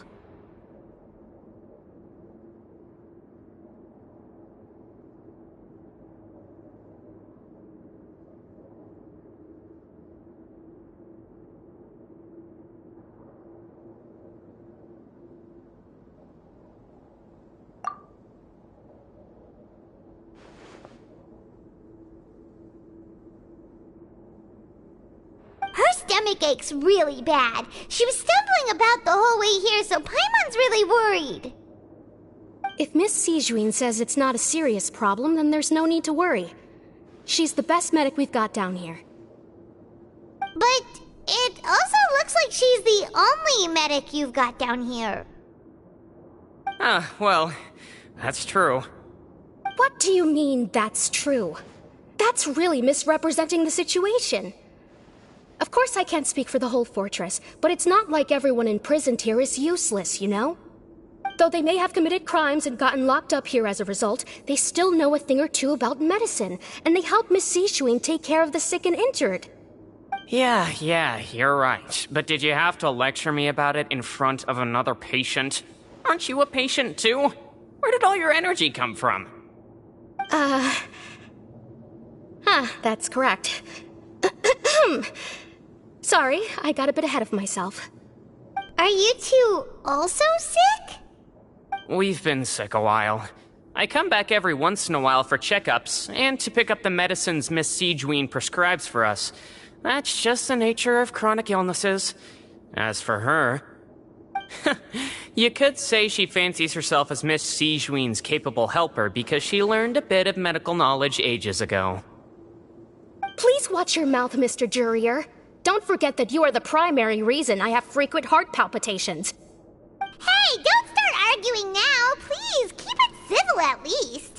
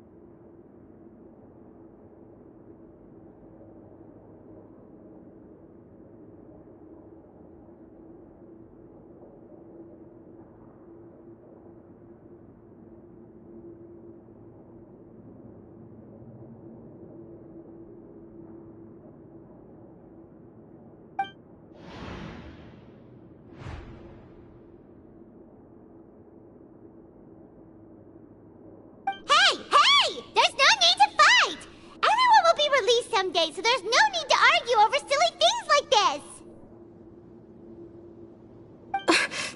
But... Release. It's way too early for us to even think about that. And who the heck knows if we'd even be able to continue our previous lives?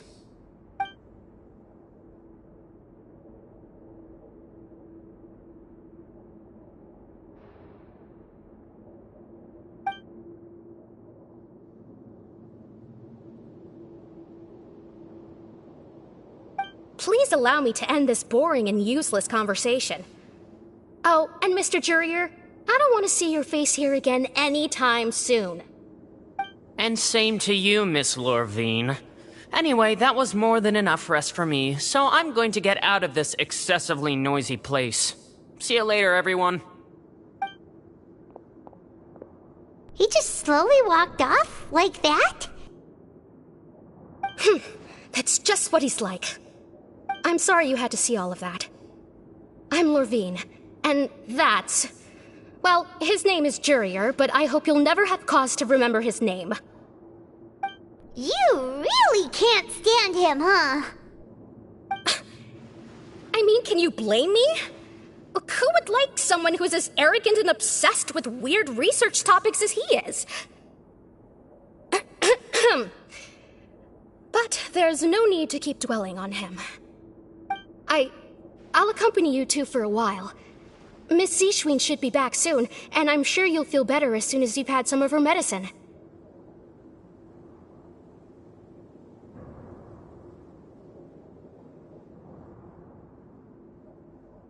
No, it's nothing. I'm back! Did you rest like you promised? Thank you for getting our medicine, Miss Zishwin. Did you all cooperate with your bed rest? I trust that nobody got up to walk around. Good. Here, this should be 2 days' worth of medicine for you. Take 1 pill now, and then continue your bed rest.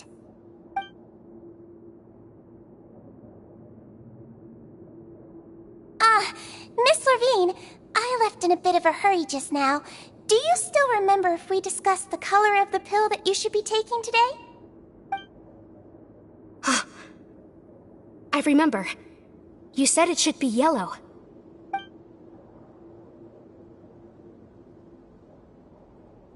Yellow, huh? I understand. These are yours. Please, make sure to go to bed early after taking them tonight. You'll benefit from a good night's sleep. All right, then I'll also be on my way now. I hope you feel better soon, too.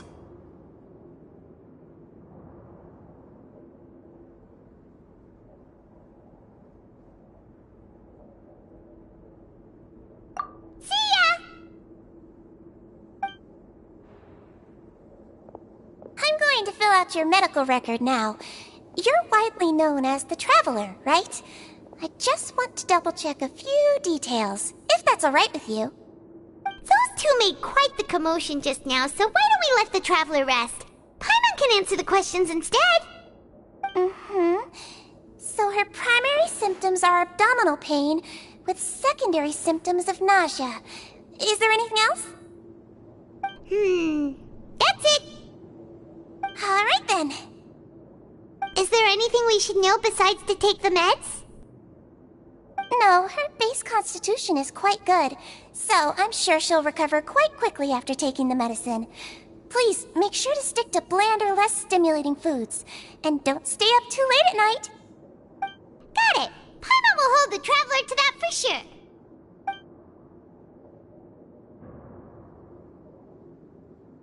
Oh, you're going to take a nap already? Okay then, you get some rest.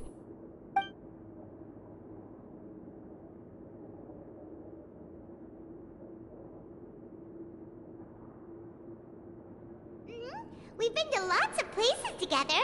She may look a bit under the weather now, but she's actually super strong. So you're the best of companions. Well, don't worry, she'll recover soon.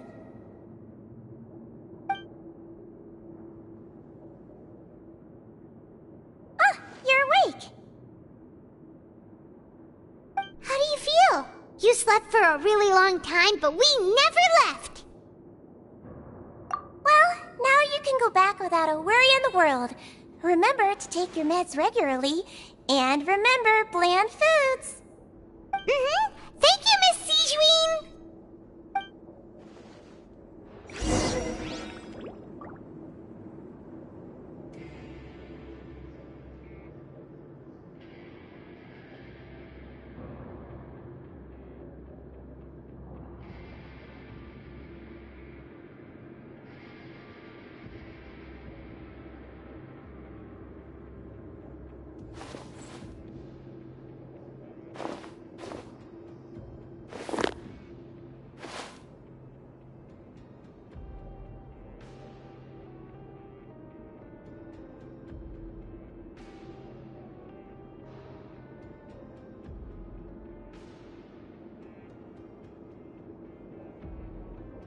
We should prepare while we can, then make a preemptive strike against the enemy.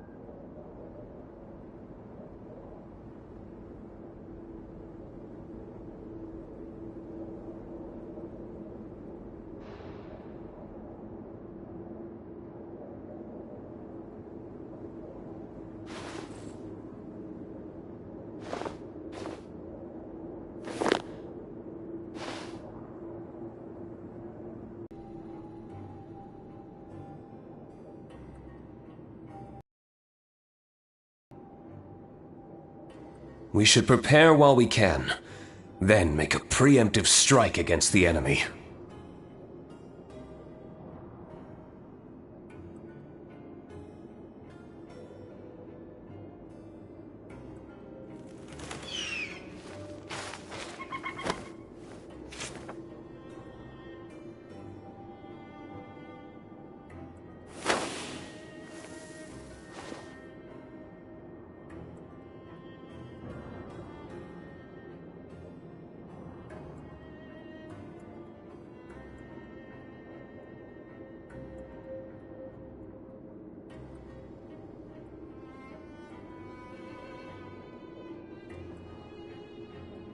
Let's take a moment to rest and plan our next move.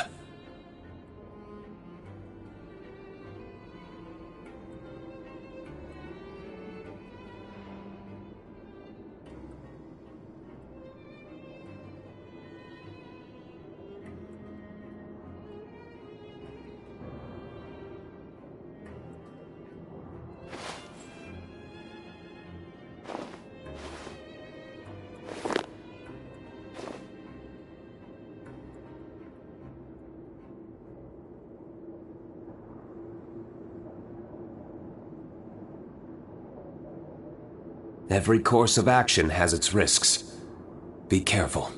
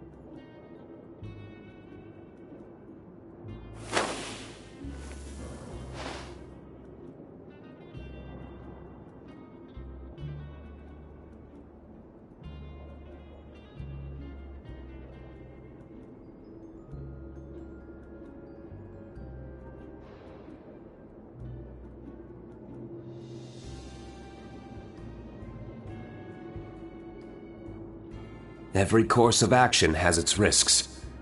Be careful.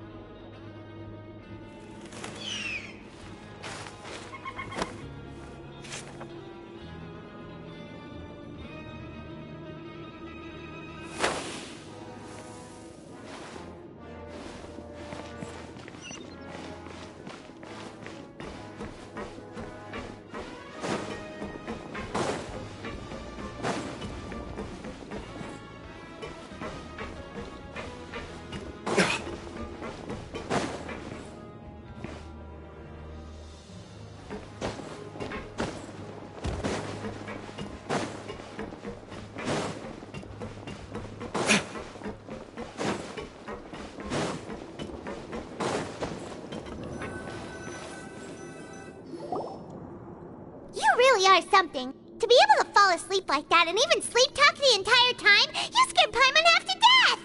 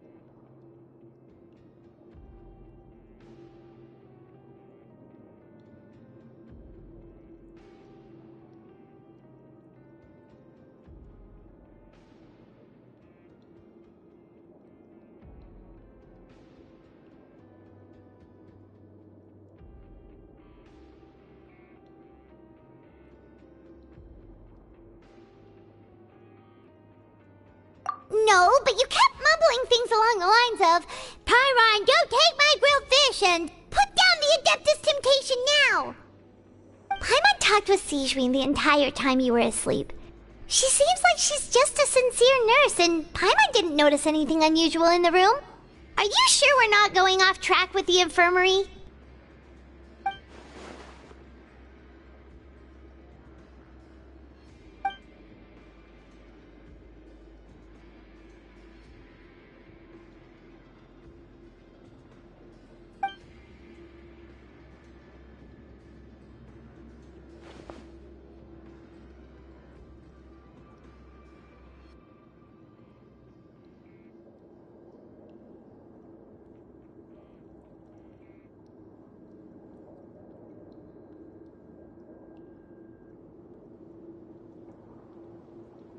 Whoa!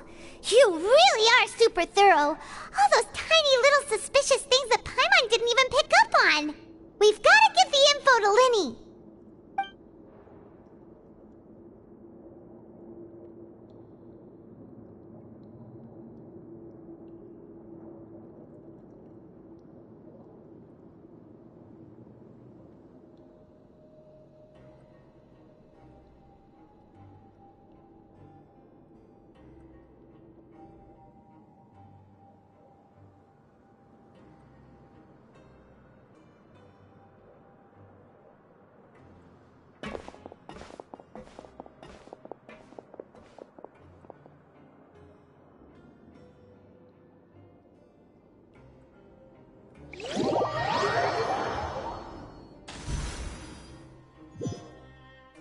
Today's the day! Let's go meet up with Linny!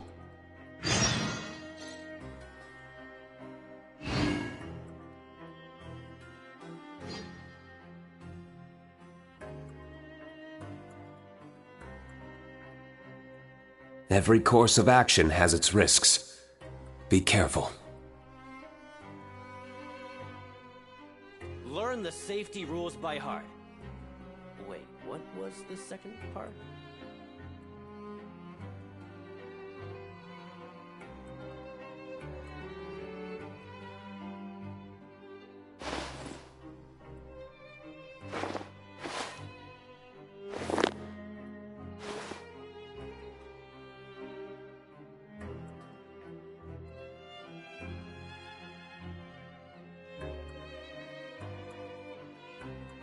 Learn the safety rules by heart. Wait, what was the second part?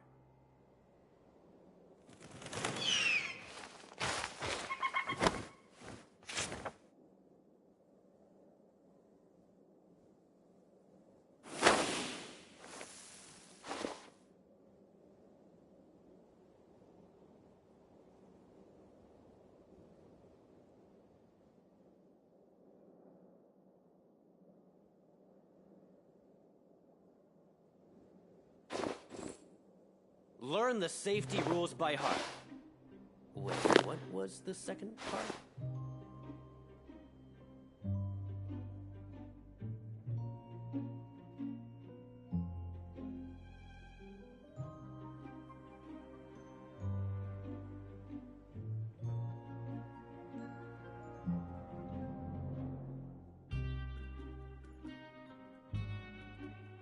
Every course of action has its risks. Be careful. Learn the safety rules by heart. Wait, what was the second part?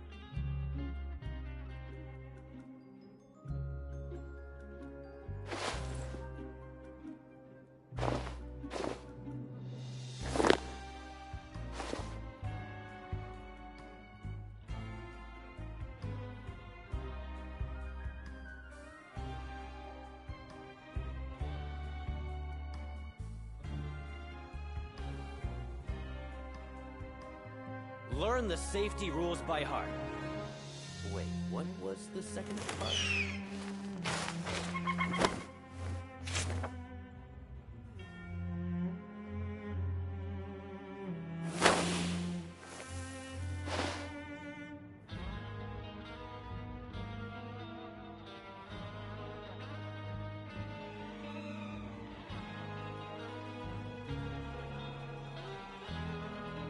We should prepare while we can, then make a preemptive strike against the enemy. Safety rules by heart.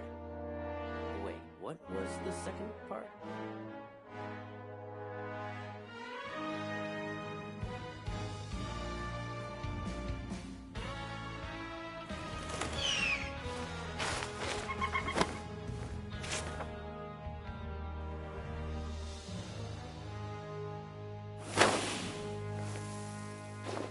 Learn the safety rules by heart. Wait, what was the second part?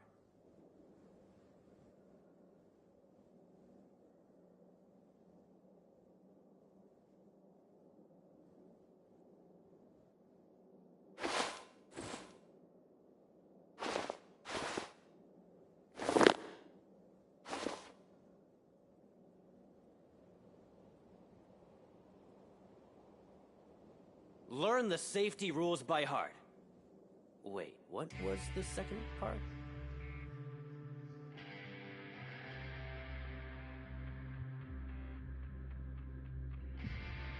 Every course of action has its risks. Be careful.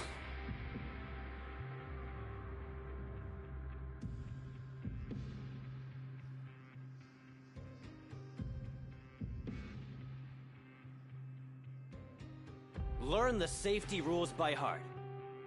Wait, what was the second part?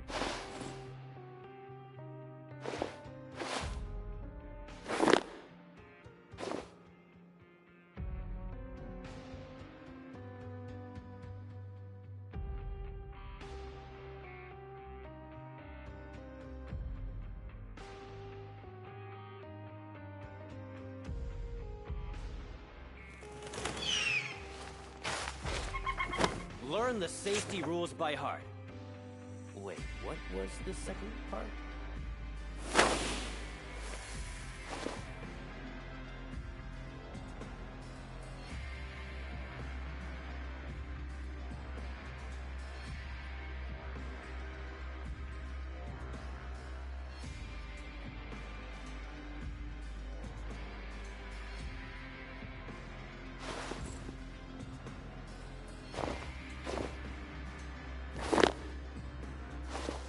Learn the safety rules by heart.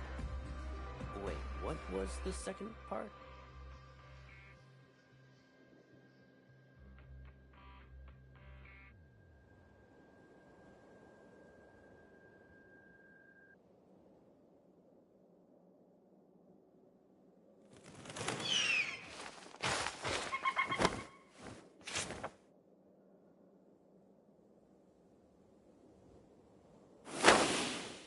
Learn the safety rules by heart. Wait, what was the second part?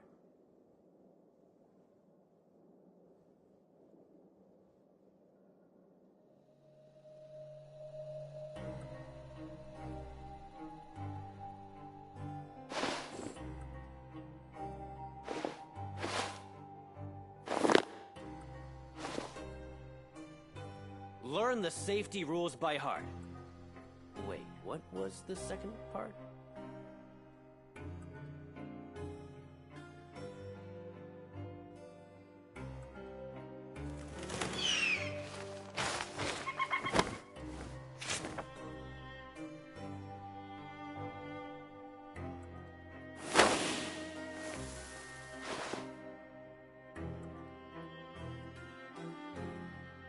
Learn the safety rules by heart. Wait, what was the second part?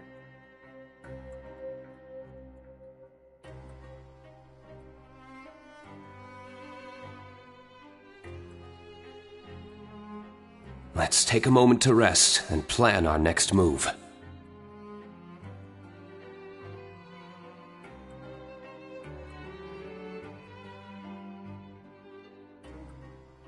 Learn the safety rules by heart. Wait, what was the second part?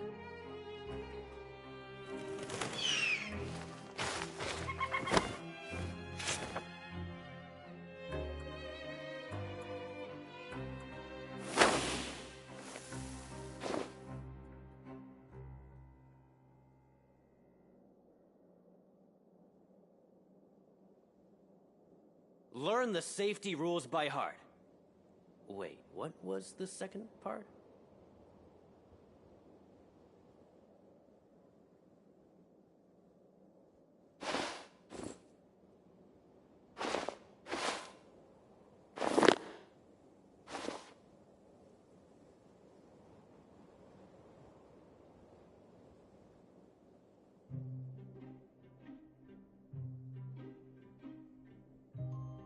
Learn the safety rules by heart.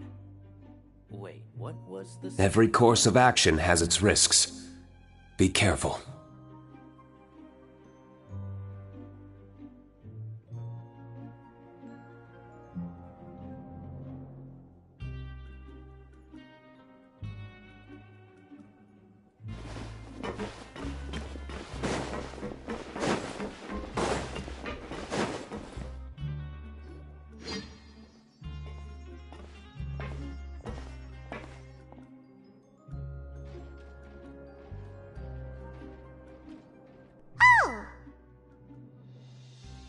Hmm?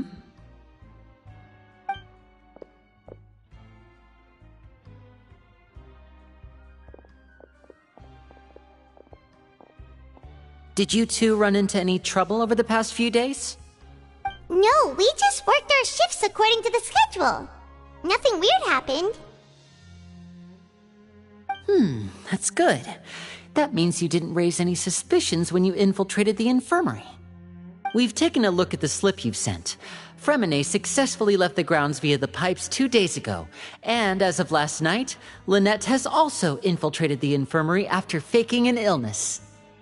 Wait, why is she getting involved as well? You already went above and beyond when you scoped out the infirmary. To put it more bluntly, even if we were to view that as something you did in exchange for Fremine's help, you've already done more than enough. Infiltrating a guarded stronghold is a different kind of job from a one-off investigation.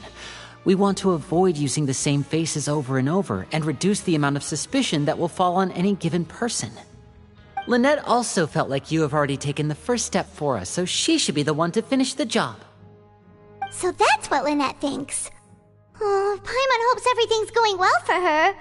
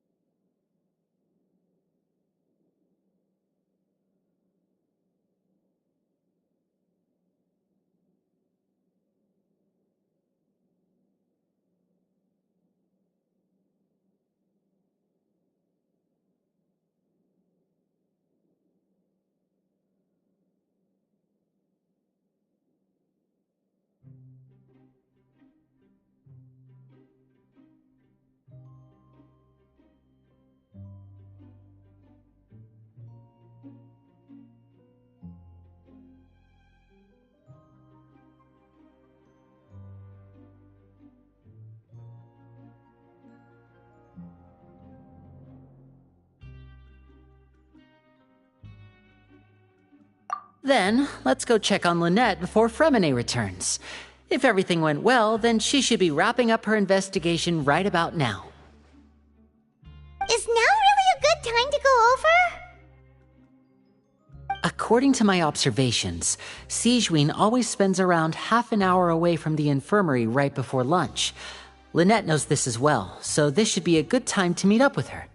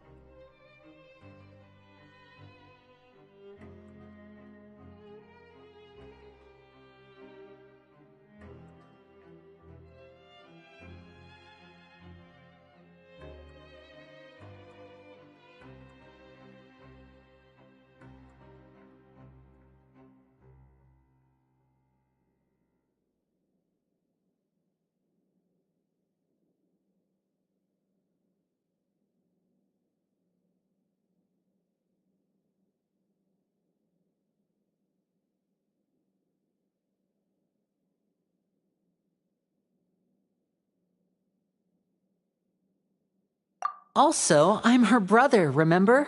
It's only natural for an older brother to care about his younger sister's well-being. Okay, then let's head over right away!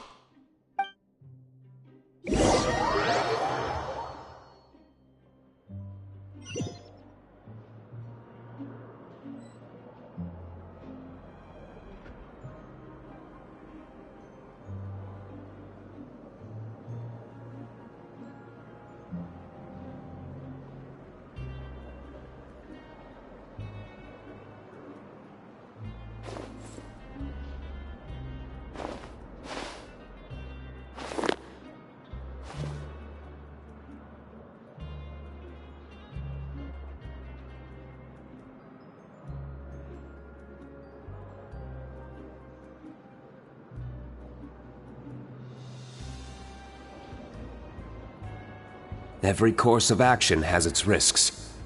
Be careful.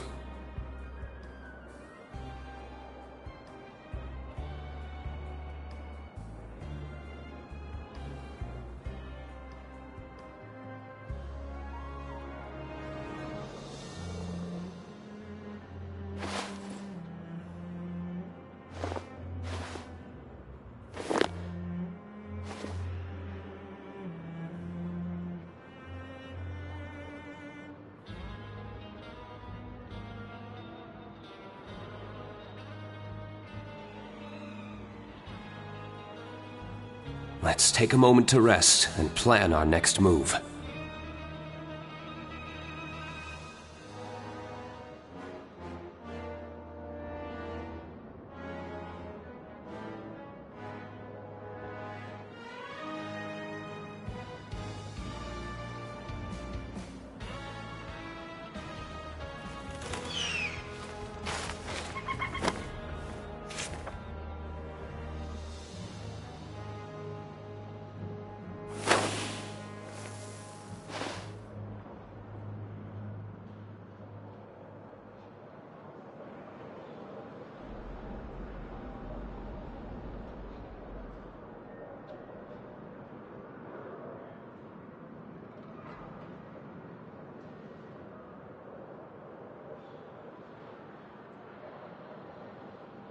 Let's take a moment to rest and plan our next move.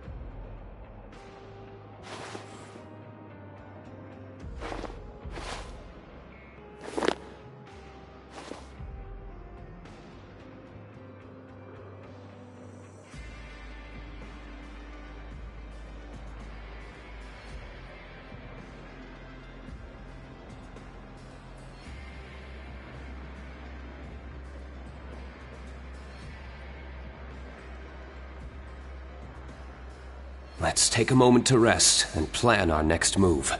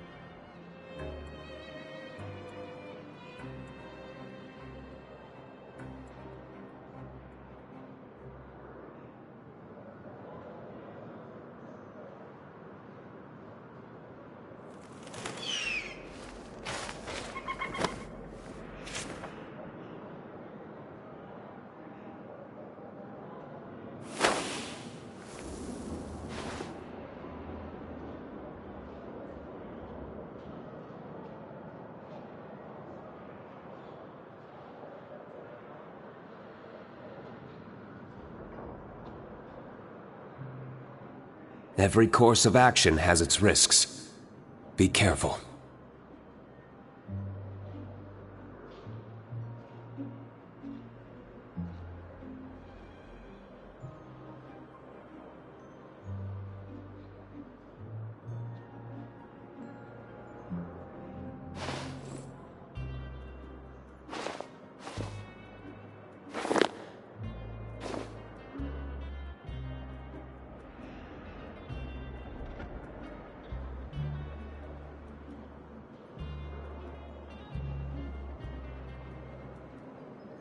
Let's take a moment to rest and plan our next move.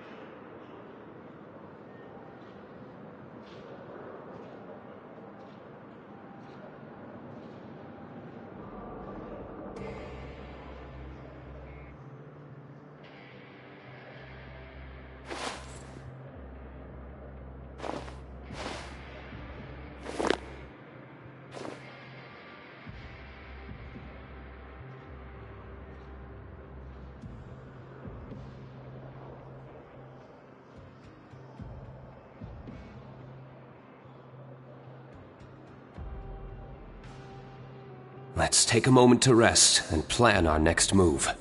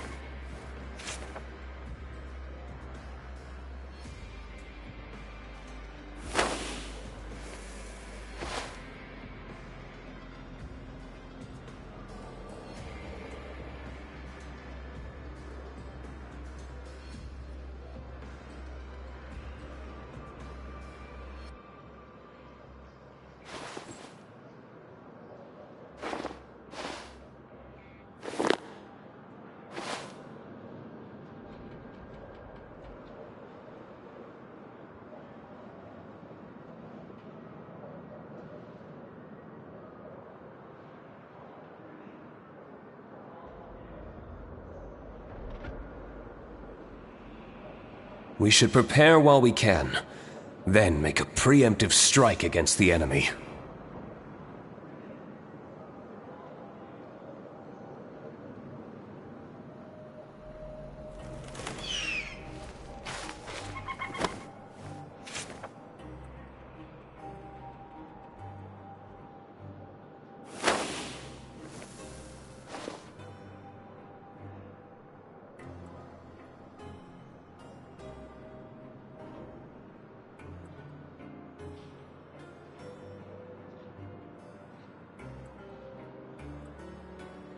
We should prepare while we can, then make a preemptive strike against the enemy.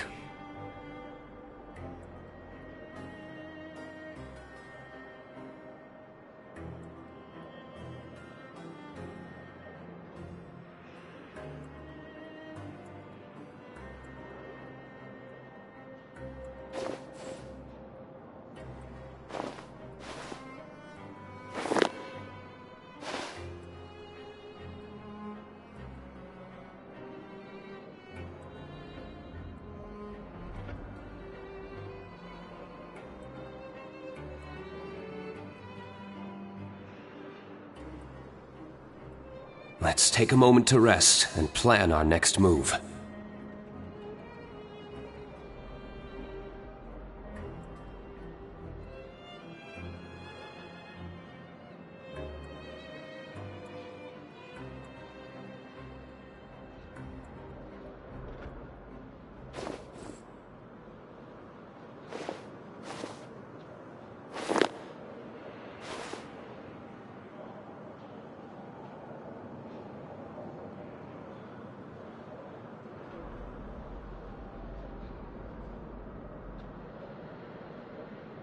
We should prepare while we can, then make a preemptive strike against the enemy.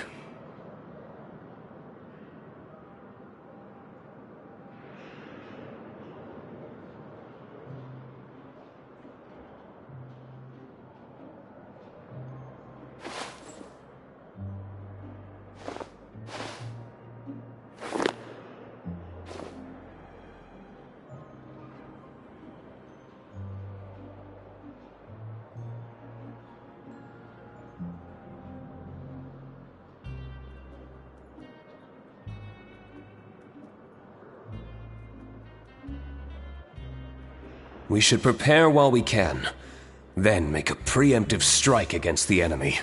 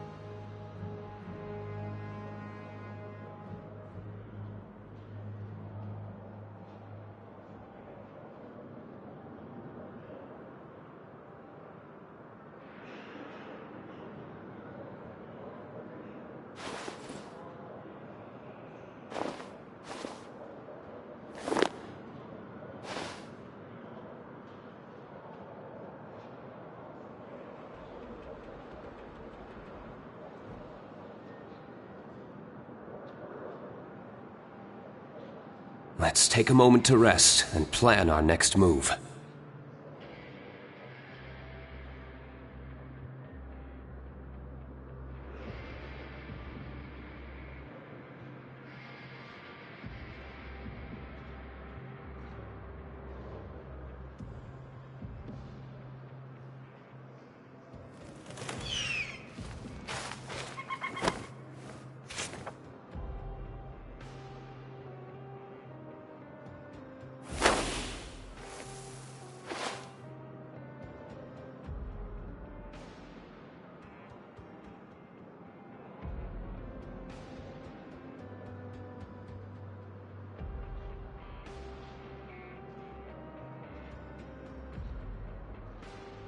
We should prepare while we can, then make a preemptive strike against the enemy.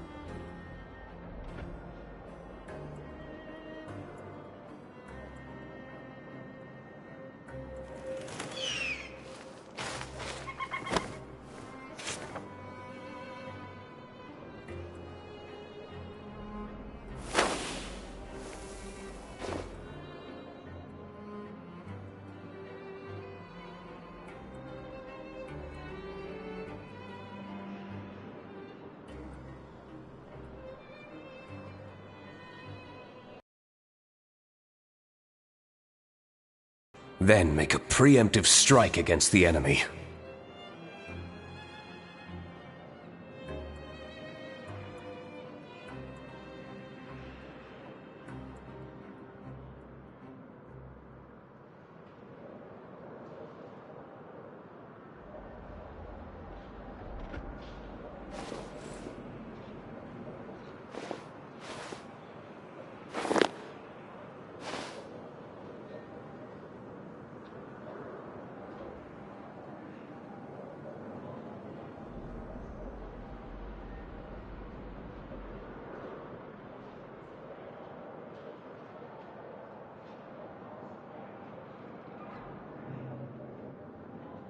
We should prepare while we can, then make a preemptive strike against the enemy.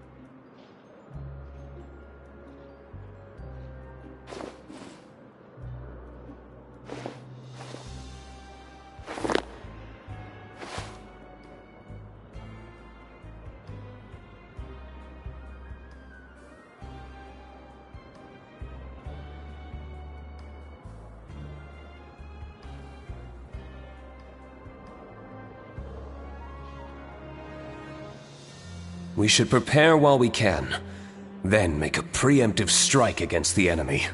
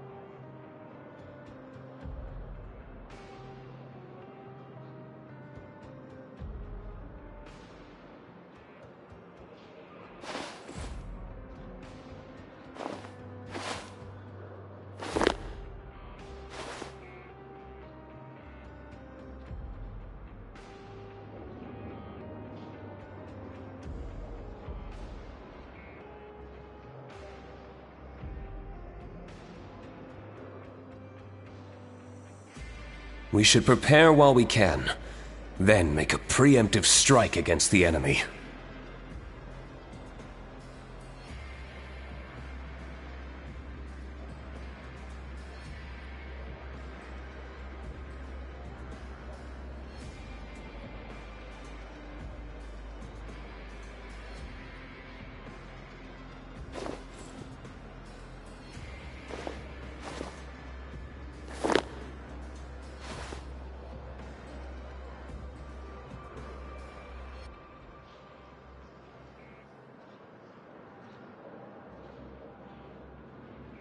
Every course of action has its risks. Be careful.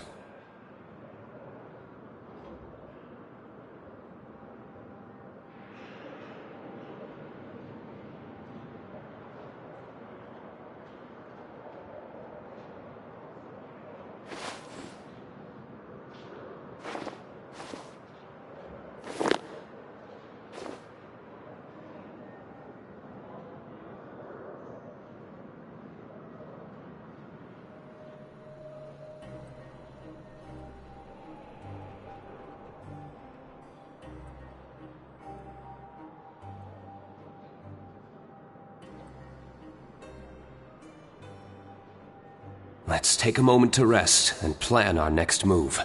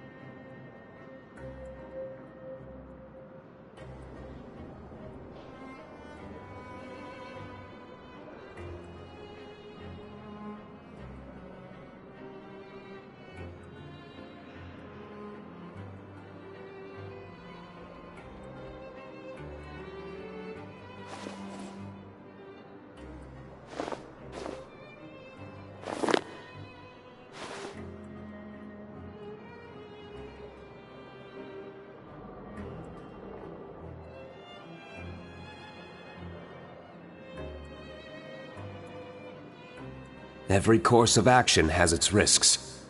Be careful.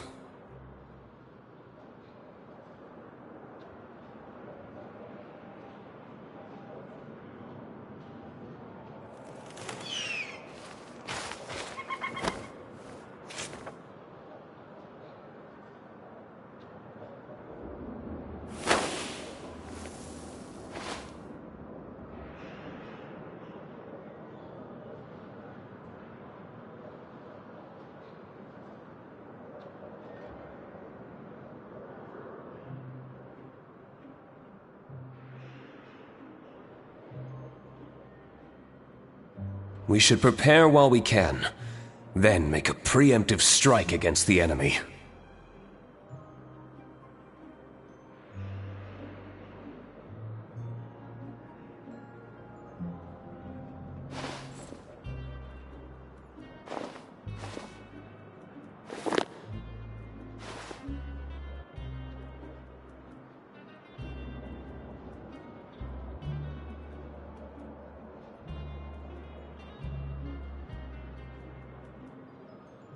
We should prepare while we can, then make a preemptive strike against the enemy.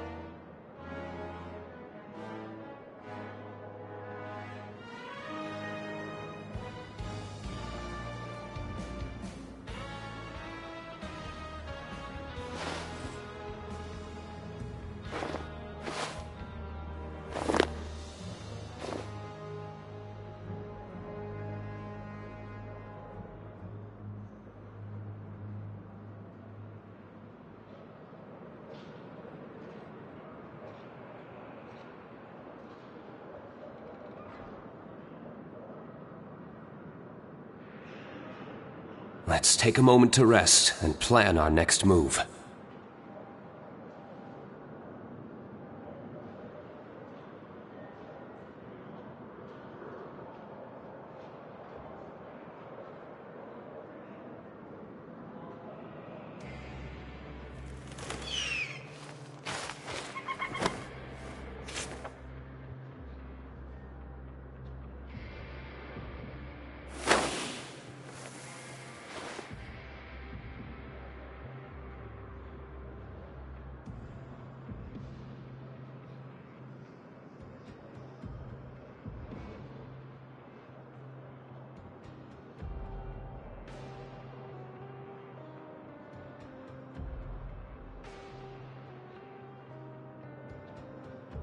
Every course of action has its risks.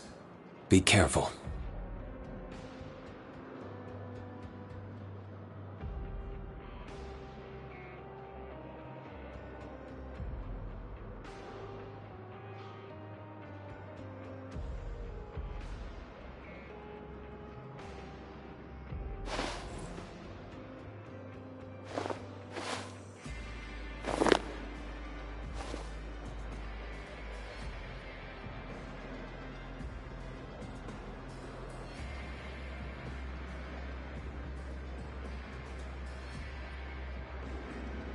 We should prepare while we can, then make a preemptive strike against the enemy.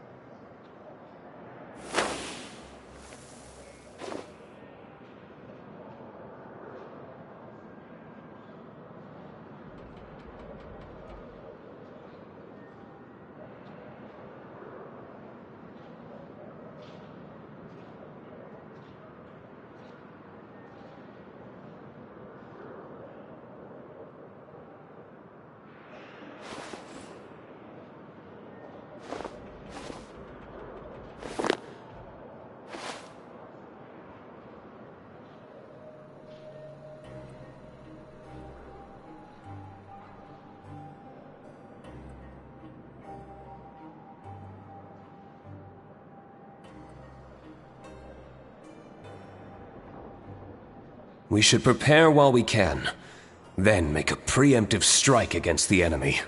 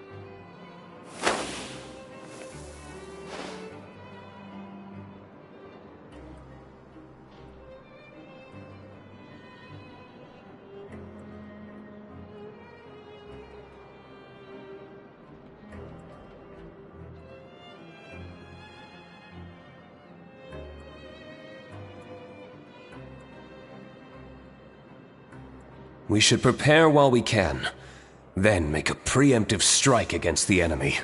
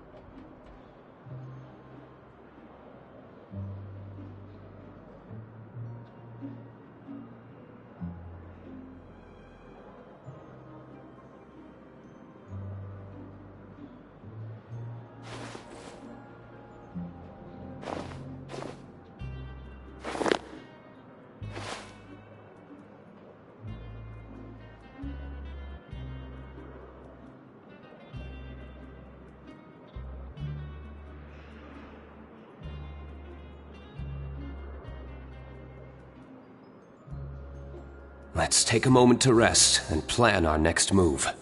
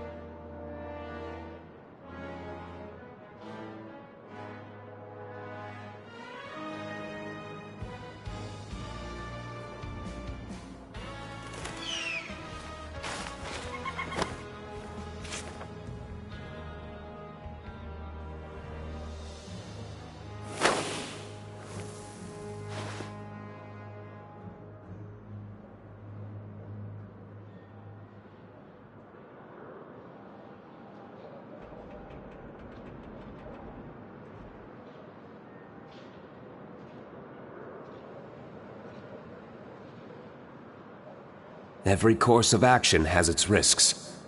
Be careful.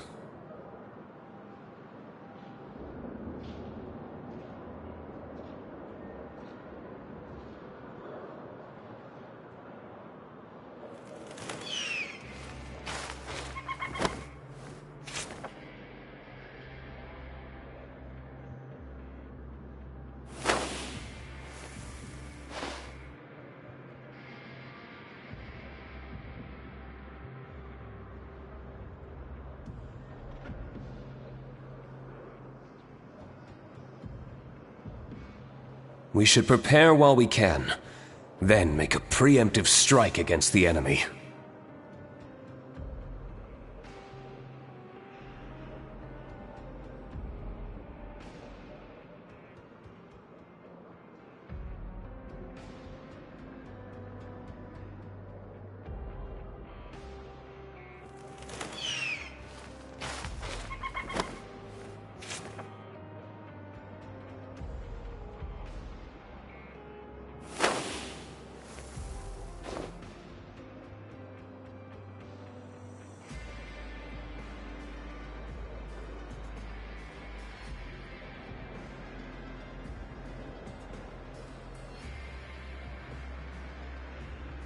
Let's take a moment to rest and plan our next move.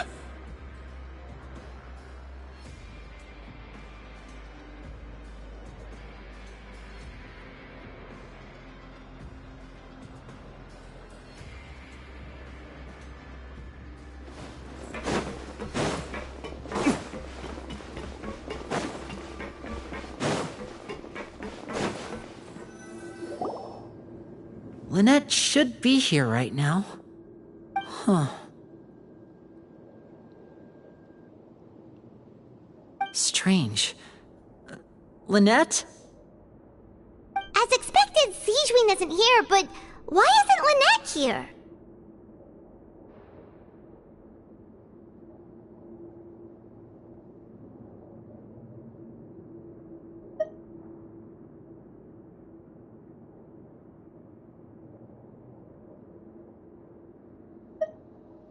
No, Lynette rarely deviates from the plan. We agreed that if she were to make changes on the fly, she'd find a way to let me know. Unless... Let's see if there are any clues around here. We can look while we wait for her. Who knows? Maybe she'll be back soon. Okay.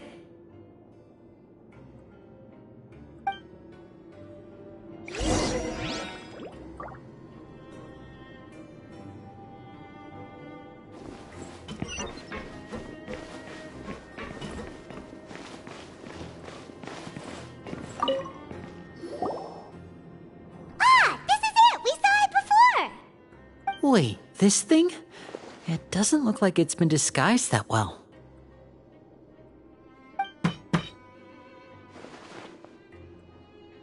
The space behind it is empty. From its size, I don't think it's an entrance that is meant to be taken apart. There's probably a mechanism around here somewhere. Could Lynette have tried to get inside? But if that's the case, she would have contacted me for sure.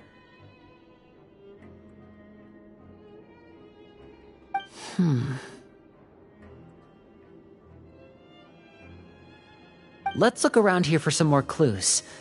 Don't panic, just take another look.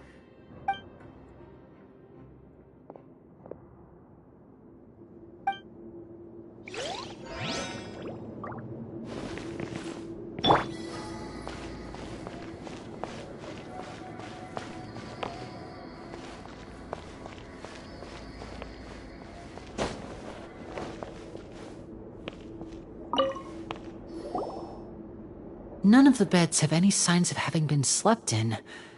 Except that one over there. That's the one Lynette must have used, right? You said she was pretending to be sick. She would have said her migraine was having a particularly bad flare-up. Generally speaking, the head nurse would then ask her to lie down and rest while she left to retrieve the medication. Which means either the head nurse didn't return the entire time from when Lynette laid down up until she left the bed, or the nurse intentionally left it this way.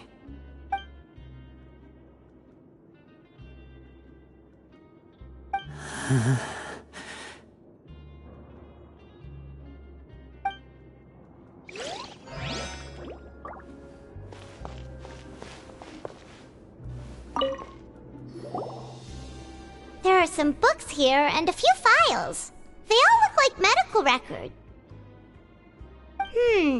Advanced nursing, how to raise the spirit of your patients, a quick guide to the psychology of emotions, and the meaning of laughter. These sure are some interesting books. Who knew Sijuin would be interested in these kinds of things? She even has books on understanding people's motivations and feelings.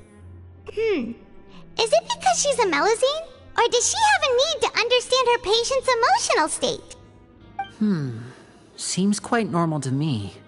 These are skills that would come in handy for a nurse from time to time.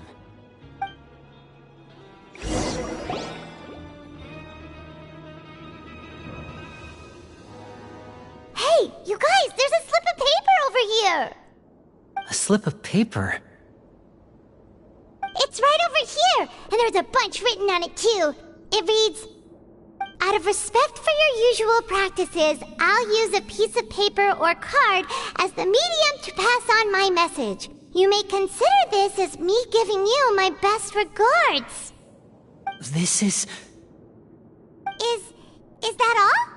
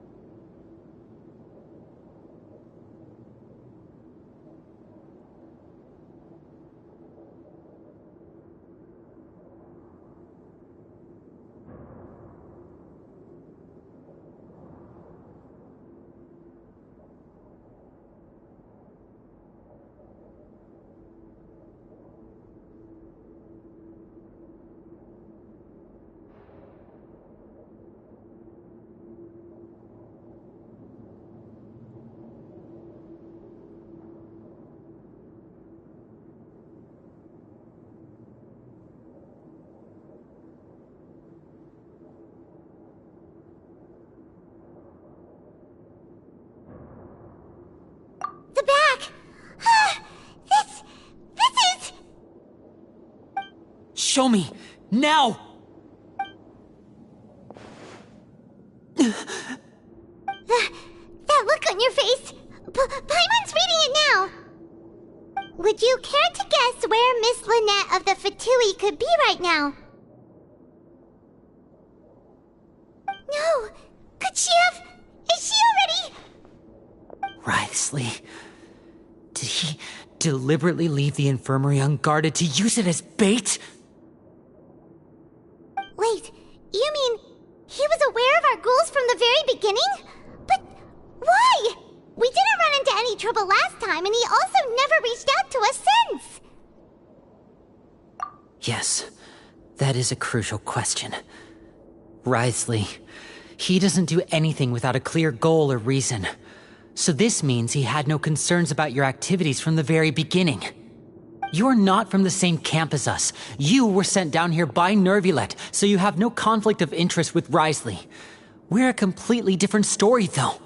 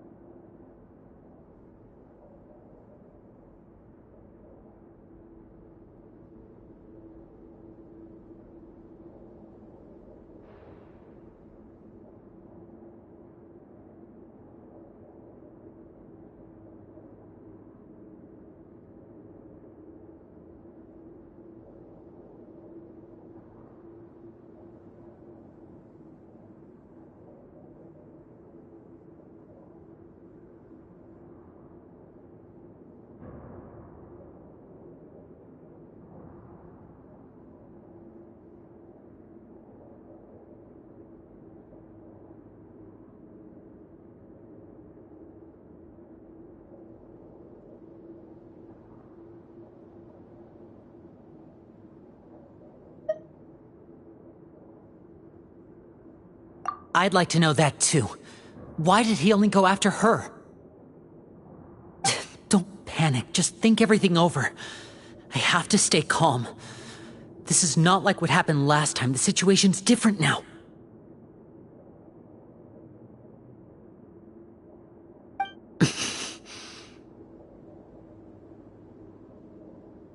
Wait, you're right. Wait, but that means...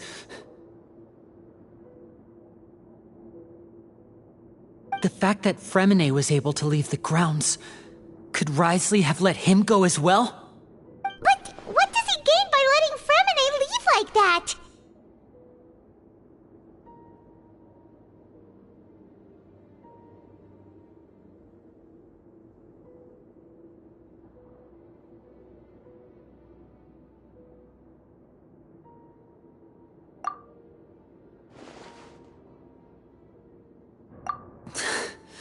So he's challenging me and trying to provoke me, I'm sure of it.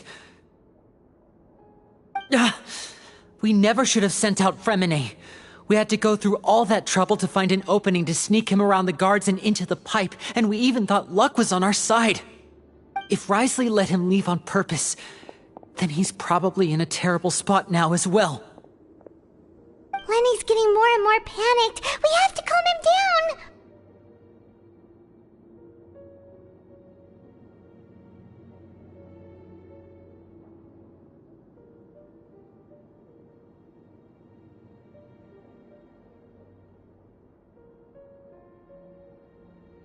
Don't be like this, Lenny! Fremine wouldn't have left if we hadn't told you about Child. That was our fault. No. I'm the leader of this operation, and I'm the one responsible for this team. I was the one who failed to protect them. I'll go talk to Wriothesley. Hey, don't be reckless! Traveler, please, talk some sense into him! I simply cannot allow Lynette to be abducted again. I have to go. I'll find a way to get them back!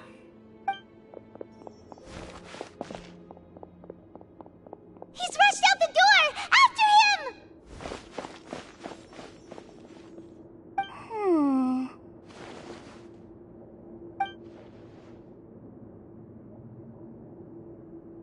Right. I feel like we still have some room to make changes on these details. It's not impossible, but it'll require extensive testing. Is that so? Very well. Then please be mindful of the time. Huh? Is someone? Pack everything up. Whoever's outside is eavesdropping. They'll probably come in once we stop talking. Someone! Please help! She's sick!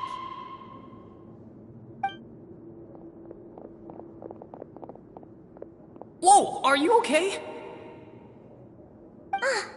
These two. As expected, they've already found this place.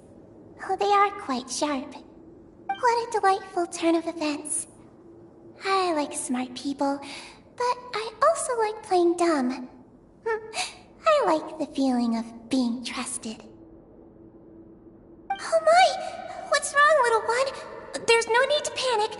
Take a deep breath before you begin. Being able to read human expressions is quite the useful skill. Wait! It's no use. We have to catch up to him.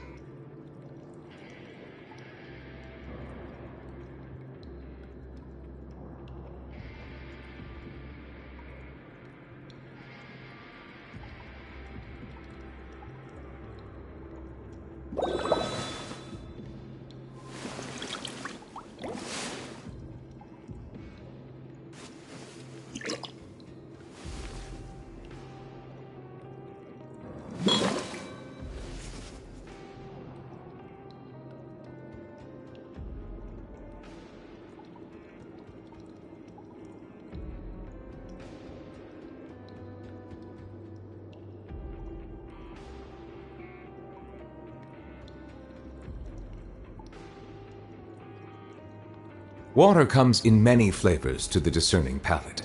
Mondstadt's water is crisp and pure, while water from Liyue has an enduring aftertaste. In Inazuma, the water possesses a depth of flavor unlike any other. Sumeru's water, meanwhile, has a rich and complex flavor profile, but it must be savored patiently to fully appreciate it.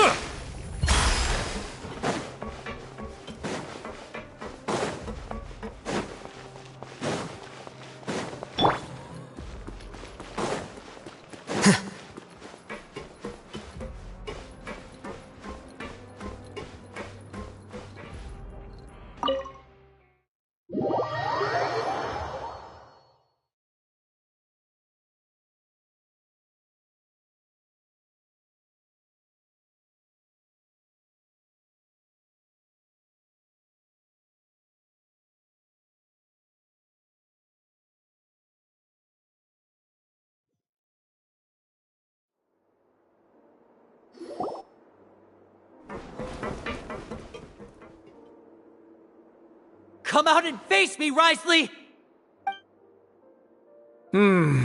Aren't we at an administrative office space? Why don't you at least try to follow even a couple rules from the fortress's indoor management regulations? What did you do to my sister? I ran into the young miss at the infirmary. I'd heard that she was suffering from quite the migraine, so I decided to invite her over for a cup of tea. I do have some teas in my collection that can work wonders against such an illness. Stop joking around! Where did you take my siblings? I have also heard that your performances are quite the spectacle. Miss Lynette would sometimes enter a box filled with water, only to emerge the next second from another place altogether. Maybe she'll appear behind you right now if you were to turn your head. Is he trying to trick me into turning my head? No, he's probably not looking to attack me right now. All of the hostages are in his hands, and he's even in the mood for small talk. That means Lynette is probably still alive. You knew we were investigating the infirmary from the start, so you deliberately aroused the traveler's suspicions and baited us into continuing our investigation, just so that you'd be able to kidnap Lynette. As for Fremine, no, you probably didn't even interfere with Child's escape.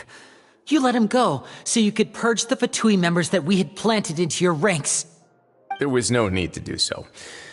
The fortress of Meripede is a pretty pleasant place. Most people enjoy their lives here. The only ones who act differently are those with personal agendas. It was quite easy to identify your colleagues. You removed our original members and spread the news of Child's escape so Father would assign our team to come down and investigate. Fremine has also fallen into your hands, right? If you're oh so omnipotent and so in control, why would you need hostages? One correction. Lynette is in my hands right now, but Fremine is not. He's not? What do you really want? Lenny! Oh, wonderful. Everyone is here, so I'll only need to say this once. Thank you so much for cooperating with me. Eager and to the point, I see. Alas, only Miss Lynette is currently having a cup of the fortress's finest tea. Although, as per your original plan, Mr. Fremine should also have returned to the fortress by now. But he has neither shown up within my gates, nor has he been taken into any kind of custody. So where do you think he may be right now? Wait, you can't mean... You locked him outside in the sea? I closed the fortress's gate to the outside world. That's all. Fremine's a star diver, so he should be fine, right? No, we're still here, so he'd definitely try to find a way to come back for us. So we can't assume he might have made a break for the surface. But why would I do this, you may be asking? To have an audience with you, of course. My intel tells me that Mr. Linney is a great magician, so it's only natural for me to want to have some cards of my own when it comes to negotiating. Besides, I do recall you mentioning to Miss Lynette that you've always wanted to have a face-to-face meeting with the Lord of the Fortress of Meripede, regardless of whether it was in a personal or a professional capacity. Well, you got your wish. So, you've been keeping tabs on us before we even set foot in the fortress.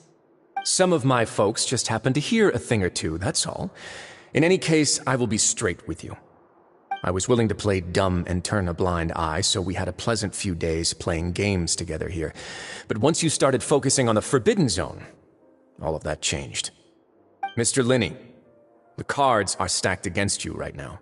Miss Lynette is in my hands, and Mr. Fremine is still slowly being pickled out there in the brine. You know just as well as I that he cannot last out there forever. You need do but one thing to guarantee their safety. I would like you to contact your superior, and ideally invite her over for a cup of tea with me. You want to see Father? But why should she bother giving you an audience? Well, if she cares for the well-being of her dearest children, she should have plenty of motivation to join me for a parents' evening. I've heard that the bonds between the members of the House of the Hearth are like the bonds of family. I don't see why she would refuse. Why did you think Father sent us to handle the Fortress of Meripede?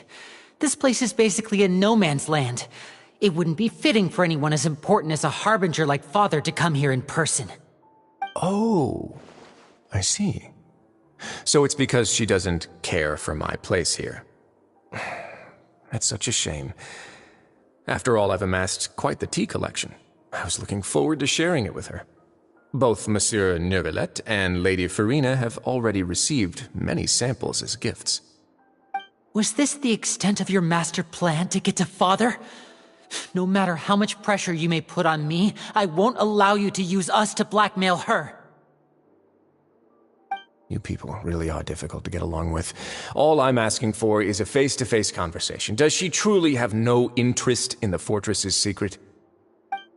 Mr. Linney, you have one last chance to invite your father here. If you refuse... Linny!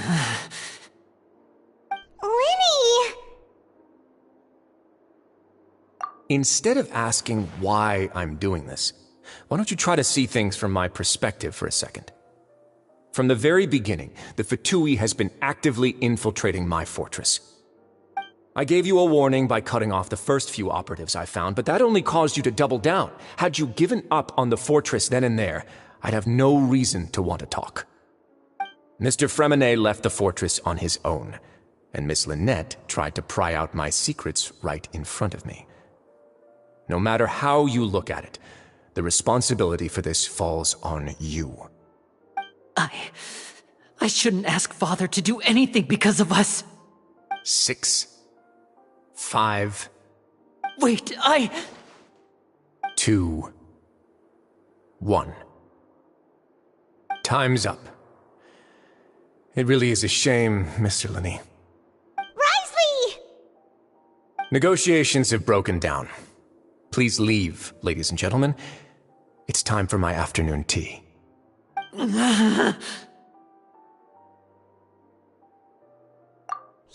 listen to the Traveler. If you can't talk to Linny, can you at least talk to us? You do realize that I'm only letting you go because of Neuvillette, yes? You're here helping him out, and I've already done my best to stay out of your way. But that doesn't mean you can just do whatever you want. The fortress may be small and remote, but it still has its own set of laws. Then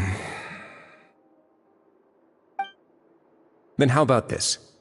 Those who are capable deserve respect. You've spent quite some time investigating my home turf by now, so why don't you tell me a thing or two about what you found, I'll ask you 3 questions. Answer all of them correctly, and I'll agree to your request. Question 1.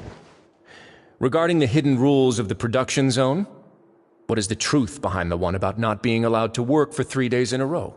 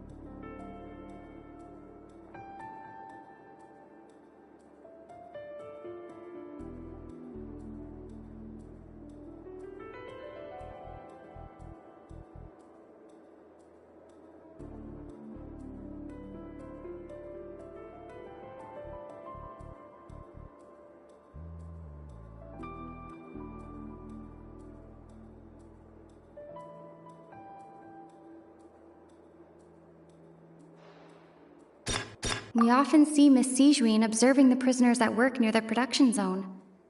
It seems like she can perceive the general state of a person's health just by looking at them.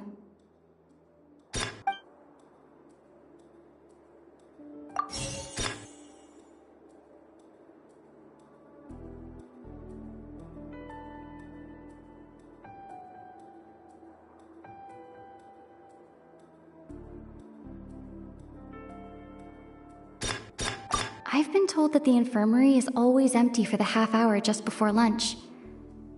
But what could Sijuin be doing during that time?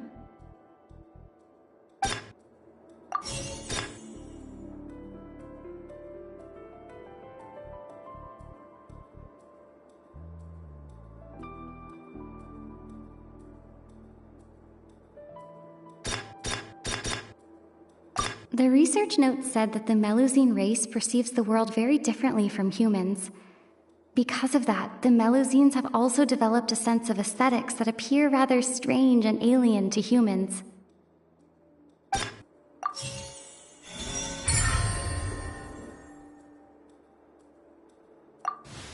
So that's what's going on. Paimon understands it now. Who would have guessed?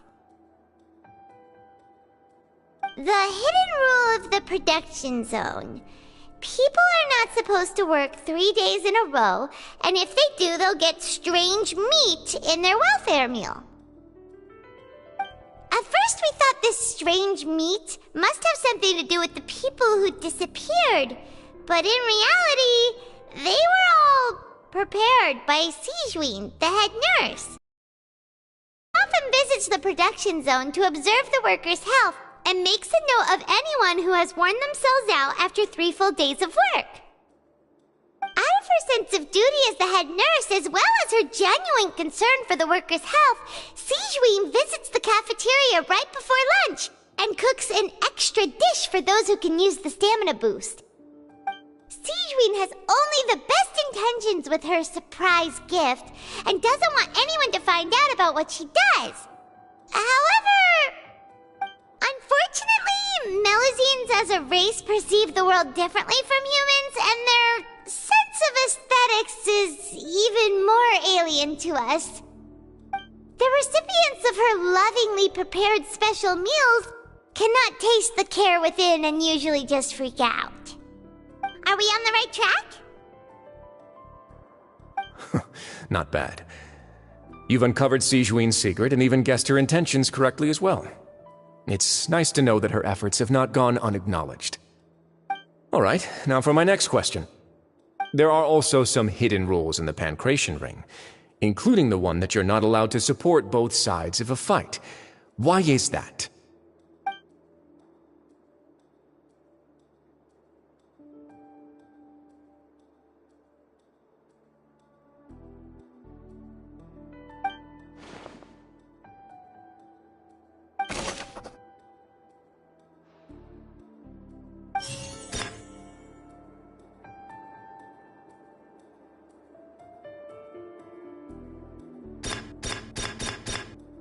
According to Collins, the Pancration tournament only took place because the Fanta company sponsored it. The company must want a return on their investment as well.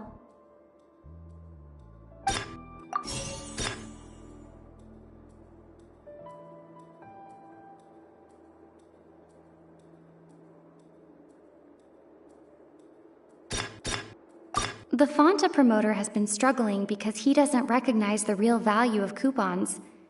Meanwhile, the Duke believes that only idiots who don't understand the value of coupons would spend them on Fanta.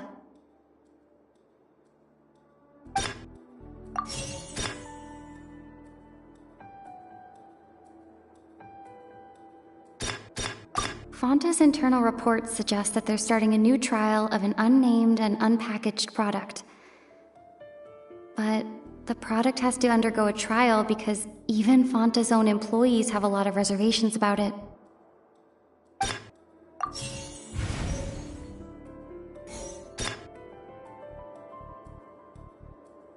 Fanta's internal reports suggest that they're starting a new trial of an unnamed and unpackaged product. But the product has to undergo a trial because even Fanta's own employees have a lot of reservations about it.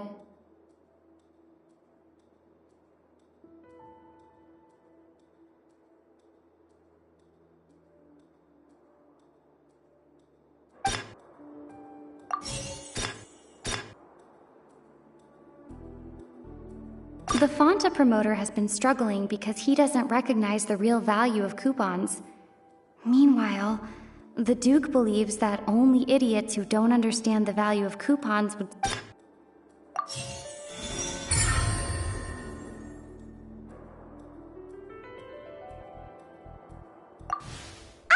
Paimon gets this rule too now, so there really was nothing to be afraid of.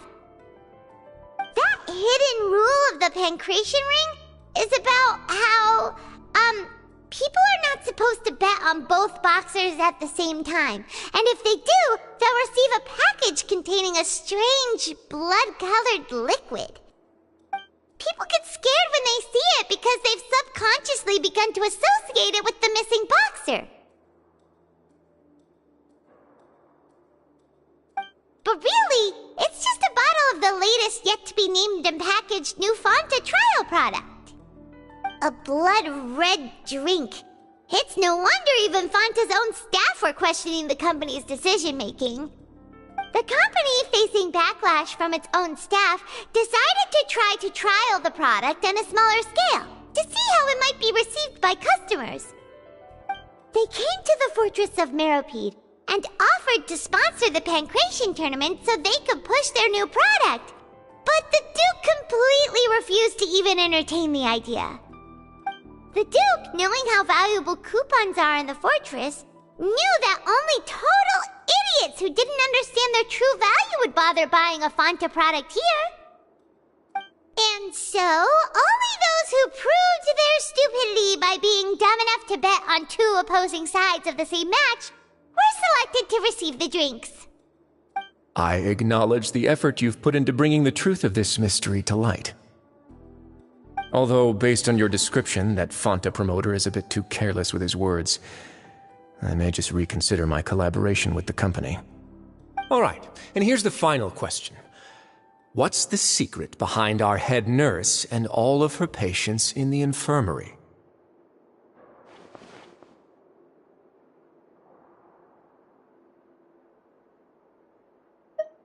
Stop your cruel and pointless games, Risley!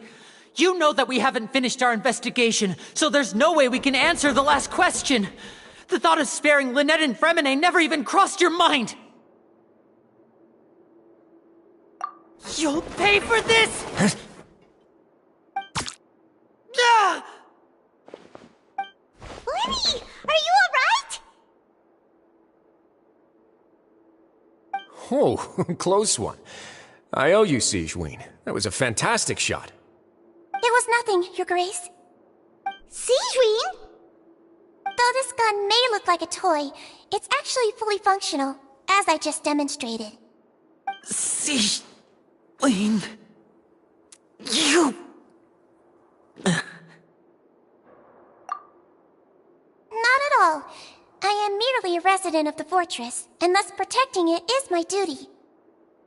When Monsieur Nervulette asked me to come here, he told me that my job would be to take care of the well-being of everyone here. I am merely discharging my duties. But if you mean what you just said, then isn't Linny someone you should be looking after as well? Isn't he a resident here just like the rest of us? But I really am just doing what Monsieur Nervulette told me to do. Everything I did, I've done to protect them. Had I not, they would be in far more dire straits right now. His Grace knows it too, right? Your Grace? Mind proving my innocence to them? My dear Sigewinne, whatever shall I do with you? Would it have killed you to just wait another minute or two? Well, it's nearly time after all. The way you do things can be truly frustrating sometimes, Your Grace. I figured I should try to talk some sense into you. What are you talking about? What time? Take me if you want, but let them go. How touching. Can you just give me one more minute? Don't be like that, Your Grace. All right, everyone, calm down. 2 more visitors will be arriving any time now. I'll go get a cup of tea. Miss Siegeween, I leave Miss Lynette in your care. You... What are you doing? I believe I hear footsteps.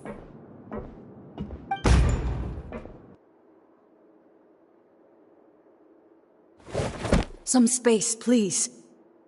Ah, Miss Clarand. My door. Fremine... Fremine... What's going on? What is Clarand doing here? Work. I'm sorry about shooting you, Mr. Linney. The tranquilizing effect will begin to wear off soon. Please take it easy in the meantime, though. What happened to Fremine? Wasn't he diving just outside of the fortress? Why is he looking like this?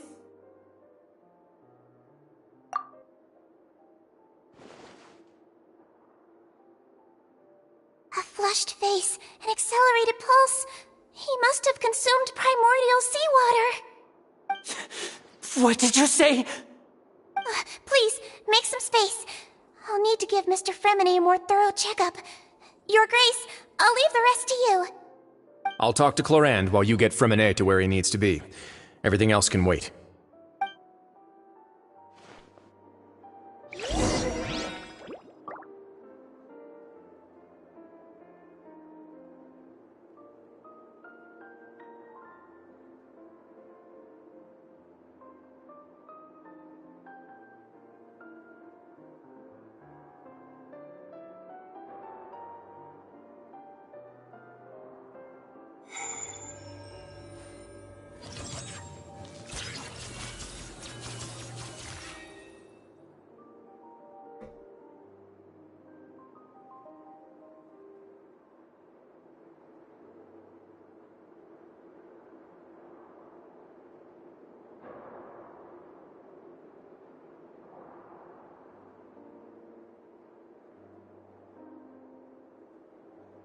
The scribe's work is simple, which is exactly why I took the position.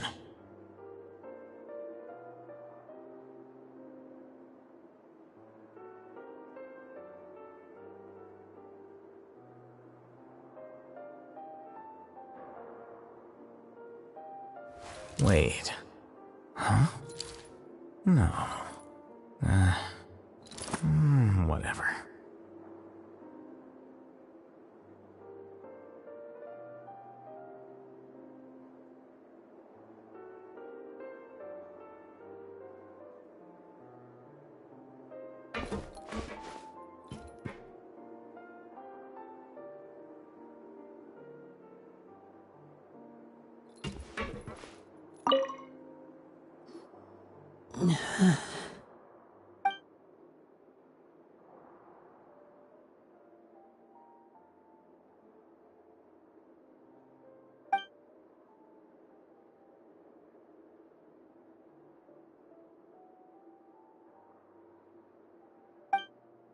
How is he?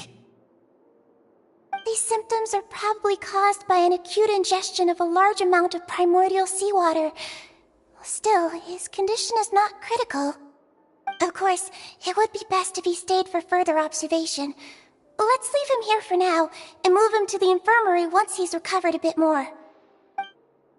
Sorry. I am aware that the infirmary may not be your favorite place in the world at the moment. We do only have a single clinic in the fortress, however.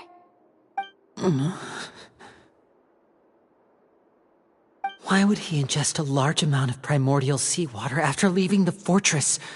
How could that possibly happen? Please, look after Mr. Fremine for the moment. I'll go fetch some medicine and a respirator. Oh, I'll bring Miss Lynette back with me. Where is she? How is she right now? Oh, she just took a nap in an empty room after I tranquilized her. If my calculations are correct, she should also be waking up right around now. You might not believe me, but His Grace and I actually made some snacks and tea for her.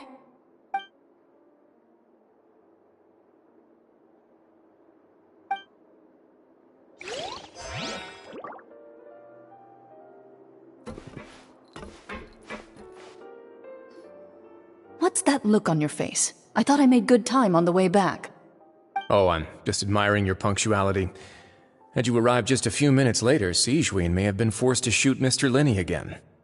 How's the situation out there? The water has changed. It's pretty much as expected. The concentration of primordial seawater has increased significantly. I was only out there a short time, so it wasn't too bad.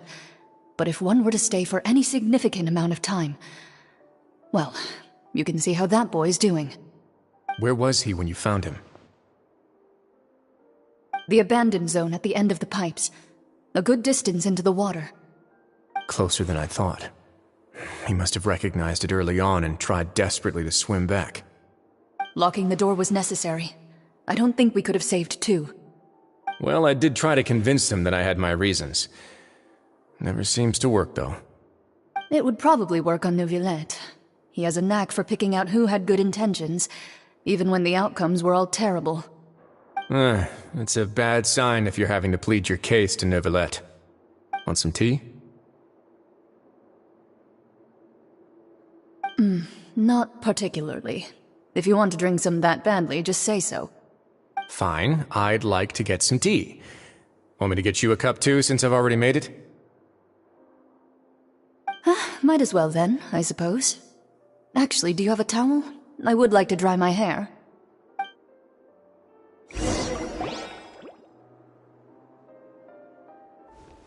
Linny, are you okay?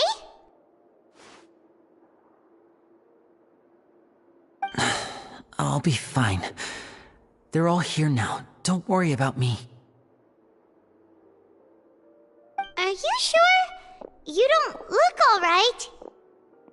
My hands and feet are still a bit weak, but that's probably just the residual effects of the tranquilizer shot. I'm back, everyone. Lenny! Oh, Traveler, Paimon, you're here too. Remine? Is he... He'll be fine. But for now, please help me lift him up.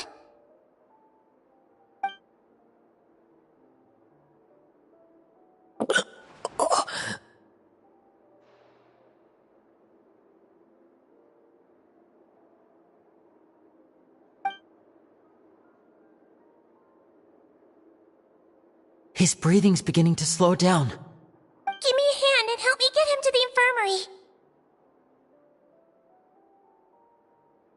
Yeah, I'll take him from this side. Lynette, together? On it.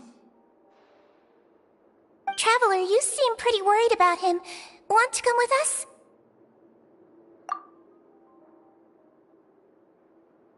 The Duke and Clarande are gone. They probably went to get some tea. The Duke will explain the truth in just a bit. Miss Clarande will need a break, since she only just returned from rescuing Fremine out of the sea.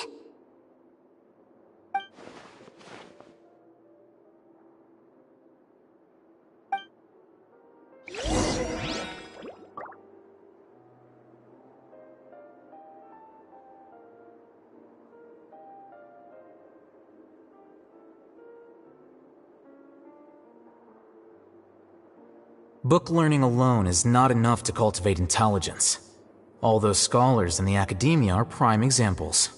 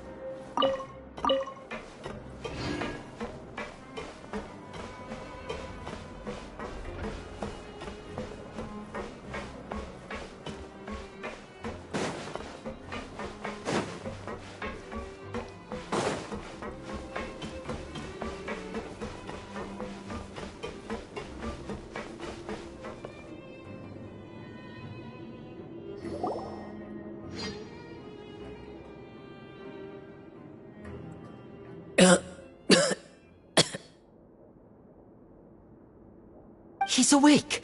Fremine, how do you feel? Linny. Lynette. We're all here. Where am I?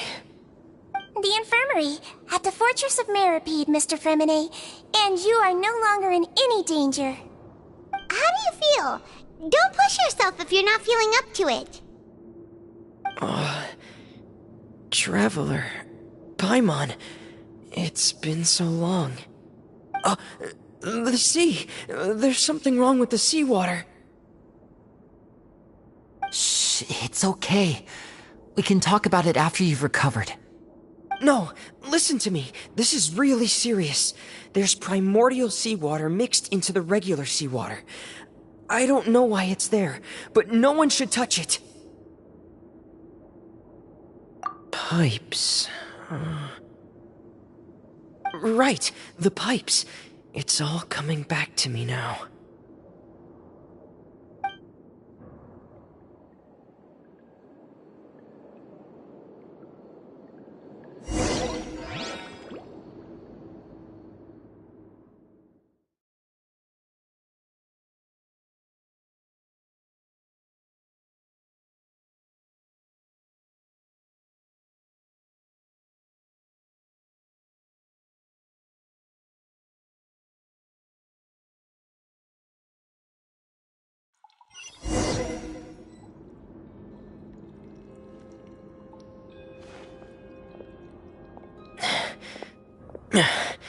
I'm in.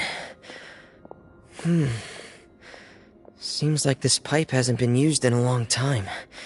It looks abandoned.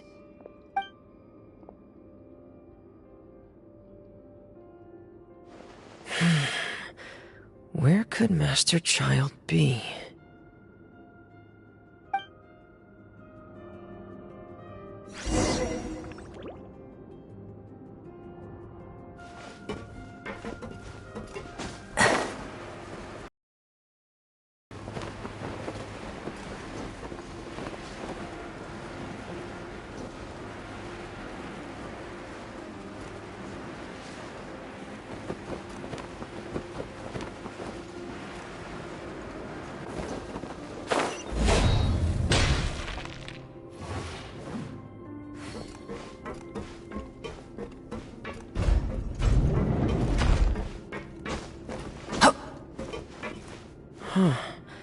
This mechanism looks like it's been tampered with.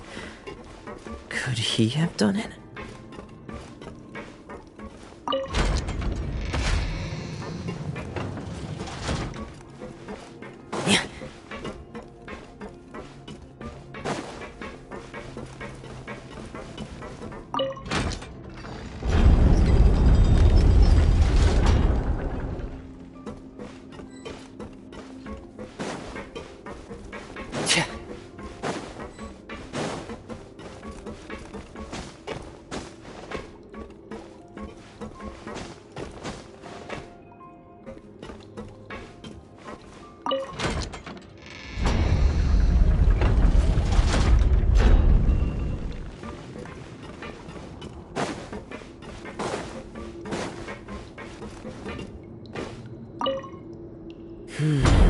It's getting stuck on something. Seems like I'll have to avoid those obstacles while I turn it.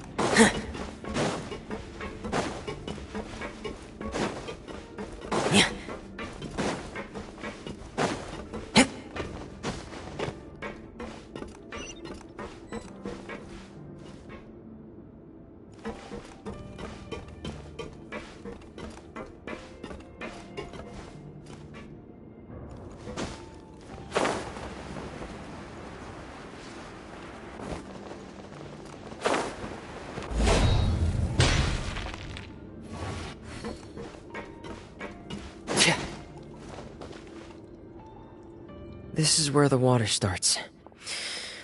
Okay. Master Child probably dived into the water. I'll go take a look as well.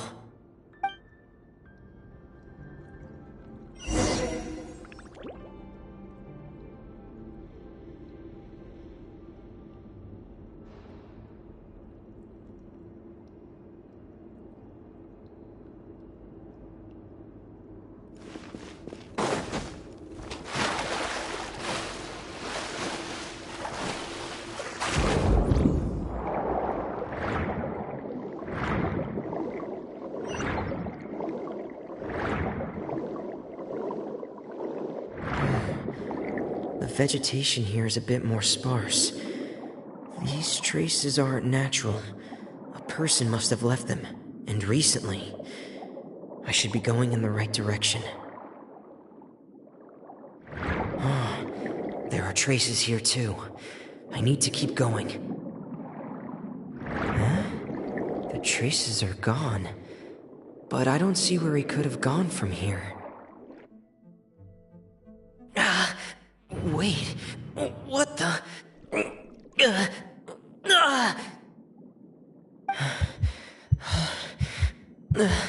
My heart is racing, and it's getting harder and harder to breathe. What's going on?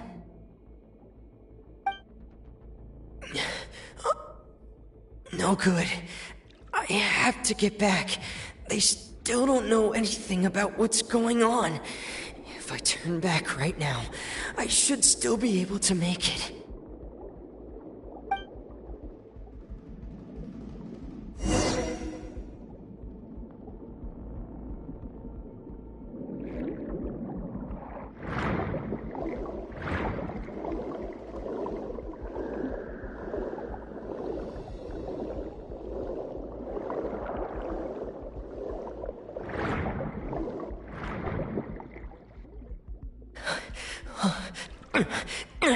I can't die here.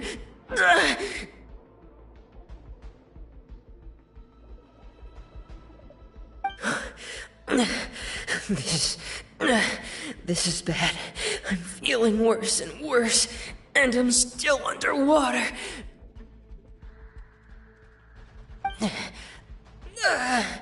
I have to push on.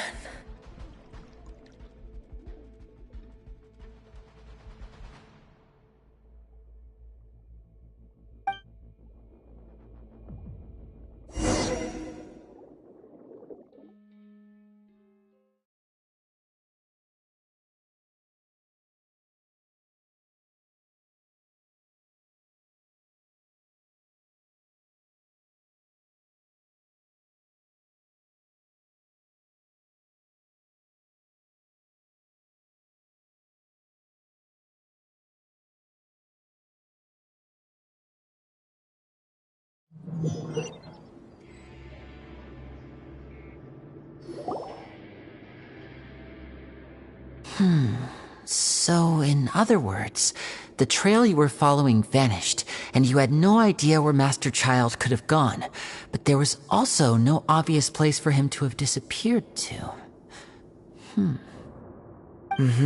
That's right. I tried my best to swim back, but I had already put some distance between myself and the fortress, and I just couldn't find the strength to keep going. I probably passed out some time after that, and you know the rest. Miss Clarande brought you back, but we also don't know why she just suddenly appeared at the fortress, or why she went out to save you. Miss Clarande, you say? I must go thank her in person. You're still too weak for Monet.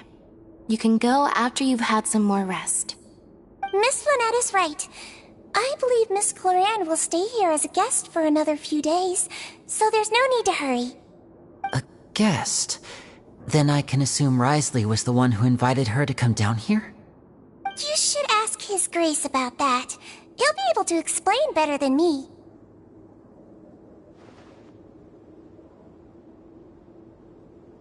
Yeah, it's about time he actually told us what's going on.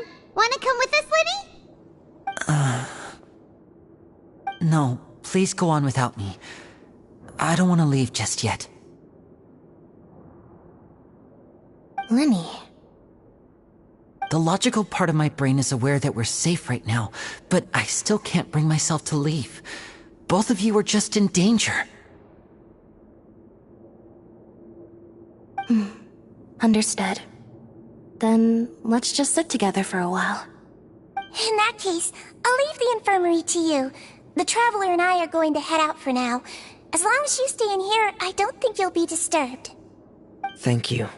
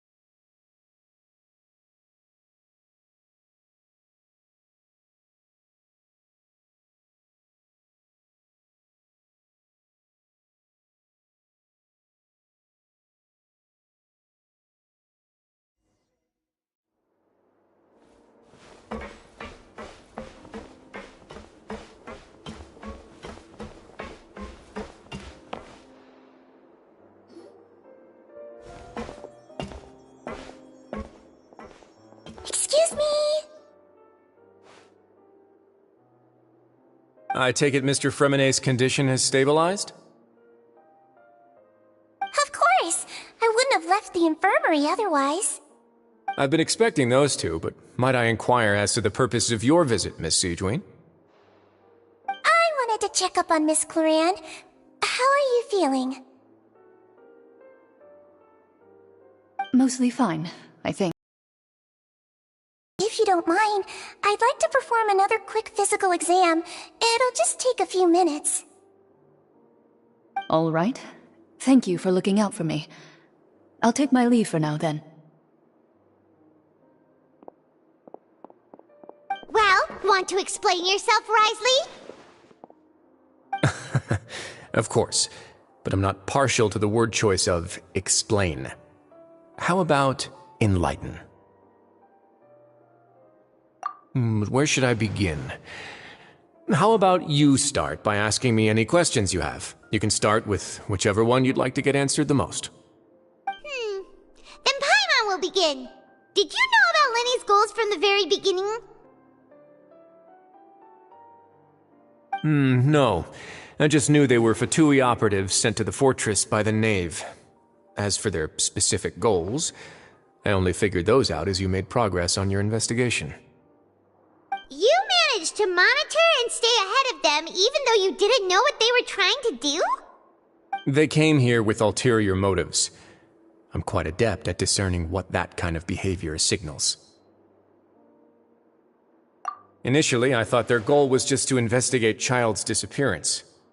Linny suggested that I had deliberately let him escape, but in truth, I didn't really do anything special to help or hinder him while he was here. Everything he did, from finding helpers to leaving this place, he did on his own.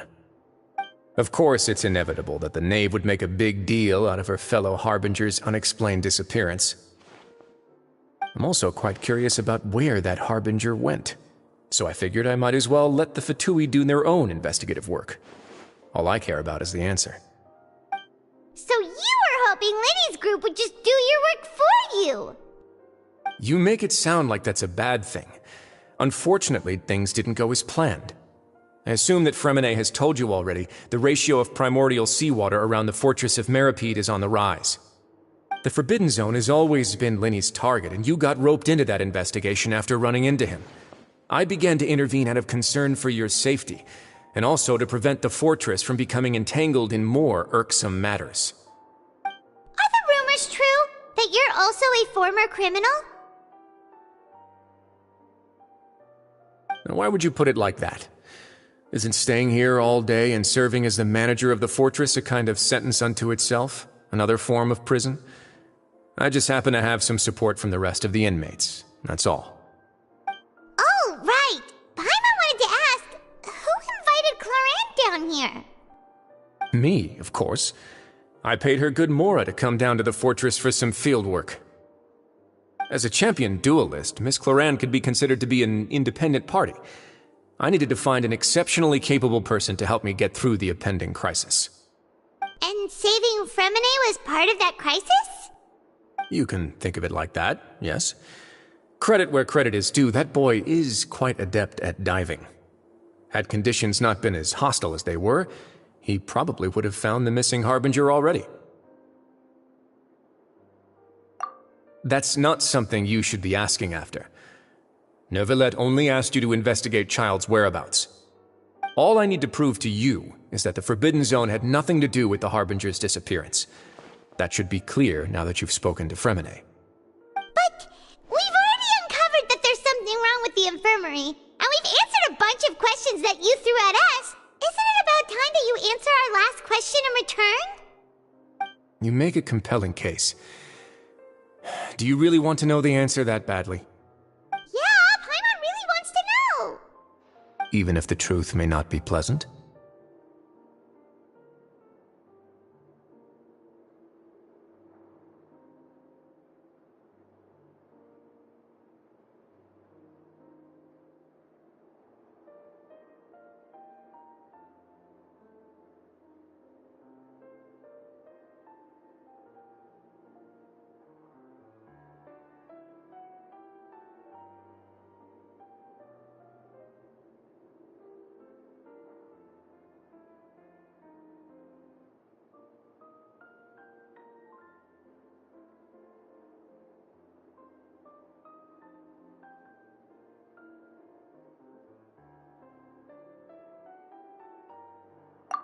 Follow me.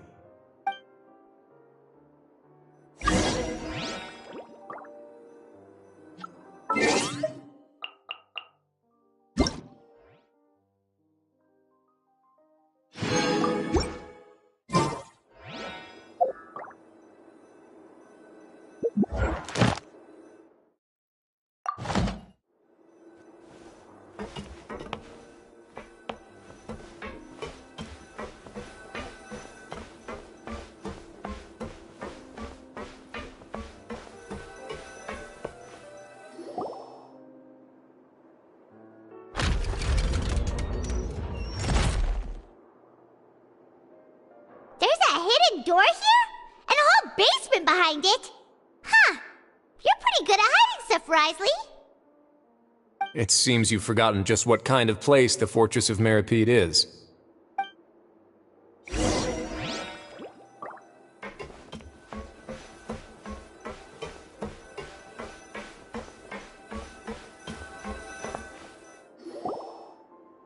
Stand on the central plate.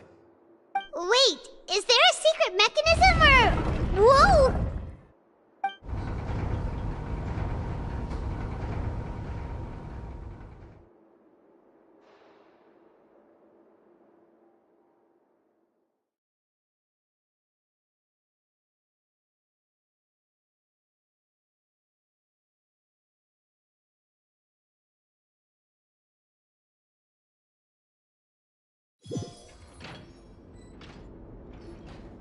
So, this is the Forbidden Zone? Honestly, for a place so well hidden, Paimon sure doesn't see anything special. What a huge door! There are 3 such isolation gates in total. Generally speaking, I'm the only one who's allowed to go inside. hence the name Forbidden Zone. Am I correct to assume you're going to run on back and tell your little Fatui friends everything? Well, Paimon wasn't thinking of keeping anything from them. Well, I'd advise you wait until you've seen the whole truth of this place for yourself before deciding whether or not to tell them.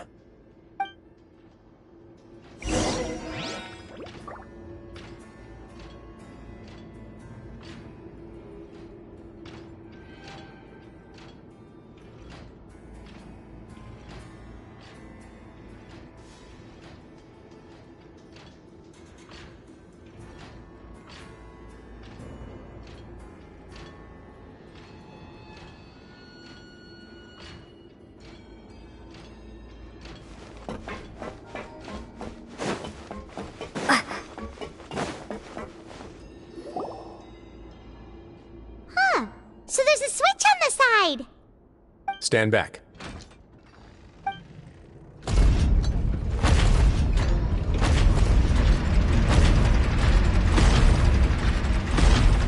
Whoa! They all just went up one by one. Go on, have a look.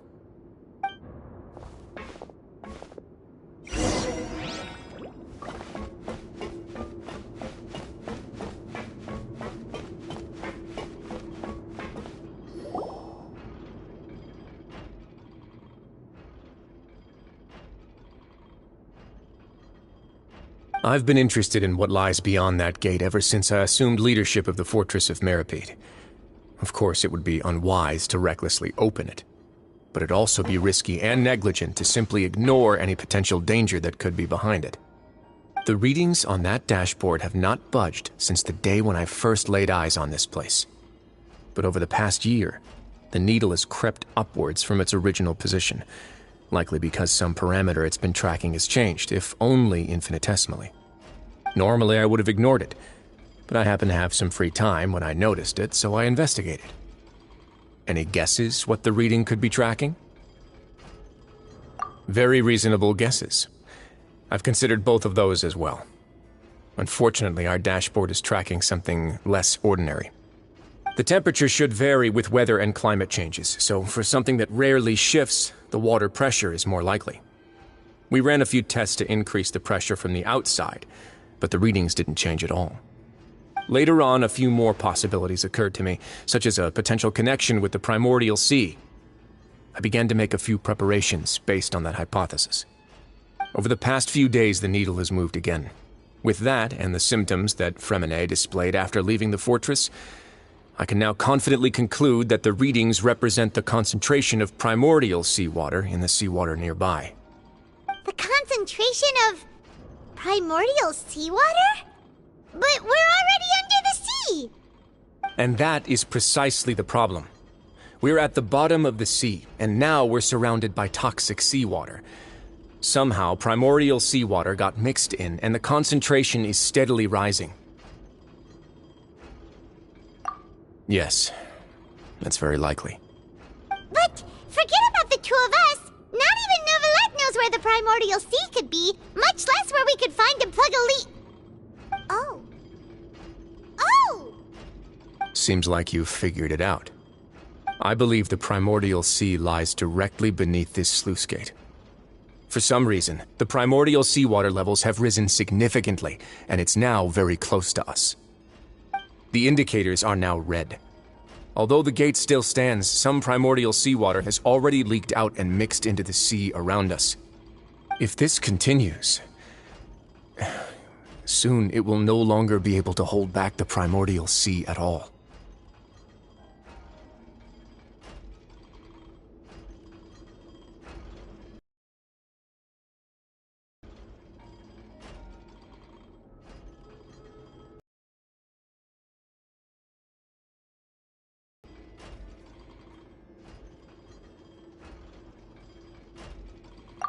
Yeah, you know what the legend said. Then everyone in Fontaine will be turned into puddles in the span of a night. But that's just too weird! Why would the Fortress of Meripede be built right above a sluice gate for the primordial sea? Who built this place anyway? Your expression tells me you think this might be part of a vast, complicated conspiracy. To be honest, you might find the actual answer may be exceedingly boring. It's just that the secret of the Forbidden Zone had been long forgotten by the nation before I rediscovered it with my research. There's no single founder of the Fortress of Meripede in any traditional sense. What we know about its history has been left to us by the people who used to live here. When the previous Hydro Archon Egeria ruled the land, all convicted criminals from Fontaine were exiled. The people drove the criminals away like a wolf pack chasing away the banished. The criminals received no sympathy of any kind from the people. They were exiled to the desolate seaside, where they experienced only pain, struggle, and the bone-chilling cold. Some of them began to repent, and prayed to the Hydro Archon, asking if there was still anything they could do. The Hydro Archon took pity on them, and said, "You may go guard my secret, deep underneath the waves." And so, leaning on the power of the Hydro Archon, they gathered underneath the sea and began to build a fortress. They became a community down there in the deeps, and over the years helped it to grow. As the number of exiles increased, more and more people joined the community. When the first group of exiles died, they left the yet unfinished fortress to their successors. The Hydro Archon continued to lend her support, allowing the fortress and what it stood for to continue growing ever larger. Before long, this dark underwater fortress became the sinner's only home. And with that, the people here stopped referring to the fortress as a prison. They saw themselves as repenting sinners who would regain their freedom once they had sufficiently redeemed themselves. But as time went on, people also realized that the fortress was a lonely place. Once they had gotten used to life here, they could no longer feel comfortable living in the overworld.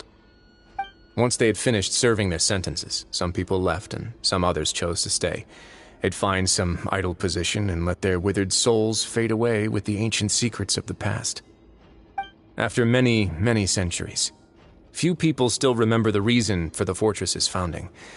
Now they just see it as an integral pillar of Fontainian society, as the place where criminals deserve to be sent. Now and again, researchers manage to break one law or another and live out their days in the fortress. I learned all this from an elderly historian. Everyone else just thought he'd made it all up. But now you know every part of that history is true. Indeed. It's just as the prophecy says. If this gate fails, then everyone will be dissolved into the sea.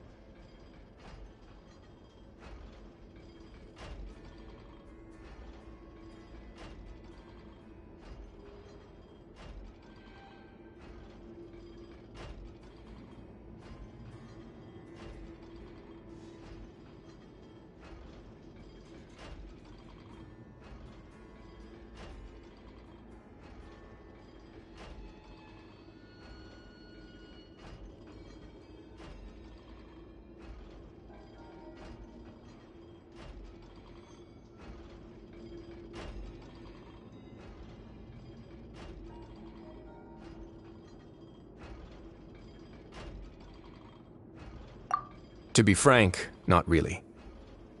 But sadly, that hasn't stopped this prophecy from proving all too accurate. Prophecies are troublesome things. Just hearing one will create the first wave of panic. Seeing signs of it will bring about the second, and actually witnessing it in real time, the third.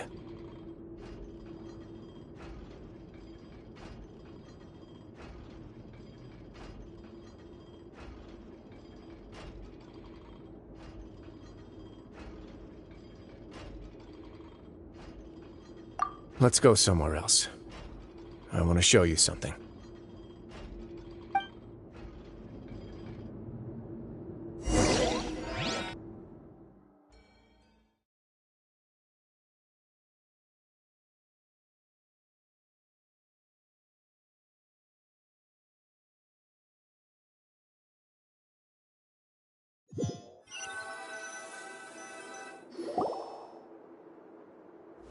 This is it. Your Grace, perfect timing. The results from our last round of experiments have... Wait, Jurier, he's not alone! Huh? Lorvine and Jurier? No need to panic, you two. I've already told them about our plan. What? After you warned us not to tell a single soul about any of this? I'm skeptical as well. Are you sure they are trustworthy? The results speak for themselves, don't they? These two may already know more than you could ever imagine. All right then, if Your Grace insists. They seem harmless enough, so I'll trust them for now. Well, how about some reintroductions? This is Jurier, one of the highest-ranked researchers from the Fontaine Research Institute. He used to work under Edwin. I trust that you've heard of Edwin? Good. Saves me a bit of time explaining. Edwin's main areas of research were archaeum and gravimeters. As his assistant, Jurier is quite familiar with them as well. I hired him to be my technical consultant. You want to blow up the fortress of Meripede? Ah, what a lovely idea. I'm already imagining it in my head. Gotta admit, I'm tempted as well. Guys, focus! Focus! That taskmaster over there is Miss Lorvine, and is also one of my technical consultants. While Jurier used to be Edwin's assistant, she used to be Jurier's assistant. Ooh, are they together?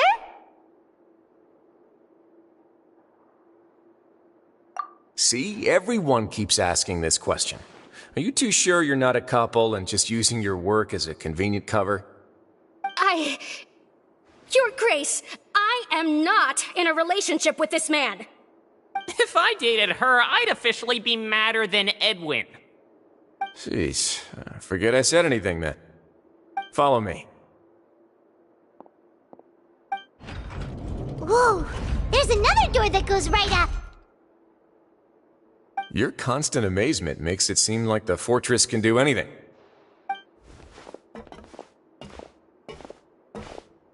But Paimon really thinks everything's super cool.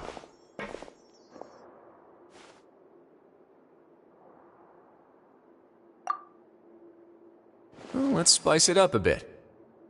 And here you go.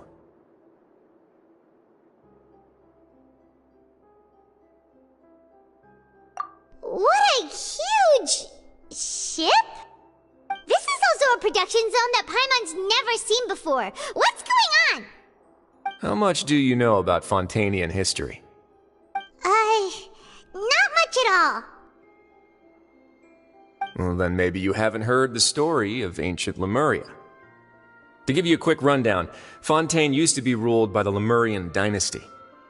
According to legend, the Lemurian king Remus came to this land after being inspired by divine revelation and found the seer Sibila, who had taken on the form of a golden bee.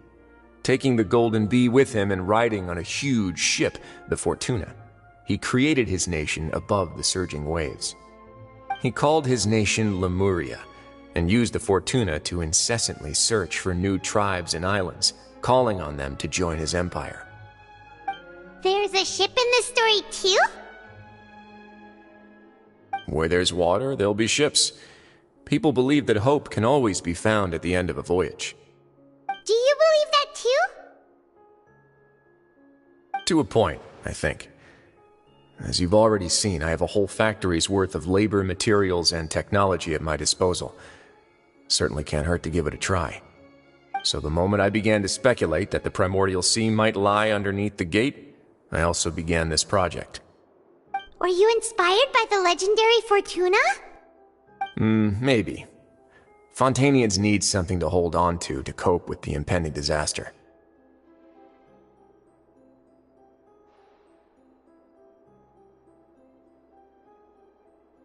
Were the workers to find out the truth behind this ship, riots would destroy the fortress faster than any catastrophe. As the fortress's administrator, I'd never make such a reckless call. Alright, that's enough talking for now. I'll need another 3 cups of tea to soothe my throat. Do you have any other questions? Seems like you're good. Come on, I'll take you back.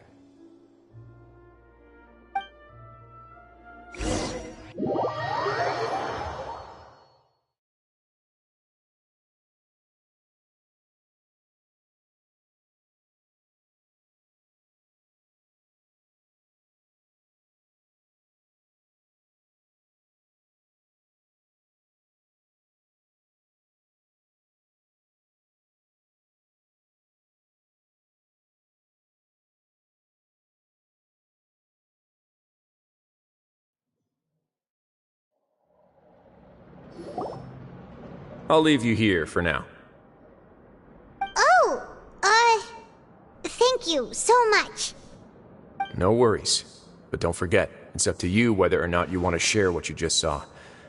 What you do from here on out will likely affect those 3 as well.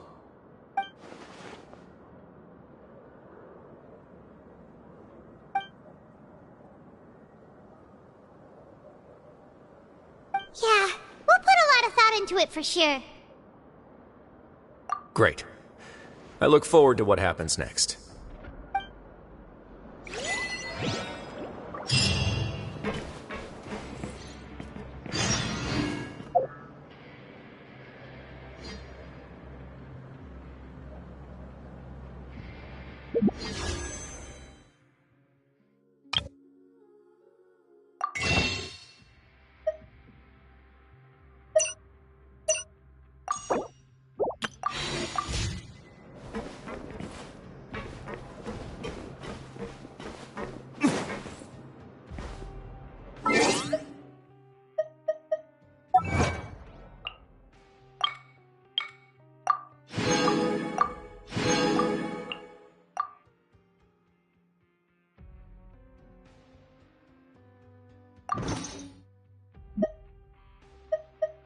Let's take a moment.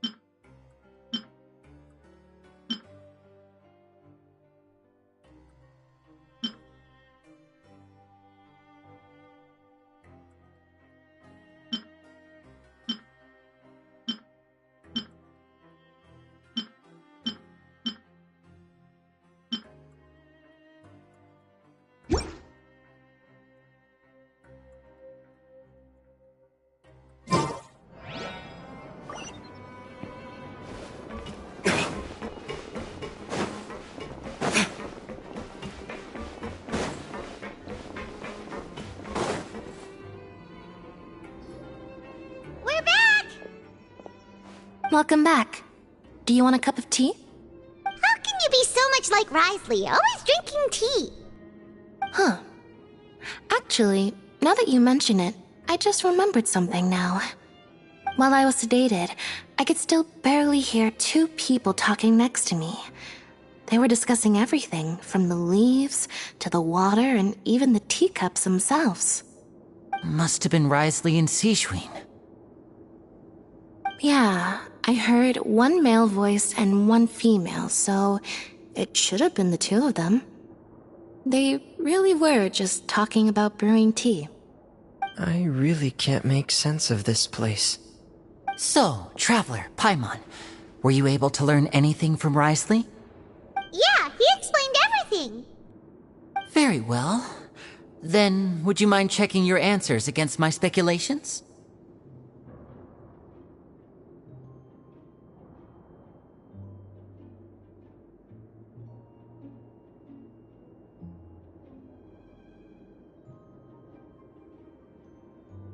Yeah, I took the time to rest, so I'm feeling a lot more relaxed now. Nobody else is around, and Miss Sijwin is also busy with something or other, so let's just talk here. All right, then I'll posit my theories. I asked myself 3 questions. Firstly, why was Fremine affected by the primordial seawater? It was because he dove into the sea. My theory is, the long-lost primordial sea is probably very close to the fortress of Mirapede. Ooh, he's good. He got that right on the first try. That's Arlini. Secondly, Risley's attitude changed dramatically during the course of our stay here. He ignored us completely at first, then suddenly roadblocked us. Why? I spent quite a long time thinking about this. If he has been monitoring the Fatui since the very beginning, he probably ignored us at first because he was hoping we could find Master Child for him. What's more, the Fortress of Mirapede is not part of Fontaine's court system, nor does it report to Udex Nervulet. Risley is basically the king of a no-man's land. As long as the fortress doesn't do anything about Master Child's disappearance, Father can use it to pressure the Fontaine authorities. And while the two factions are pitted against each other, Risley will be free to move between the parties of interest. If I had to guess, he probably has something that he's working on himself. It's likely related to the secret of the infirmary, but I just can't think of what it could be.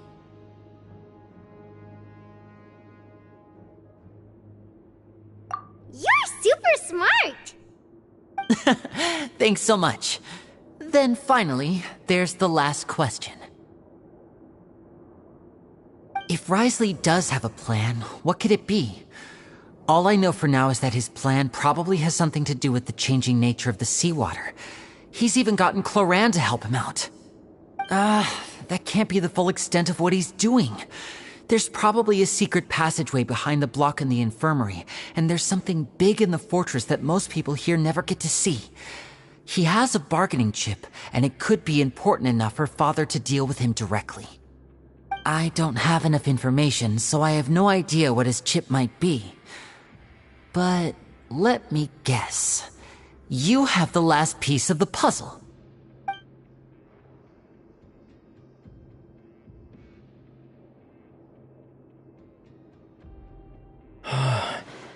I can't believe it.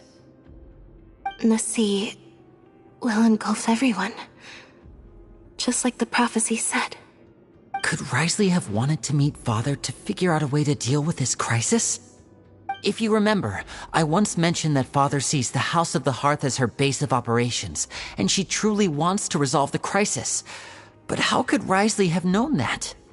Or perhaps he didn't know, and just wanted to bring Father over to his side? Which could be why he said he just wanted to negotiate. Yeah, that makes sense to me. I understand your concerns as well, Traveler. I'll figure out a way to pass this on to our father. No matter what, we're on your side. The two of you have already aided us far too much. We probably wouldn't be standing here right now if not for you. If you ever need anything else going forward, please come to the House of the Hearth at any time. Though you may not share the sentiment, after all that we've gone through together, the three of us basically see you as family now. You have my gratitude. Thank you for protecting Linny when it really mattered. And thank you for sharing the secrets of the fortress with us. We didn't think you were going to do it. Why are you being so formal all of a sudden?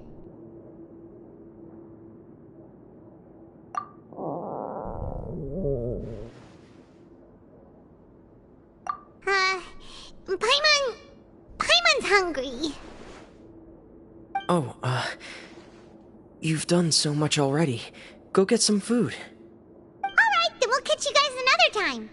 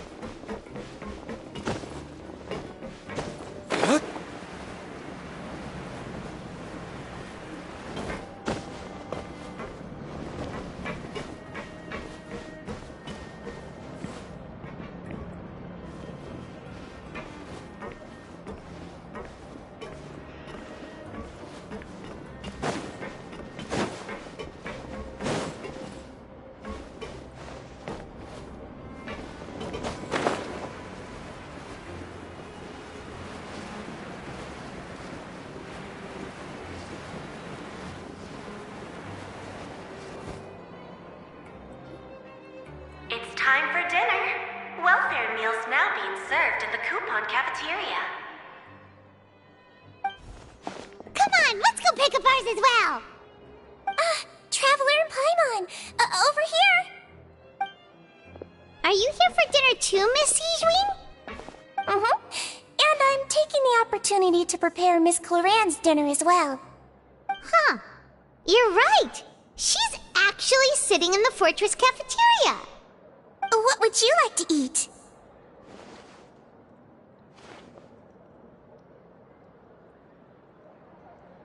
Yep, you can.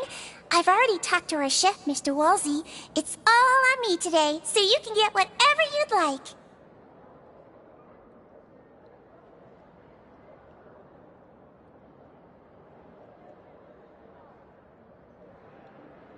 Me too! Don't forget Paimon! No problem. Just leave it to me.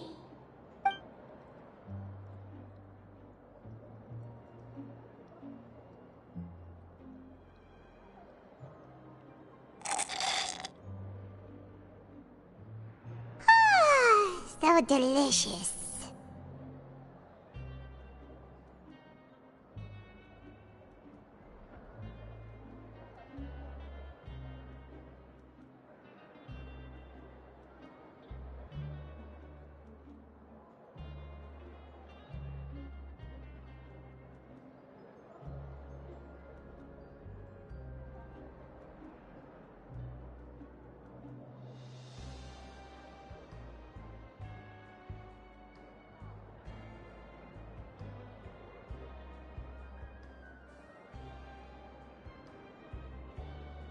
Paimon's so happy. Paimon wants to feast like this every day. Feeling full yet? How's the food? Delicious.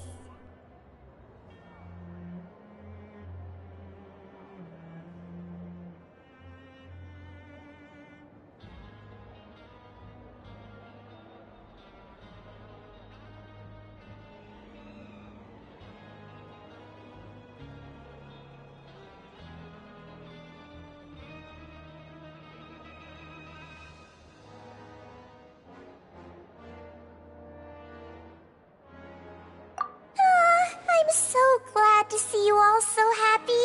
Oh, see, the expression on your face just now? The muscle here just moved, which suggests that you're feeling quite relaxed at the moment. Sijween, do you do this to help your patients or to better understand human beings? A bit of both, I suppose. I'm a Melazine, which means I'm very different from human beings. I must know what you're thinking if I want to take good care of you. You're really good at taking care of people. Even though you're so short, you still talk and act like an older sister. Really? You're reminded of an older sister? That's great to hear. Oh, and what did you mean back in Risley's office? When you said that you were protecting Linny and his siblings as well?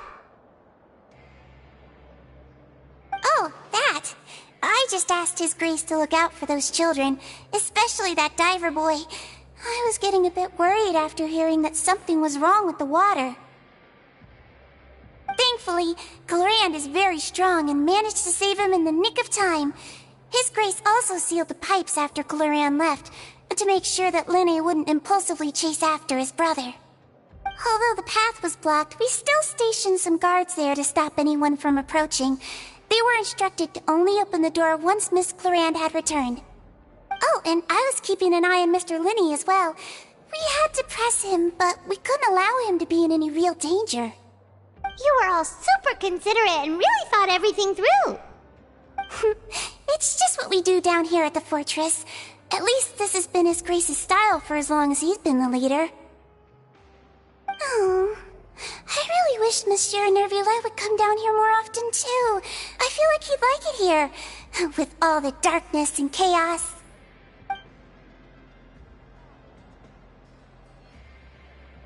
Get a good night's rest, you two. You both worked very hard.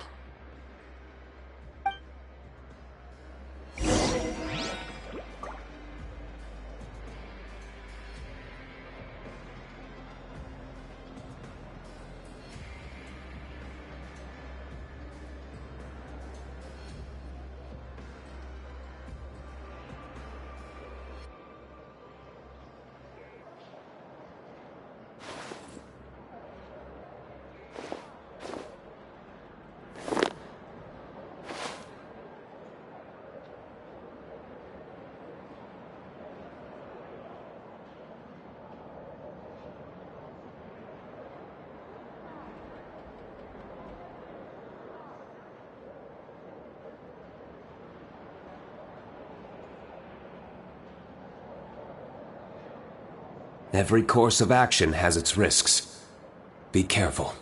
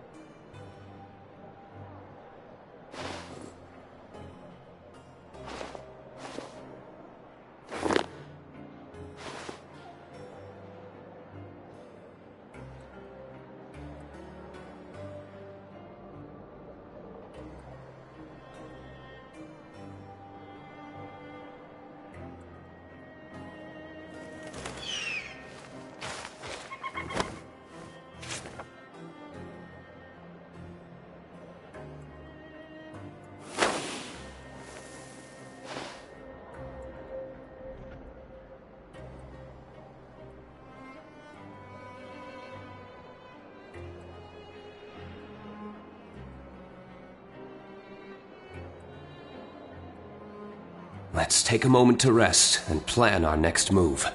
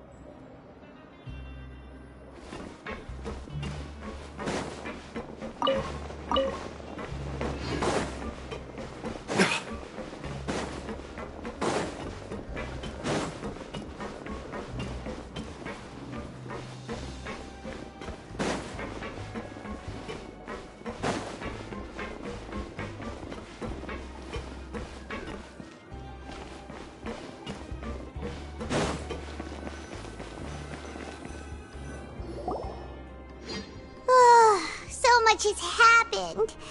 Paimon just feels absolutely exhausted now that she's finally relaxed. Paimon's super sleepy. Are you sleepy too?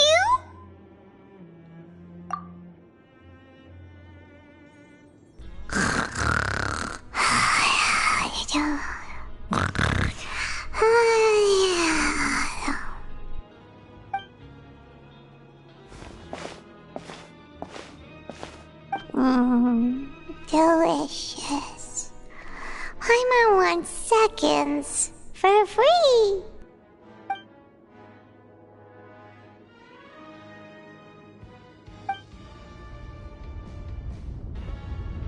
Out of my way!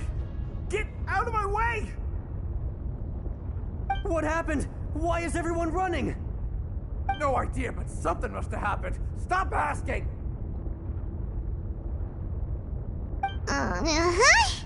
Who's yelling? Paimon still wants to sleep.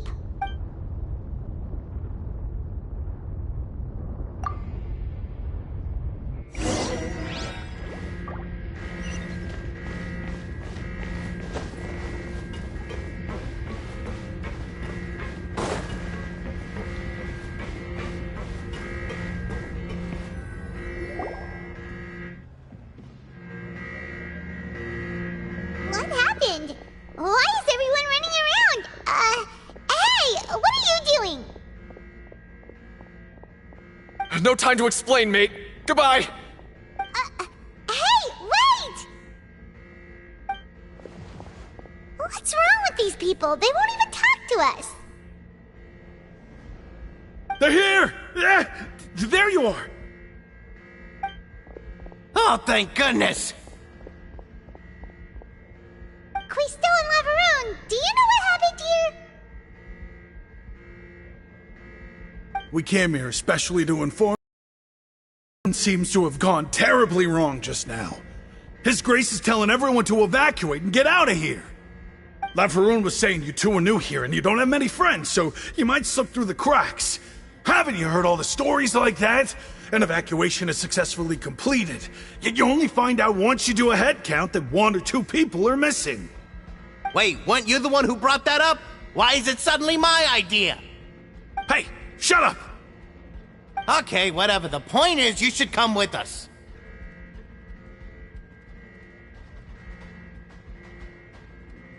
Yeah, he said to get as far away as possible, upwards and outwards.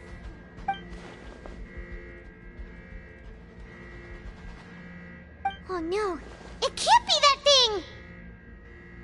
Whoa, wait, what? What? Hey, where are you going?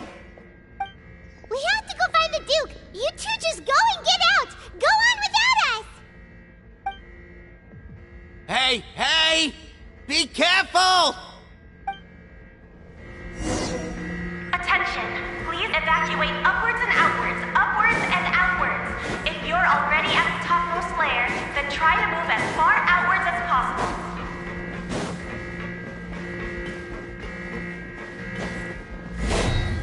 Attention, please evacuate upwards and outwards, upwards and outwards. If you're already at the topmost layer, then try to move as far outwards as possible.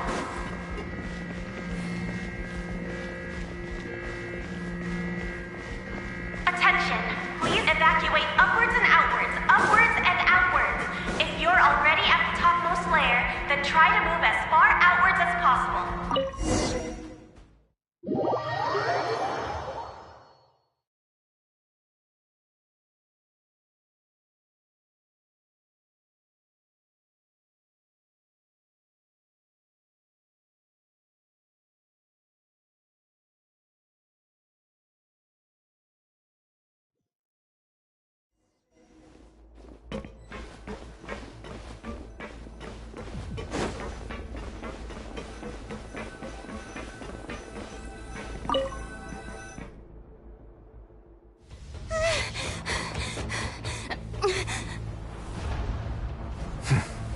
They're here.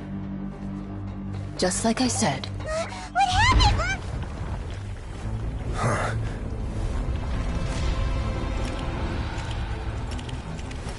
You're just in time. But be ready to run.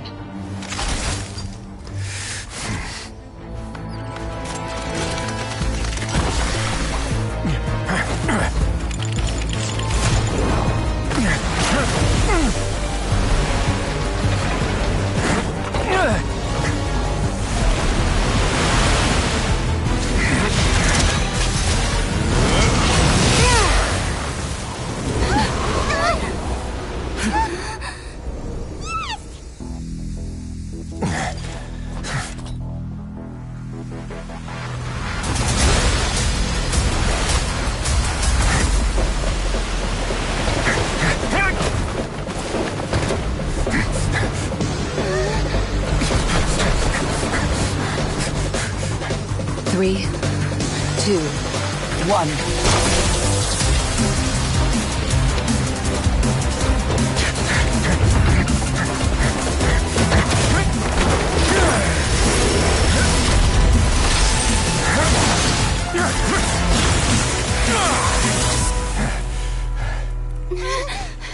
This won't hold it for long.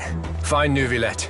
Tell him the defenses are about to collapse. Then what will happen to you? Until he arrives, we're the last line of defense.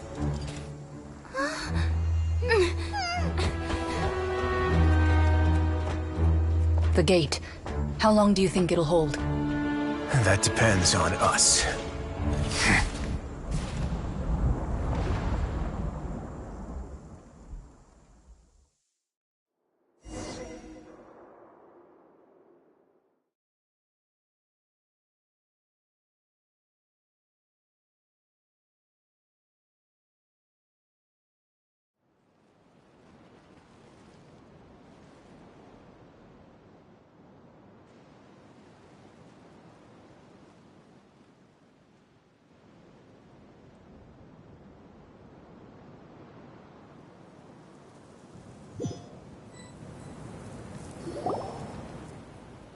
Neuvillette?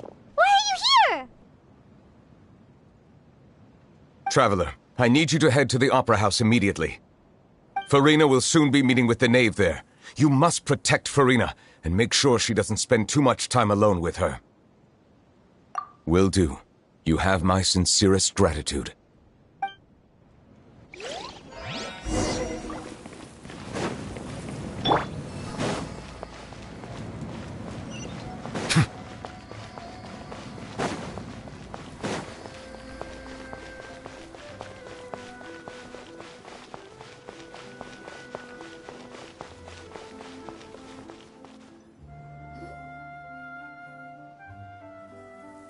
Look! There are a ton of Fatilian Palais Mermonia people over there! The knave is probably here already. We need to hurry! Are you two the traveler in Paimon? Monsieur Neuvillette has left instructions. Please follow me. Though I'm sure he's already explained, this should be a mostly cordial conversation, unlikely to give rise to violence.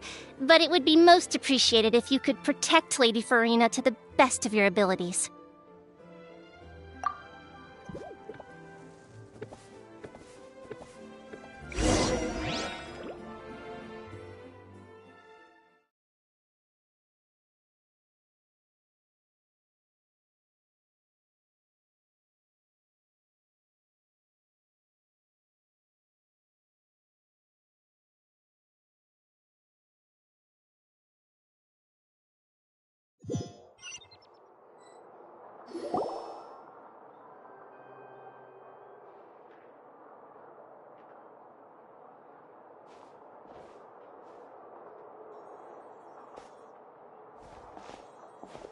Oh, so you two are the honored guests Miss Farina mentioned.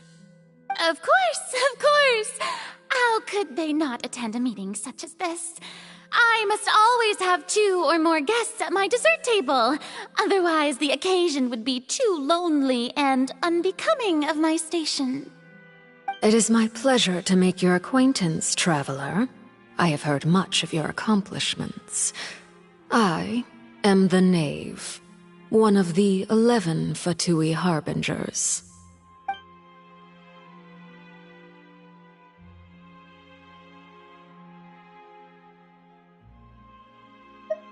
I've already prepared seats for you. Come, sit beside me. Perhaps you two are unaware of how Miss Farina and I do things. You see, we actually recently agreed to get together for tea when we had the time. See this? This is a limited type of confectionery that Miss Farina simply adores. There are only 16 slices sold every day. Here, why don't you and Paimon have a taste?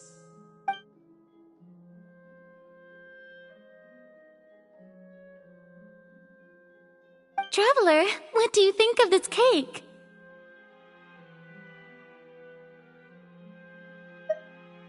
That's good to hear. So what Child said was on the mark after all. You do share a taste in desserts with Farina and I.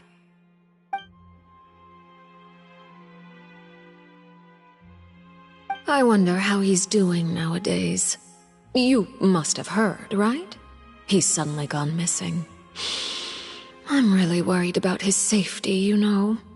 Here's to hoping that he's an excellent swimmer. Since we're talking about him, I feel like I should add something. His martial prowess really looked certainly pretty impressive, yeah.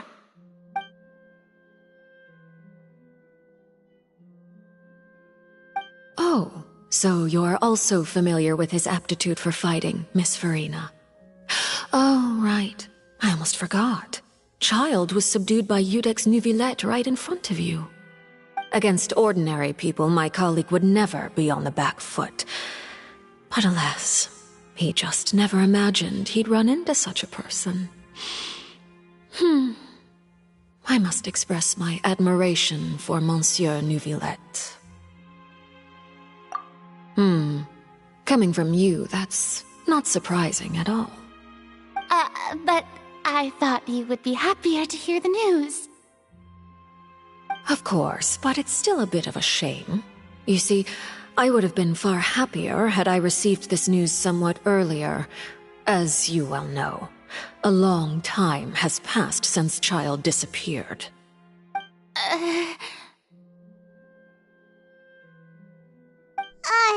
Well, in any case, there's no need to worry.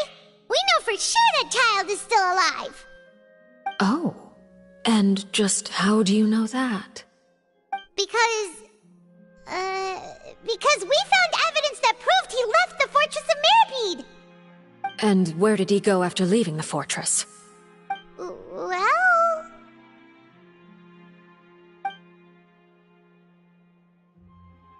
The Fortress of Meripede lies deep beneath the waves. Unless he pranced right out of the main gate, he must have had to swim for it. Do you have any proof that he surfaced safely?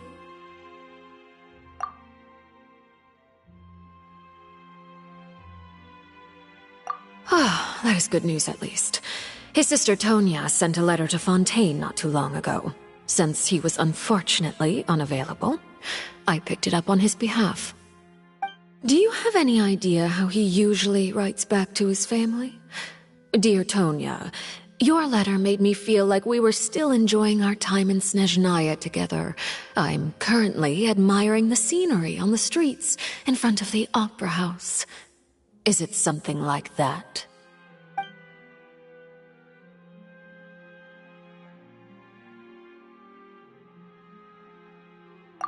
All letters tend to follow the same few formats anyway, right? As long as the contents are accurate, it doesn't matter so much how it's written or...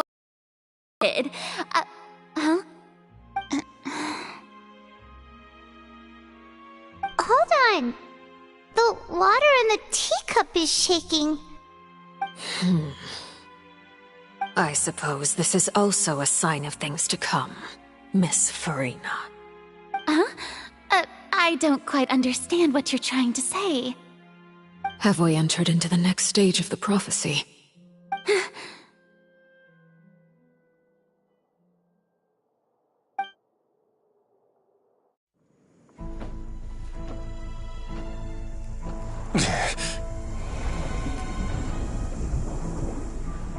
My thanks to you both. I will take it from here.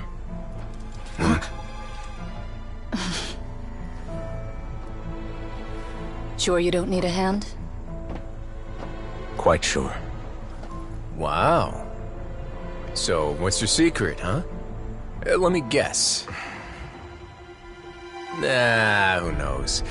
Maybe it's just your sense of responsibility. Sounds about right.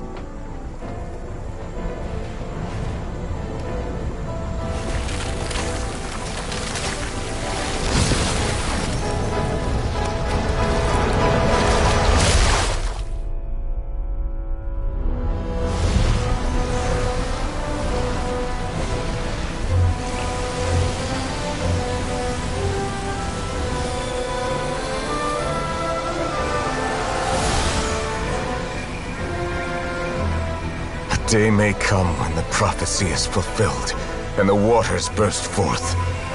But it is not this day! This ancient power could easily obliterate an entire race. A tsunami of fury would unleash endless catastrophe.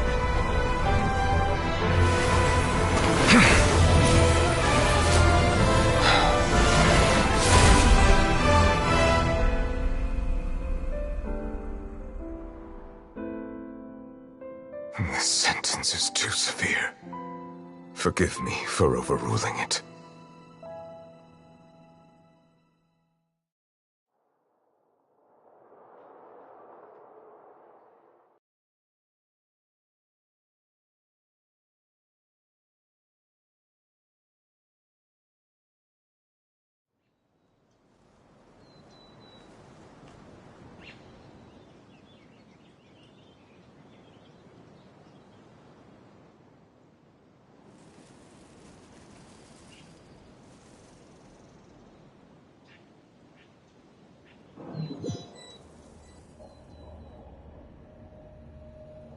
All right. Seems like the problem inside has been suppressed. Let me guess, we're safe for now. Indeed. But only for now. I win this bet. You owe me a present. Very well. It was indeed just as you said. You made a bet? We made a bet on the size of your entourage. Cloran thought you wouldn't come down by yourself. I figured you would have at least brought a few people along for appearance's sake. It appears I underestimated just how confidential the mission was. Shouldn't you have gotten used to confidential missions by now? That's just how the courts operate. So what gift must the loser give? Tea? He already has tons of tea in his office. I'm thinking about a set of legal codices. That wouldn't happen to be a dig at my lack of legal awareness, would it?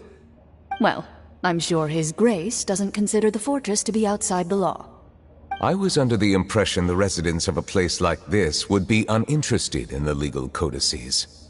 That was obviously a joke. Anyway, you've still got some unfinished business to attend to in the overworld, correct? No need to stay here if you have a pressing matter. We all know you can't leave Palais Mermonia for long. Thank you. I hope everything went smoothly with the Fatui Harbinger.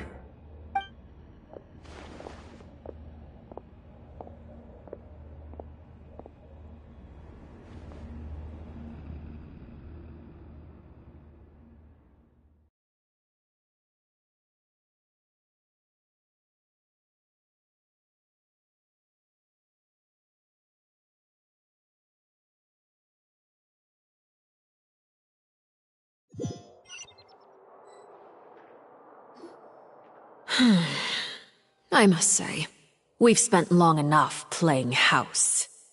Miss Farina, as the Hydro Archon, I am sure you understand the exact meaning of the phenomenon we just witnessed.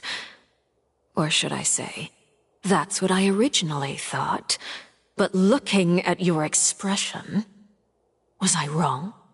And you haven't a clue? What are you trying to say? At this point, I don't think there's any more need to speak as diplomatic representatives.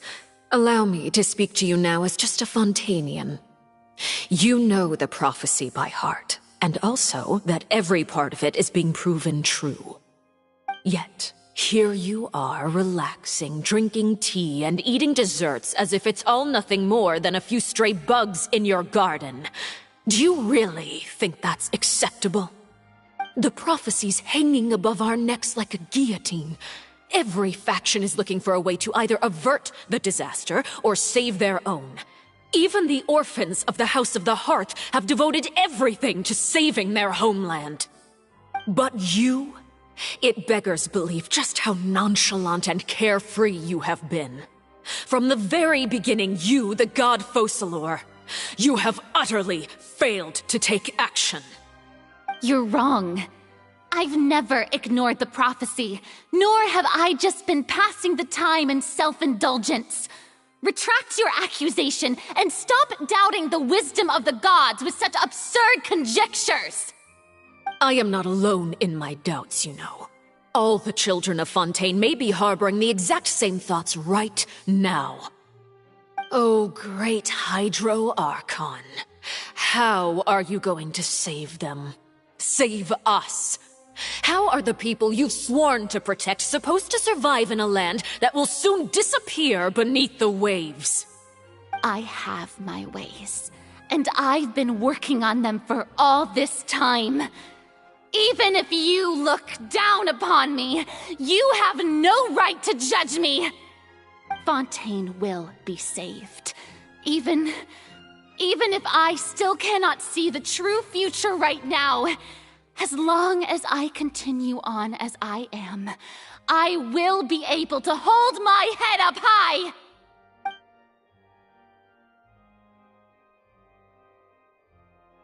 Then I ask you, Miss Farina, just what have you been working on? Where can we see it, and what is it doing to help?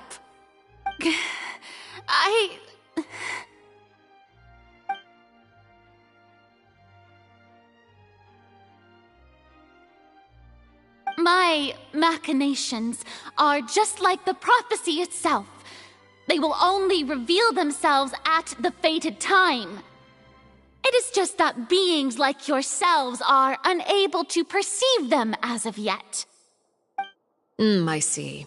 As a god, the proof of your labor always lies beyond prying mortal eyes.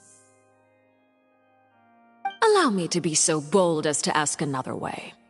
Would it be possible for you to tell us the parts of your plan that are not confidential? Such as your emergency response plan for the impending disaster? An emergency response plan? Oh, that look in your eyes. Have you not even prepared one of those? The emergency response plan is also strictly confidential. Then allow me to jog your memory. Miss Farina, what is the purpose of your Oratrice Mécanique d'Analyse Cardinal? And what do you plan to do with the massive amounts of indemnitium that has accumulated over the years? The Oratrice? It's just like it appears to be. So you also have no idea. If I'm not mistaken, someone's using it to prepare for something. But unfortunately, it would seem that someone is not you, Miss Farina. I first caught wind of this when Linny tried to investigate the Oratrice in the Opera House.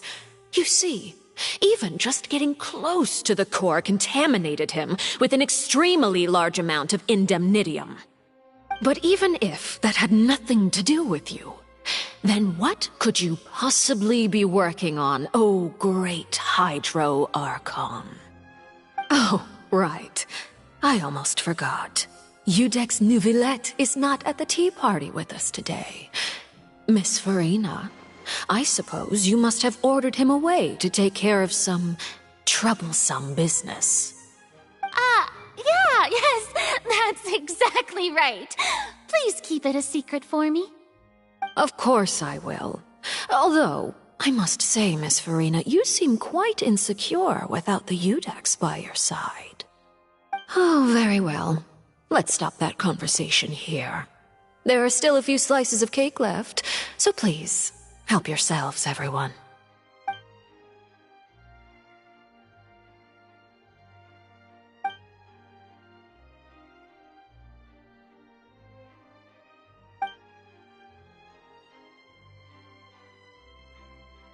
Traveler, I heard that you were recently commissioned to handle a few matters on behalf of the Udex. Why don't you take an extra slice of cake? Those who work hard deserve gratitude and praise. You too, Paimon. Thank you. Paimon will take you up on that offer.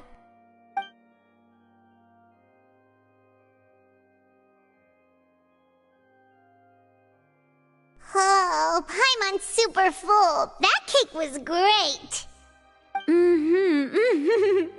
If it's on my tea table, it must be of the highest quality.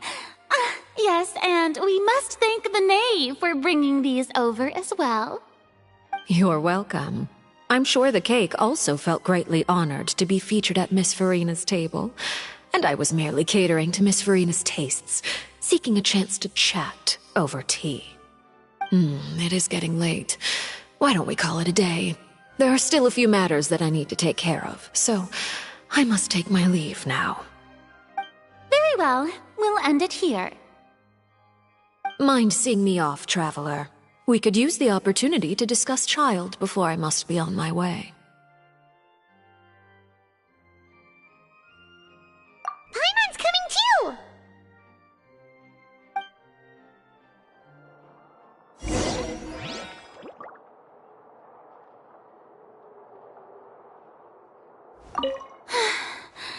The tea party turned out to be even more difficult than I'd imagined. Why are you looking at me like that? Is something the matter? If there's nothing urgent, then I shall be retiring for now.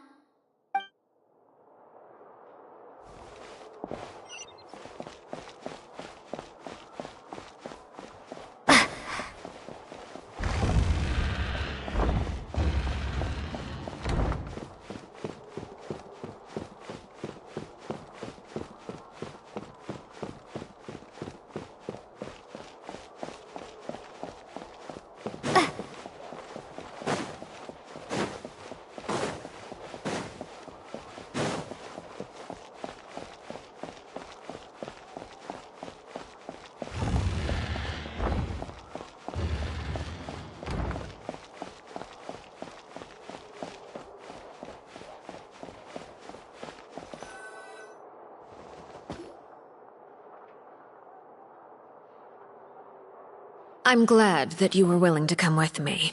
Of course, Child was just an excuse. I have no interest in your dealings with him. That's what Paimon thought!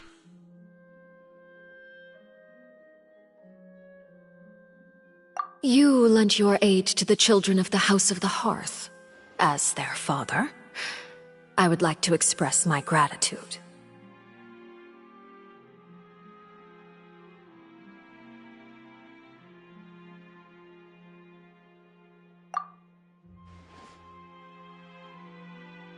That was all. Formal topics should be discussed in formal settings, and informal topics in informal settings. I know you just returned from the fortress of Meripede. Relax. I have no intention of trying to get anything out of you. Linny, Lynette, and Fremine are still there, and I trust their judgment and abilities. They've all been working very hard and have always done all they can to fight back against anyone who tried to stop them, especially Linny. You mean Wriothesley. He's a tricky one to deal with. It's unfortunate that Linny's so eager to prove himself that he can't learn to rely on others, including me. By the way, and you can just consider this a bit of idle gossip, but what's your impression of Farina?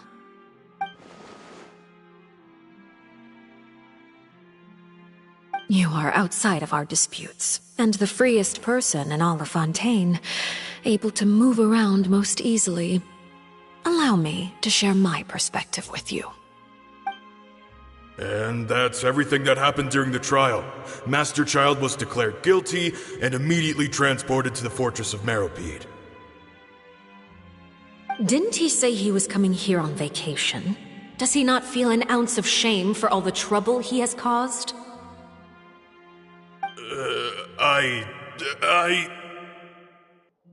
Forget it. He did give us an opportunity. I will be meeting someone shortly. Do you require help with any preparations? No need. I will take care of it myself. I need to meet with Farina, the Hydro Archon. She is at the heart of Fontaine. But what's fascinating about her is that she often seems more like a celebrity than a working Archon. Oh? Come over here, you little critter, you!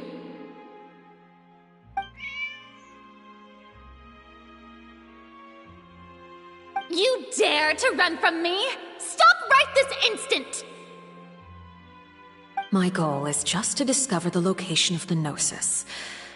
But I didn't expect the chance to approach Farina to be handed to me on a silver platter. This is so easy, it's actually making me a bit suspicious. Anything left unguarded is usually just bait. But no one will blame someone for taking the bait. After all, from the moment it was attached to the hook, the bait is meant to be sacrificed. It's just as I guessed in the second before I struck. The Hydronosis is not currently held by the Archon. In fact, this Archon doesn't seem like a god at all. And I sense that she's under some kind of curse. Who are you? And what are you trying to do? Please don't kill me! I'm begging you, please! The fear in her pupils is genuine, so perhaps she's not bait after all. Either way, targeting her has lost all meaning. I left the scene with ease. Nobody came looking for me, and nobody could serve as a witness to my near assassination of Focalor. I suspect even Farina dares not mention this incident to anyone. Not long after, my informants confirmed what I had guessed. After returning to her quarters, Farina quietly cried alone. She was so scared that she could not sleep that night, nor could she even bring herself to eat her cake. There's no doubt that there's something wrong with her. I began to entertain the possibility that she is not the true Hydro Archon. Perhaps Iudex Neuvillette is actually the genuine article. I have to find the Gnosis. If the Neuvillette hypothesis is correct, he is probably in possession of it. Alternatively, it might have been hidden in a place that's hard for ordinary people to access. Yes, Father. My dear children, please speak. News from the fortress of Meripede. Master Child has gone missing. On top of that, the contacts and guards we bribed at the fortress have all gone quiet as well. Probably the handiwork of that Ridesley. I'm afraid so. This is a good opportunity. The value of a Harbinger is much higher than most would imagine. We now have an excuse to exert diplomatic pressure on the Fontaine authorities. Set up a meeting for me. I would like to meet the Hydro Archon and Iudex Neuvillette. Oh, and I have an additional mission for you three. Yes, Father. Tartaglia's disappearance was not a part of my plan, but I can use it to make a breakthrough. With this as my excuse, I can ask for an official audience and continue my investigation of Farina and Iudex Neuvillette. The initiative belongs to the House of the Hearth. My wish to investigate the fortress of Meripede will be a front. Linny and his group will be responsible for the actual intelligence gathering.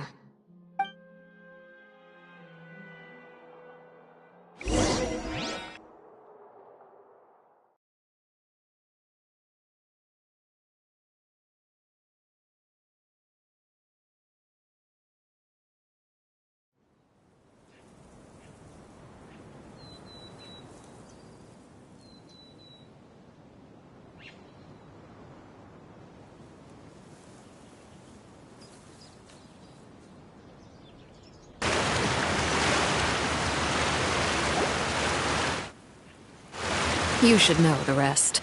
Linny's group is quite close to you, so they wouldn't have hidden anything from you. You attacked the Hydro Archon?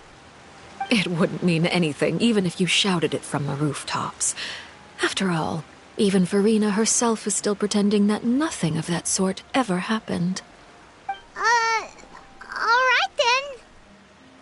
I've now had 2 chances to enjoy tea with Farina. I have to say, the leadership of Fontaine is even more inscrutable than I had imagined. I once surmised that Iudex Neuvillette must be the Hydro Archon, But now, that doesn't seem right to me either.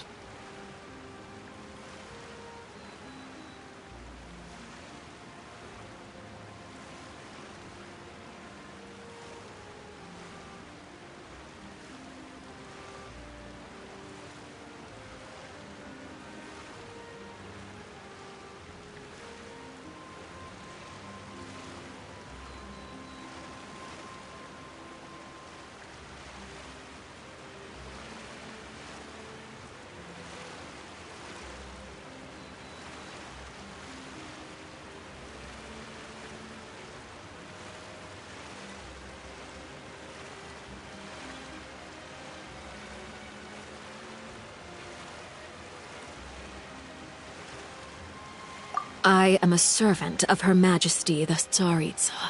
Over my years of service, I've learned how a real Archon conducts and carries themselves. Whether Eudex Neuvillette or Farina, neither fits the bill. It's hard to imagine either of them as the Archon. Of course, that is all just how I feel. Gut feelings often do not require justification. It is, however, quite amusing to me that after all my years working in intelligence gathering, I've come to realize I am at a complete loss regarding the identity of the god of the land of my birth. Don't you think Fontaine is quite intriguing? A catastrophe looms, yet many secrets have yet to rise to the surface. It looks like Fontainians will have no choice but to save themselves. Ultimately, though, one must survive in order to do anything else.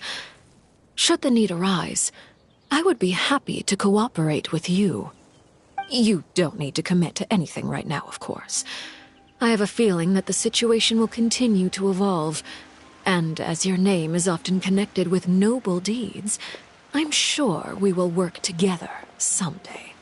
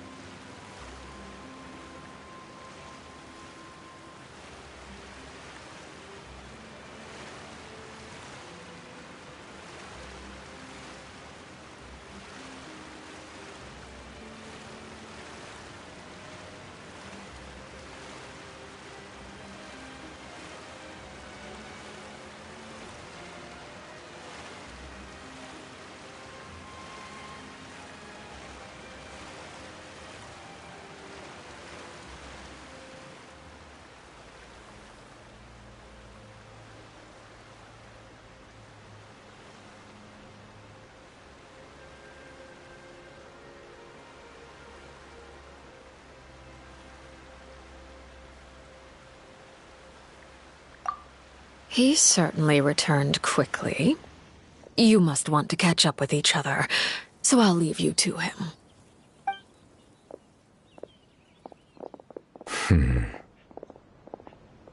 Neuvillette, is it over? For now, yes. But this issue will prove quite thorny in the long term. I'm concerned that sooner or later the prophesized events will occur. Thank you for protecting Farina.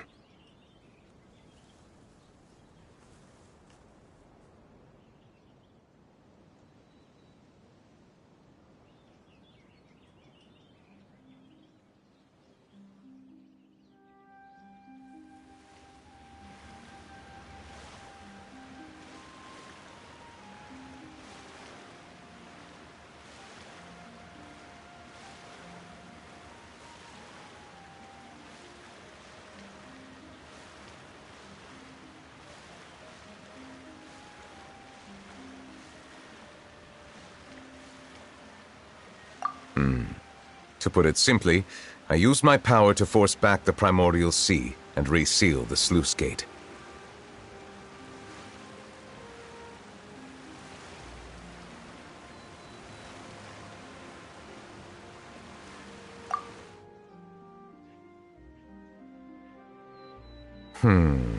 So as expected, the knave has turned up the pressure on Farina. She's trying to feel her out, though I'm still unsure as to her motives. Permission granted.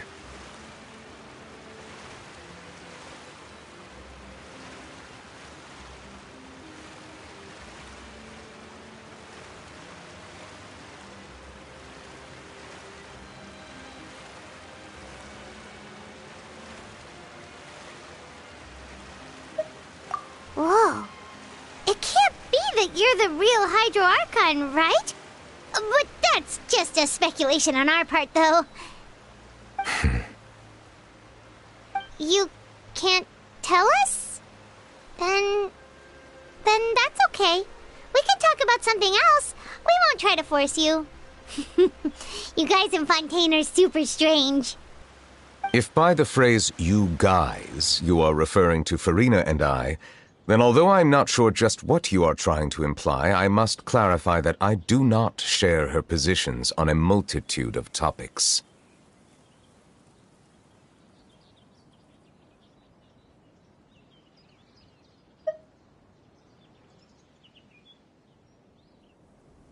I believe so. The fortress has a long and complex history. It has seen much grief and suffering. And now, another catastrophe will soon be upon us. I mourn this turn of events. Huh? Why is it raining all of a sudden?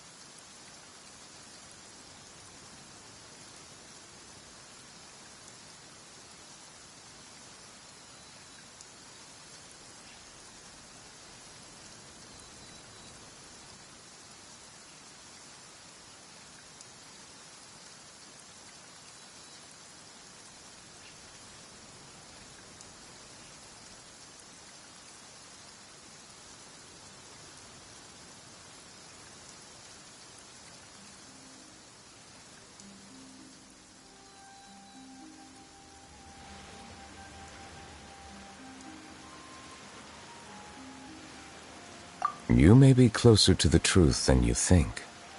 Oh? And what are you thinking? The dragon of... what? Huh? Please do not be so surprised. Farina?